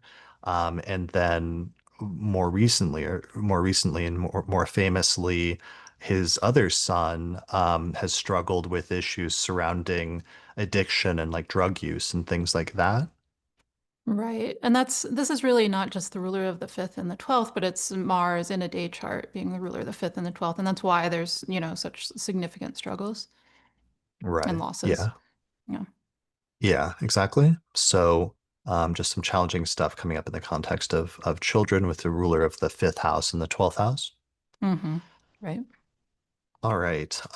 So speaking of that, the next chart example is the birth chart of Queen Catherine de' Medici. So this is like one of our oldest time charts that I have from way back then, because one of the interesting things is about with royalty is like they really did record the birth times of royals when they were born, going pretty far back, and she was Mm. born in April of 1519, and she has Taurus rising. Virgo is the fifth whole sign house, and the ruler of the fifth house of children is Mercury, which is in Aries in the 12th whole sign house. Yeah, and she experienced significant loss with her children. So out of 10 children, only seven survived to adulthood. And then additionally, three of her sons did become kings of France, but they all faced challenges and met tragic ends. So Francis too became king at 15 years old, but died within a year due to an ear infection. Um, Charles the Ninth ascended the throne at age 10, heavily influenced by his mother. He died at 23 from tuberculosis. And then finally, Henry the Third became king at age 22, but struggled with political turmoil and was assassinated at age 37. So that's quite a bit of loss there. Yeah, a lot of loss and hardship, and she also lost several other children in infancy or early childhood. So, Mm, a lot of these losses, the core thing that I was really understanding about this, because I was watching there's like a TV series about her, and that was one of the reasons why I was like really getting into her life story. mm, Um, but I can't remember the name right now offhand, but it's actually really good. I watched the first season, but I haven't watched the second yet. But all of these losses caused her like immense grief and ended up influencing some of her subsequent actions and decisions when she acted as queen and regent, like mm, in terms of that. yeah.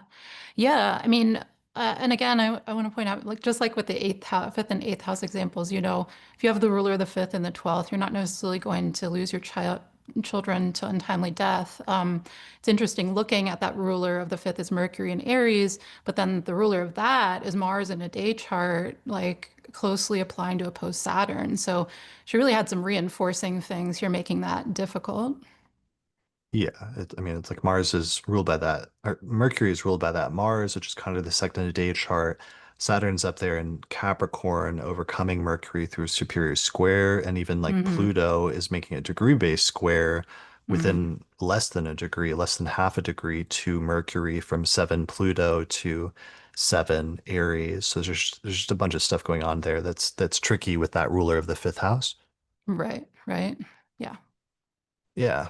All right. So moving on, a more recent example that was more positive, showing a more positive manifestation of the 12th house when it's connected with children is I found this example, and this is the birth chart of Howie Mandel, who is a famous comedian, and he has Capricorn rising and the fifth house is Taurus with the IC there, and it's ruled by Venus, which is in the 12th house.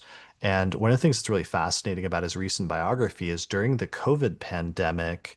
So Howie Mandel is like a comedian and moves in those circles and has done other things, including like a television show earlier in his life. Like he was known for when I was growing up, like Bobby's World, with Venus also ruling the 10th house of career. But one of the Mm, things I found fascinating with the ruler of the fifth house of children and the 12th house is when the COVID lockdowns happened, he ended up starting a podcast with his daughter.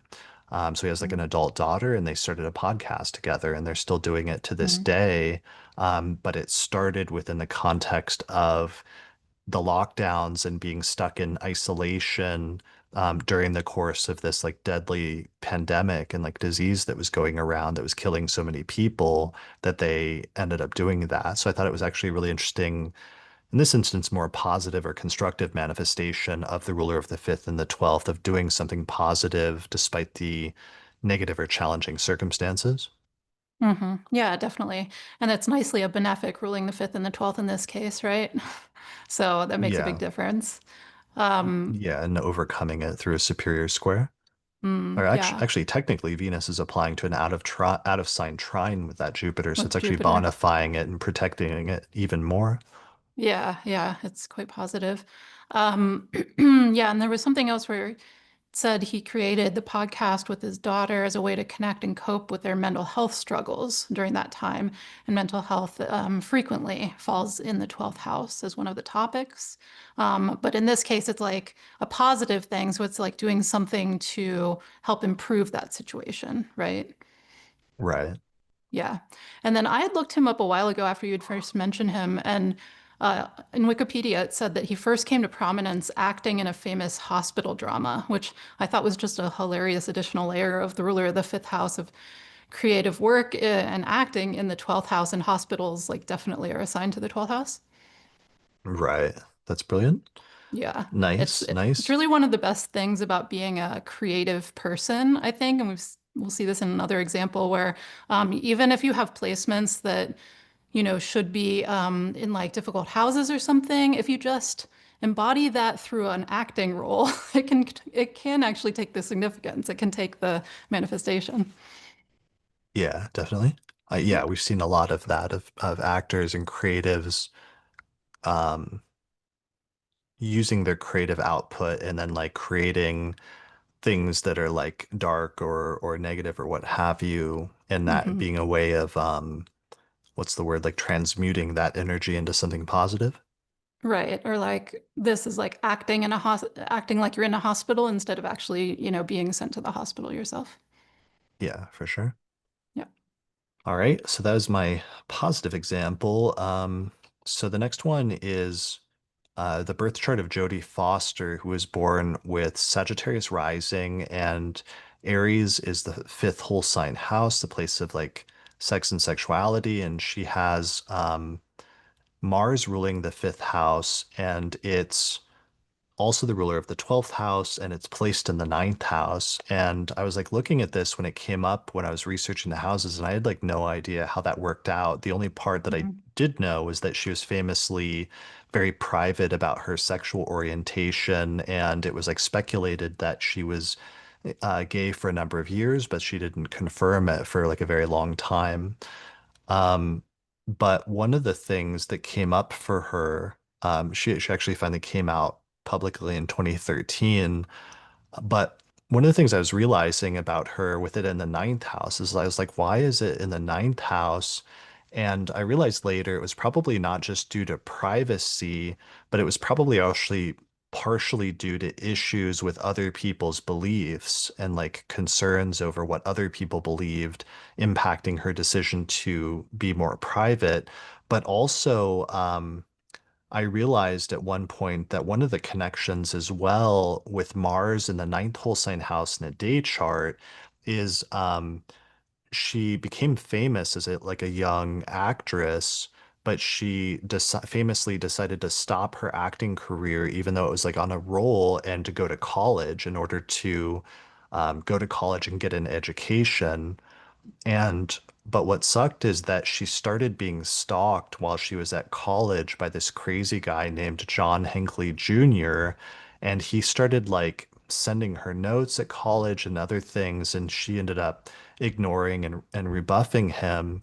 So then he decided to attempt to he attempted to to kill Reagan basically in order to impress her, and this incident ended up like in interfering with and impacting negatively her entire college career. And Mm. she almost left college completely, but then eventually decided to go back and complete it. But it's part of the delineation, I think, of what's going on here. Is it's like the ruler of what otherwise is like romance, but it's also the ruler of the 12th house of enemies, Mm. and it's in the ninth house of education. And she had this really bad singular experience of essentially like a stalker and somebody doing unwanted romantic advances while she was in college. Wow. That's very vivid and a very unique example. Thankfully, that doesn't happen most of the time. Yeah, although I mean, part of the reason I was able to recognize it where I hadn't previously, even though I've used her chart in the past, is that I was doing little readings on like TikTok, and I had somebody who said that they had a notably like negative college experience, and I saw that Mm. he had Saturn in the ninth house in a night chart, and he Hmm. described this like particularly bad like series of unfortunate incidences that just like happened to happen while he was in college. And that Hmm. was one of the reasons why I realized later like what was going on in Jodie Foster's case. Yeah, for sure. I've seen the malefic contrary to sect interruling the ninth as like interruption of college for sure. Yeah, the education, and sometimes it's like cut off permanently so they don't finish. But in her case, I'm pretty sure she went back and graduated. Mm, good. Yeah. All right. Moving on, 12th house example that we already talked about, but this is Frida Kahlo again, just to mention in passing again briefly, who was born with Hmm. Leo rising, Sagittarius fifth house, ruled by Jupiter, which is exalted in the 12th house. And she famously dealt with some major health issues and injuries, but created a lot of beautiful art that has become very well known around the world that often like featured some of her struggles and pains and like 12th house feelings of isolation and other things like that. Yeah, definitely. Sometimes, pretty often, when you have the benefic of sect, like in a difficult house, like this exalted Jupiter in a day chart in the 12th house, I mean, sometimes you get the best manifestation of those house topics, and at other times, there are still those more challenging circumstances that happen, but then you are able to make something really positive come out of it, like in her case. Mm, right. Yeah. Yeah, absolutely. And she also, with the ruler of the fifth and the 12th, some of her art actually featured like that she channeled some of her profound grief over miscarriages and infertility into her art Mm. in a number of different paintings and works. And the paintings kind of depicted her physical and emotional pain, the loss of her unborn children, and her inability to carry a pregnancy to term due to the injuries she had from that bus accident and some of the subsequent surgeries later on. In addition to just her struggles with her body feeling broken, with her ascendant ruler there applying to the ruler of the fifth. Right, right. Yeah. Yeah. Um, and then of course with the ruler of the 12th and the 10th house, as we talked about, she's now like one of the most famous artists in the world, but it was Mm. often through expressing that 12th house um, loss and challenges in many Hmm. ways. Right. Yeah, definitely. All right. All right. So moving on, the next chart was Eleanor Roosevelt, who was born with Sagittarius rising. Aries is on the fifth whole sign house, and it's ruled by Mars, which is in Scorpio in the 12th. And on the one hand, there was some issues with her husband, who's President Franklin Delano Roosevelt, and his infidelities, which ended up impacting their marriage in a negative way Mm. with the ruler of the fifth and the 12th. But then also later on in life, she herself ended up like pursuing like other relationships on her own, including some Hmm. same-sex relationships that had to be kept secret and had to be kept away from the public. Yeah, her most significant romantic relationship aside from her husband was her long-term affair with journalist Lorena Hickok. And yeah, it definitely had to be kept secret, but they were close for a while. I did their relationship or Eleanor Roosevelt's relationship timing in one of my yeah, relationship timing lectures that hopefully at some point will get back on my website. Yeah, she was with her for a while, and she also was pretty rumored, at least she had a very close relationship with her bodyguard, Earl Miller. There's sort of speculative things and sort of like, like mixed, I don't know, mixed messages as far as like how far that went. But yeah, she certainly had some romantic liaisons that were not public. Right. Yeah. So the 12th house, and I think I've understood more and more over the past few years why that is for the 12th house. And I think part of it is that um, in the 12th house, it's like when the sun rises in the morning, the other stars and planets that you can see start to disappear into the sky when the sky shifts from night to day. And so Hmm. there's this element of things like moving into obscurity or going behind the scenes that happens with the 12th house, which I think is part of the symbolism with that, although there's probably a few other ways you could approach it as well. Yeah, no, I think that makes a lot of sense. Yeah. All right. So moving on, there's a similar one with This is the birth chart of Arnold Schwarzenegger, who we've talked about already earlier, where he has Cancer rising. He has Jupiter in Scorpio in the fifth whole sign house, and the ruler of the fifth house of children is in the 12th house, which is Mars in Gemini, conjunct Uranus in Gemini, as well as the North Node, which is earlier in the sign. And like the main thing with him was just that the scandal that happened that came out at one point after he left the governorship, where it turned out that he had had an affair with a maid that worked for his family for a number of years, and then she ended up having having a child, so that he ended up having like a secret love child for years that his family didn't know about, even though the child was like kind of raised around them. And then later on, it came out at some point in time and became public knowledge to his family, which led to the divorce from his wife, Maria Shriver, and other Mm, things like that.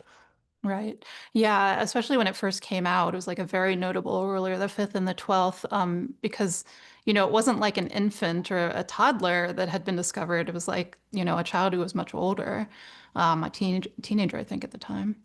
Um, Right. Also, interestingly, just as an aside, he also has the ruler of the sixth in the fifth house, which is an inversion of Maria Shriver's ruler of the fifth in the sixth conjunct Neptune. So there's Right. like a connection here between like employees and the fifth house. Yeah, that's a really good point. Yeah, good point. So again, though, just reiterating some of those themes sometimes of something being like hidden or obscured when it's in the 12th house. Hmm. Exactly. All right. So the other one along those lines was the last example I'll do of that, and we'll move on, was Tiger Woods, who we've talked about earlier, who has Virgo rising and Capricorn is the fifth whole sign house, and it's ruled by Saturn, which is in the 12th house. And he was like the number one golf player in the world for a period of time. But then his wife in the tabloids one day, it broke in the tabloids that his wife and him got in this huge fight. And then it turned out that he had had a number of affairs and it all came out all of a sudden. And for a period of time, it led to a lot of major disarray in terms of his life and his professional career, that he kind of got knocked off the top for a period of time on. And then he ended up having to like rebuild from there. Hmm. Right. And it's interesting that his ascendant ruler in the fifth is like applying out of sign, but, fairly closely to the opposition with that Saturn in the 12th. Yeah, it's got two things going on there because on one hand, it's actually being bona fide by Venus, which is Hmm. at 28 degrees of Scorpio, like overcoming Mercury and helping to affirm its significations as the ruler of the ascendant and ruler of the 10th. And he became, just like the number one golf player in the world for a period Mm. of time with the ruler of the ascendant and ruler of 10th in the fifth house of sports and games. Hmm. But then, yeah, there was also some major challenges that he ran into as well. Right. Yeah. Yeah. All right. So that's good. The next example is one that I first found when I was researching the second house episode, which is the birth Mm. chart of King Farouk of Egypt, who was born with Libra rising. And I talked about him in the second house episode because he famously had these like huge collections of lots of different things, Hmm. and it was of like possessions, and it was something about like Right. the moon being in Scorpio in the second house and just like gathering like tons and tons of things. But the important point with him is that he ends up functionally being like the last king of Egypt because he ended up being deposed in a military coup. And what's interesting is that in the military coup, um, they deposed Farouk as king, but then they installed his son as the king, but his son was just like an infant at that point. Mm. So Farouk was born with Libra rising and the Sun and Mercury in Aquarius in the fifth house. And one of the things that was famous about him is that he loved to party and he loved to be do just like all these extravagant things, especially like food and drink and like eating and other things like that, but also just Mm, enjoying luxuries and all sorts of things. But ultimately, it was some of his partying and some of his extravagance that led to his downfall, with Saturn ruling the fifth house as well as the fourth house, and then being placed in the 12th house hmm in a night chart as the most difficult Right. planet, and he ended up being deposed in a military coup and then sent into exile. So I also used him for the ruler of the fourth house of home and living situation, the 12th, because he was literally sent into exile in a foreign country, and his Mm, son was made king, but his son was just an infant, and so this was really just a formality. But technically, his son became the last king of Egypt. But then, after a few years, the military dictatorship basically just like overthrew the son as well, so that the mm, son technically became the last king of Egypt. yeah. So that's the Well, ruler of the fifth and the 12th. right. And it's interesting, there were like a few examples we had earlier of the ruler of the fifth and the 12th, where there were like losses of children through, no fault of the person's own. But then some of the last few, at least one component of them, it seems like has been illustrating the ruler of the fifth moving towards the 12th house signification of self-undoing. Like they're having some self-undoing things going on via the fifth house activities. Right. Yeah. Sometimes when because that's like, it goes back to like what I was talking about in the last episode, that principle of counteraction, where you can have a planet that's really well placed in a chart, but according to some ancient authors like Antiochus of Athens from like the first or second century, if you have a really well placed planet, but it's ruled by a malefic that's really poorly placed, then things will go well at first, but then later the rug will be pulled out from under you. And Mm, this is like one of those instances. right. Yeah, so I thought that was a good example. All right, Mhm, so moving on to our next example is the birth chart of Bobby Fischer, who was a mhm, famous like world chess champion for a period of time in the mid 20th century. And he was born with Leo rising, and Sagittarius is the fifth whole sign house, the place of games, which we've seen prominent in the charts of like other famous chess players and uh, sports champions in the last episode, mhm. like what was his name? I'm blanking out on the other chess champion from the 1980s and 1990s. Kasparov? Yeah, Gary Kasparov, who had the ruler of the Yeah. ascendant in the fifth house. But what's interesting about hmm Fisher is he had the ruler of the fifth house in the 12th house, but Right. it's this exalted Jupiter in a day chart. Yep. And what's interesting is the 12th house is traditionally the house of enemies. It's where you find enemies and people that you don't get along with in life. But he has the ruler of the fifth house of games exalted there. And what this made me think of and realize is that Bobby Fischer was playing chess in the mid 20th century during the height of the Cold War, when the US and Russia were like these arch mortal enemies, basically. And there was this whole Mm, drama between the US and Russia that was playing out in international politics on a number of different levels during the height of the Cold War. But one of the areas where it played out in a really weird way was through chess and through chess mhm, competitions, where even there, the two countries were sometimes putting a lot of money or a lot of emphasis into having the best chess player in the world and having their player beat, the leading chess players from the other country. And mhm, this is part of what I think is going on here in Bobby Fischer's chart, because he has the ruler of the fifth house of games and chess and the 12th house of enemies, but it's exalted. And some of the delineations in like Rhetorius of Egypt and some of the ancient astrologers about when a planet's well placed in the 12th is one who overcomes their enemies. And Right. Bobby Fischer, for a period of time, was the world chess champion who was sort of like unbeatable, or who was beating a lot of the people he was playing against.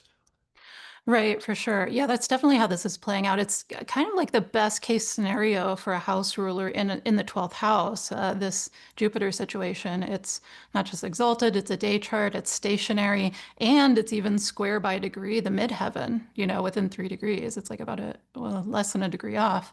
Um, So all of those things are super mitigating factors. And so, yeah, the topic of enemies comes up, but like he's victorious over them, and it's like a positive situation overall.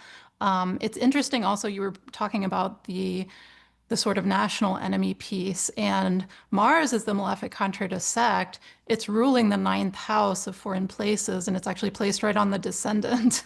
So Mhm. it's an interesting interplay there with Jupiter, making a square to the midheaven, but that ruler of the ninth being on the descendant of like open opponents. It's like both of those are Yeah. actually like, you have the opponents in the seventh house and the enemies in the 12th, but he has just like a really best case scenario placement. So he's, being very successful in that environment. Right. Yeah. Um, and there was something like later in life where he wasn't like officially exiled, but he went into this period of self-imposed exile for decades after 1975 and was Mhm. later effectively exiled by the US government after he violated a UN sanction by playing a rematch in Yugoslavia in 1992 um, against like an opponent that he wasn't supposed to. Mm, Um, and I forgot about that. I'm just like now remembering some of that in terms of it was to play a rematch against Boris Spassky, um, who was like one of his like rivals basically, and he violated some rules about international travel and sanctions and things mm. like that in order to go play this match. Okay. Yeah. There was one incident I found as well where maybe that was the same match. He played some match from like another country. Okay. Like he didn't actually travel there. There was some issue with him traveling there. And I just thought it was such a funny like ruler of the fifth and the 12th where he's like, no, I'll still play. And then they just like played from like a great, great distance, like Okay. essentially in isolation from each other. Yeah, that's amazing. Yeah. Nice. All right. Um, okay, so just a few more examples. So one of them I found, I was going to put it in another section, but decided to put it here because it's primarily a 12th house example. But this is the chart of Pamela Anderson, and she was coming up in the news again recently for acting, like a couple of two major acting roles that she did over the past year. But it reminded me that there was like this major incident in her life that's in her biography really prominently where she was born with Gemini rising and Mars is in Libra in the fifth whole sign house. And the fifth house is ruled by Venus, which is also ruling the 12th house of like enemies. And it's Mm. placed in Leo in the third house conjunct the IC. And one of the things that happened famously in the 1990s is that she got married to this like famous rock star and they got married and went off and had a honeymoon, but somebody broke into their home and stole these sex tapes that they had made and then sold it to somebody and then it became like widely sold on the internet back in the 1990s and it was like one of the first celebrity sex tapes, but it was like this very private and intimate moment that was like stolen by somebody, like an intruder broke into her house and then put out there. And it's Mm. something about that combination I'm realizing of like the fifth house of like sex and sexuality, the ninth house of like enemies, as well as like The secrets, 12th house. the 12th house, and then Hmm. Venus being conjunct the degree of the IC and her like Hmm. home and living situation being kind of like broken into or violated. Definitely. Yeah, and I'm trying to remember what you said about like the aftermath of like what was the result for her um of that getting leaked? I mean, she was just not stoked about it at For all. sure. And um, she was gonna sue the company that was like selling it on the internet, but she was pregnant at the time, so she didn't pursue it Mm, further out of mm, fear of it causing an issue with her pregnancy. mm, So that was part of it. And there was like a whole separate thing, we had talked about, for example, or a parallel with Hugh Hefner, because we had talked about how Hugh hmm, Hefner had the ruler of the fifth house, sex and sexuality, and the third house of communication, and became famous hmm, through Playboy. And she hmm. has a similar placement where she has Venus ruling the fifth house and it's in the third house of communication. And Right. she originally kind of rose to prominence after being selected in the February 1990 issue of Playboy as the Playboy Playmate of the Month. And Hmm. then she went on to obtain the record for the most Playboy cover appearances after that point. So there's an Okay. interesting like parallel there with Hugh Hefner's chart. Yeah, that's the part I was trying to remember because I knew there was Venus is her benefic of sect, ruling the fifth and in the third. So yeah, that's where it came out in her story. Um, Yeah. yeah, but you can see, sometimes when you get the ruler of the 12th, like in another house, like it is in this instance, like even if it's a benefic of the sect and you still have a lot of good experiences with that planet, like it does import like those 12th house things, at least at, certain point in life. Yeah. That sometimes there can be something tricky that comes up. Hmm. Yeah. Yeah. All right. Moving on to Liver and Cox, I think. yeah. So this is one of your examples. Here's the chart. Yeah. So Laverne Cox has Leo rising. Sagittarius is the fifth house. The moon is in Sagittarius in the fifth, and it's ruling the 12th house. And Venus and Mars are also in the 12th house. So Laverne Cox is an actress who became more well known with her role as Sophia Bursett on the Netflix series Orange is the New Black, becoming the first transgender person to be nominated for a Primetime Emmy Award in an acting category. But, and this is just really pulling out like one piece of her career and biography. But that show is famously set in a prison, and it was like a very successful show for a while. Hmm. And again, like I was talking about earlier, I love that actors can embody the roles that take some of the significance from a placement that could otherwise indicate something more difficult. That's not to say that there wasn't difficulty in her life in a fifth house manner in other ways, but I just love that like that was like a success story from like her playing someone imprisoned, which is a 12th house thing.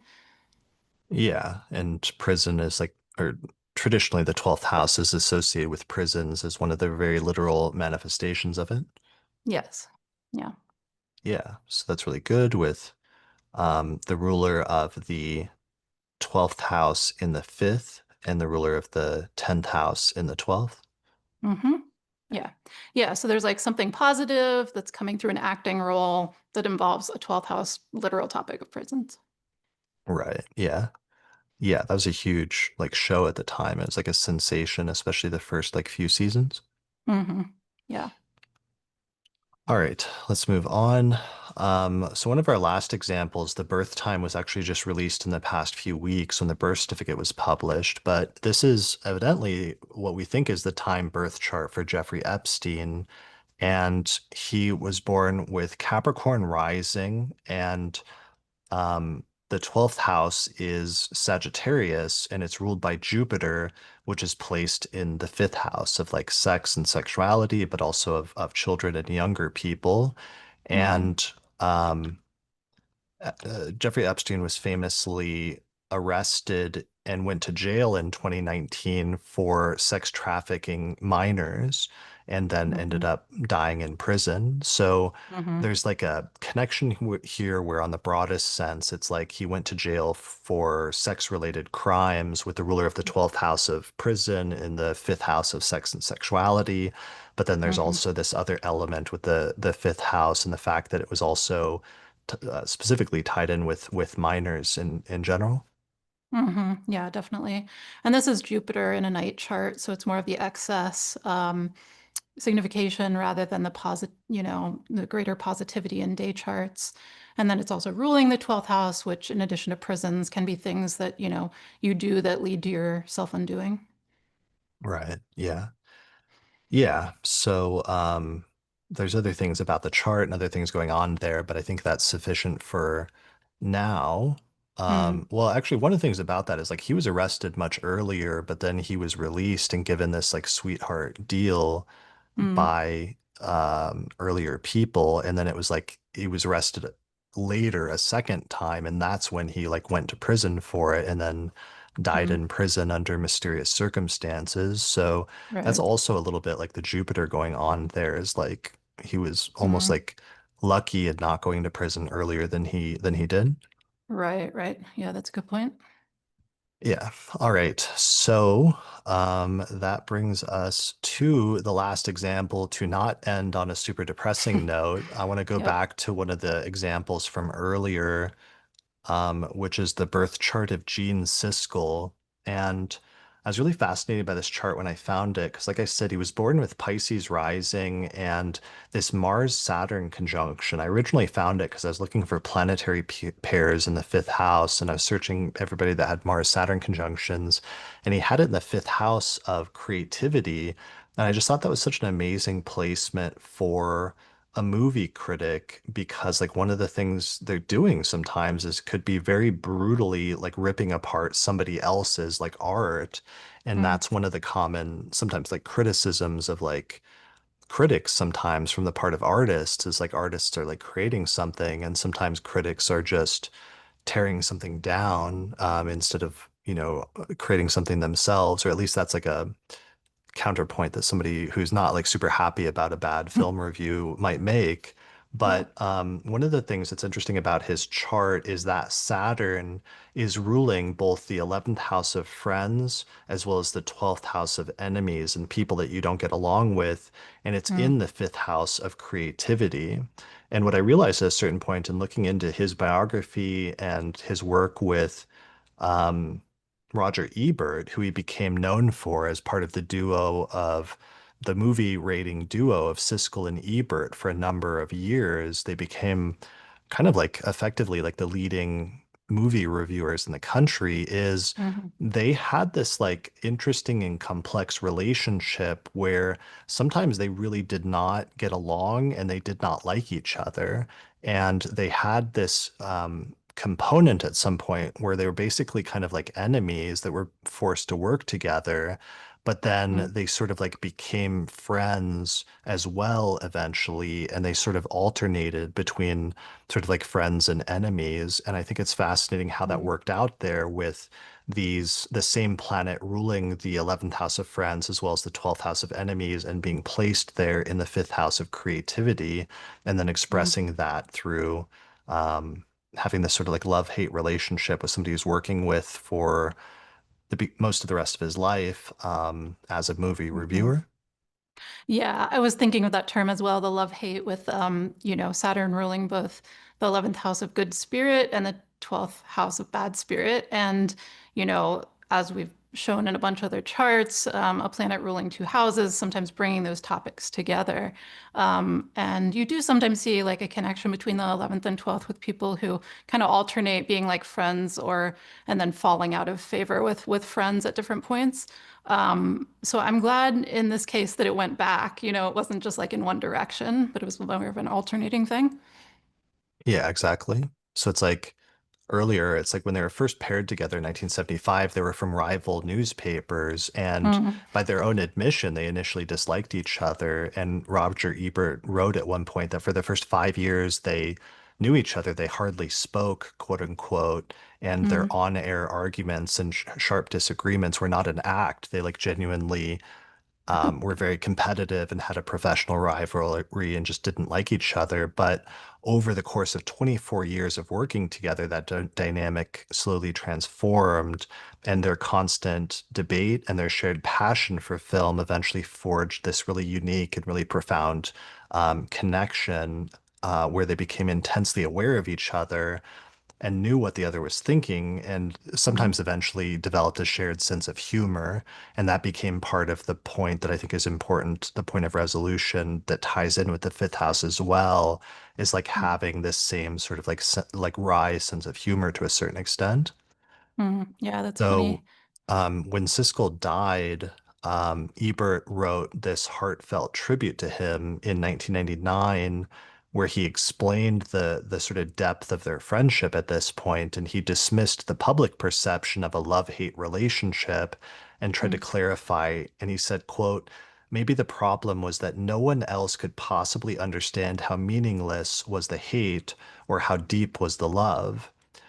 And he also recalled a pitch for a sitcom about the relationship called Best Enemies, which mm. captured that the essence of their dynamic.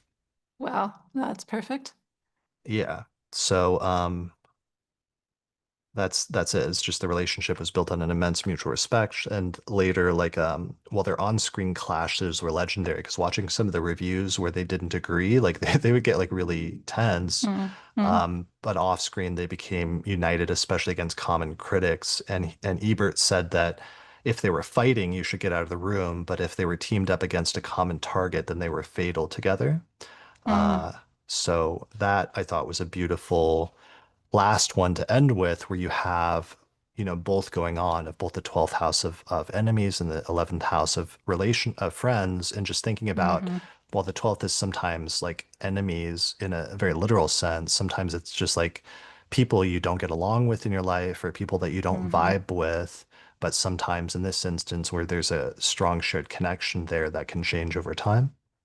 Right. And I was just definitely thinking of that piece in particular about over time, right? With those two houses being ruled by Saturn in the fifth. So it's like over time with their shared, film criticism, their relationship became more complex and multifaceted.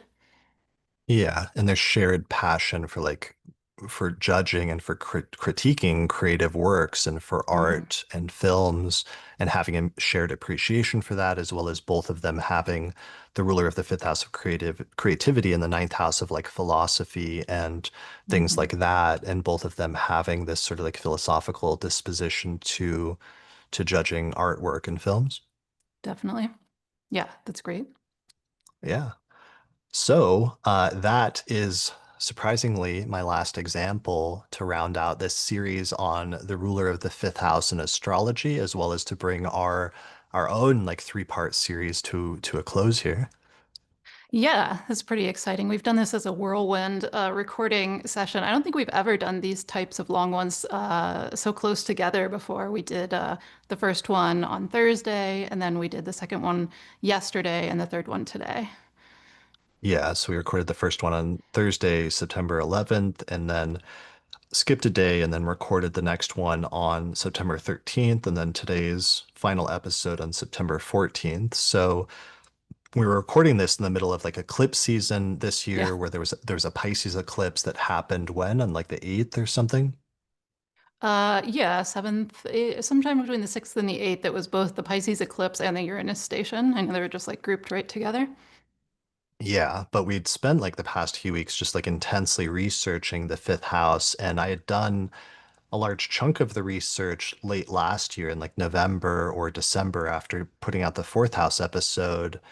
And a lot of the research contributions from Camille Michelle Gray and Lindsay Turner and Orla were done back then. Mm, But then I got sidetracked by doing the year ahead forecast, and then life intervened, and all sorts of crazy world events started happening in the early part of 2025. And it wasn't until now that I felt ready to start coming back to it. So we researched this intensely, and we knew it was going to be tough, like recording during eclipse season, but we didn't know that our place was going to like flood this week, like shortly after that eclipse, and there would be all sorts of yeah. weird tumultuousness around it. But I think we got through it, and we recorded everything that we meant to say in these episodes. Yeah, definitely. Yeah, I'm happy with the array of charts that are here. I hope people find a lot of good learning from them. And yeah, like we were saying before, definitely write in the YouTube comments if you know these people's biographies and know additional reasons the significations make sense. We would love to hear those. Yeah. So if you notice something um, additional that you'd like to point out, then post it in the YouTube comment. Or if you have a good example of the fifth house or the ruler of the ascendant in the fifth house, or, in this video especially, if you have a good example of the ruler of the fifth house in one of the 12 houses, definitely let us know and post it in the comments below this video on YouTube, because that's the best place to pool all of the comments. And then maybe if we get enough really good ones, like we could do a follow-up episode or something like that for more research and more fifth house goodness. You ready to record a follow-up episode maybe tomorrow? Maybe just lay low for a little bit. It's been a lot of things in a row lately. All But right. speaking of additional charts, you were also thinking of doing a secret podcast, right? Secret astrology podcast potentially. Yeah, so this episode has been released for early access to patrons because they've been supporting and funding this research. And I'm going to probably record a bonus episode as part of the Secret Astrology podcast, which is a series that's available to some patrons of the Astrology podcast through my page on Patreon. And while we integrated actually a lot of the charts in the end, we didn't keep a lot out. There were some that we didn't end up including just because there was like too much. And also, I had done some research in particular on specific planetary combinations, like that Mars Saturn conjunction with Gene Siskel's chart. And I found a bunch of other ones like that that I thought was kind of useful and informative. So I think I may record a follow up as part of the Secret Astrology podcast to talk about some of those other fifth house examples. Mm-hmm. Sounds good. And there was a potential planets in-house, yeah, thing that you were asking during the last video whether people were interested in. What was that? Just like particular planetary placements in the fifth house. It was the part that was cut after the first three houses. Okay. Yeah. Yeah. I don't know. I'm spacing out right now, so I can't remember. Yeah, we have some Uh, in there. It's just a matter of whether it turns into something or not. Right, that there was some examples cut from the rulers of the houses. So yeah, Hmm. I'll take some of those and throw them in another episode for patrons. So you can sign up on through a page on Patreon if you want access to that. And then also I'll move on before too long to starting to work on the sixth house research. And eventually, once I record that episode, I'll release it for early access to patrons a while before it's released to the public. Like these three episodes I already released one of them for early access, and all of these will be released probably a week, in some instances, maybe 2 weeks in advance. So if people would like access to that, then you can sign up through our page on Patreon. Once again, I want to shout out and thank the researchers that helped us, including Orla, Camille Michelle Gray, and Lindsay Turner. And then especially thank you, Leisa, for doing this with me because you put a ton of research into this as well. And we found a lot of different charts together. We watched a bunch of movies during the course of this to help us understand and get a different perspective on some of the biographies. And then, yeah, we've been like recording this intensely together. So I'm super happy to have done this with you. And I'm super happy, especially that you're recovering after being really seriously struggling with illness over the past few months. Yeah, it's been fun doing this little research spurt and recording with you. I think we learned a lot of good things. And yeah, I am doing this like about a month out, a little under a month out from cancer surgery. So, but thankfully, after about 2.5 weeks, my energy came back a lot. So, if anyone's surprised to see me in these intensive episodes already, that's what happened there. I was like, oh, I feel better now. I haven't started my new medication. That's part two of the treatment, but so far so good. I'm doing pretty well. Good, good. Yeah, well, I'm glad that you're recovering, and it's one of the greatest pleasures of my life to collaborate with you. So I'm really glad that we got a chance to. Yeah, I'm glad we got to too. It's funny given all of the emergencies that have happened before this time with all of my parent emergencies in particular that it's taken like coming out for cancer surgery to be like, okay, we have a little window. We can do research and creative things together. Yeah, for sure. All right, so we're going to release this. I'm also going to release the written notes, which is like an extensive, probably over 100-page document with a lot of our research notes for this episode. One of the things we'll include in there is our movie list because we watched a lot of movies connected with some of the biographies. So I'll include that in there. And otherwise, I think that's it. Yeah. I think that's it. I think we have reached the end of our Fifth House Marathon. Brilliant. All right. Well, I hope everyone's learned a lot of stuff. I hope this research helps to influence and give people a good idea about what the fifth house means in astrology and to ground it in some actual empirical research, because I think that's the most important part is we started outlining some of those significations based on the tradition or conceptually, or in some instances, we were already in the first episode summarizing some of the research that we had done and the conclusions we were able to make from all of the chart research. But then it was really important to us to show the example charts and to actually show the empirical process of like looking at people that have important placements with the fifth house and then letting the biography speak to us. So I hope people have learned a lot from that, not just about the fifth house, but also the process of doing astrological research and how you can come to your own conclusions about some of these things. Definitely. Yeah. Yeah. All right. Well, thanks everyone for watching or listening to this episode of the Astrology Podcast, and we'll see you again next time. If you're a fan of the podcast and you'd like to find a way to help support my research, then consider becoming a patron through my page on patreon.com.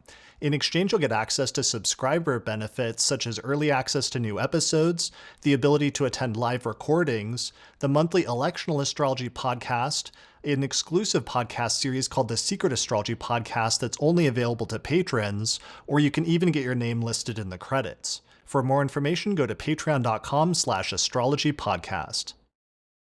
Special thanks to patrons on my producers tier, including patrons Christy Moe, Ariana Amour, Mandy Ray, Angelique Nambo, Issa Sabah, Jeannie Marie Kaplan, Melissa Delano, Sunny Bazbaz, Kwatsi Alabarahu, Annie Newman, Ginger Sadlier, Berlin West, and Nikki Crawford.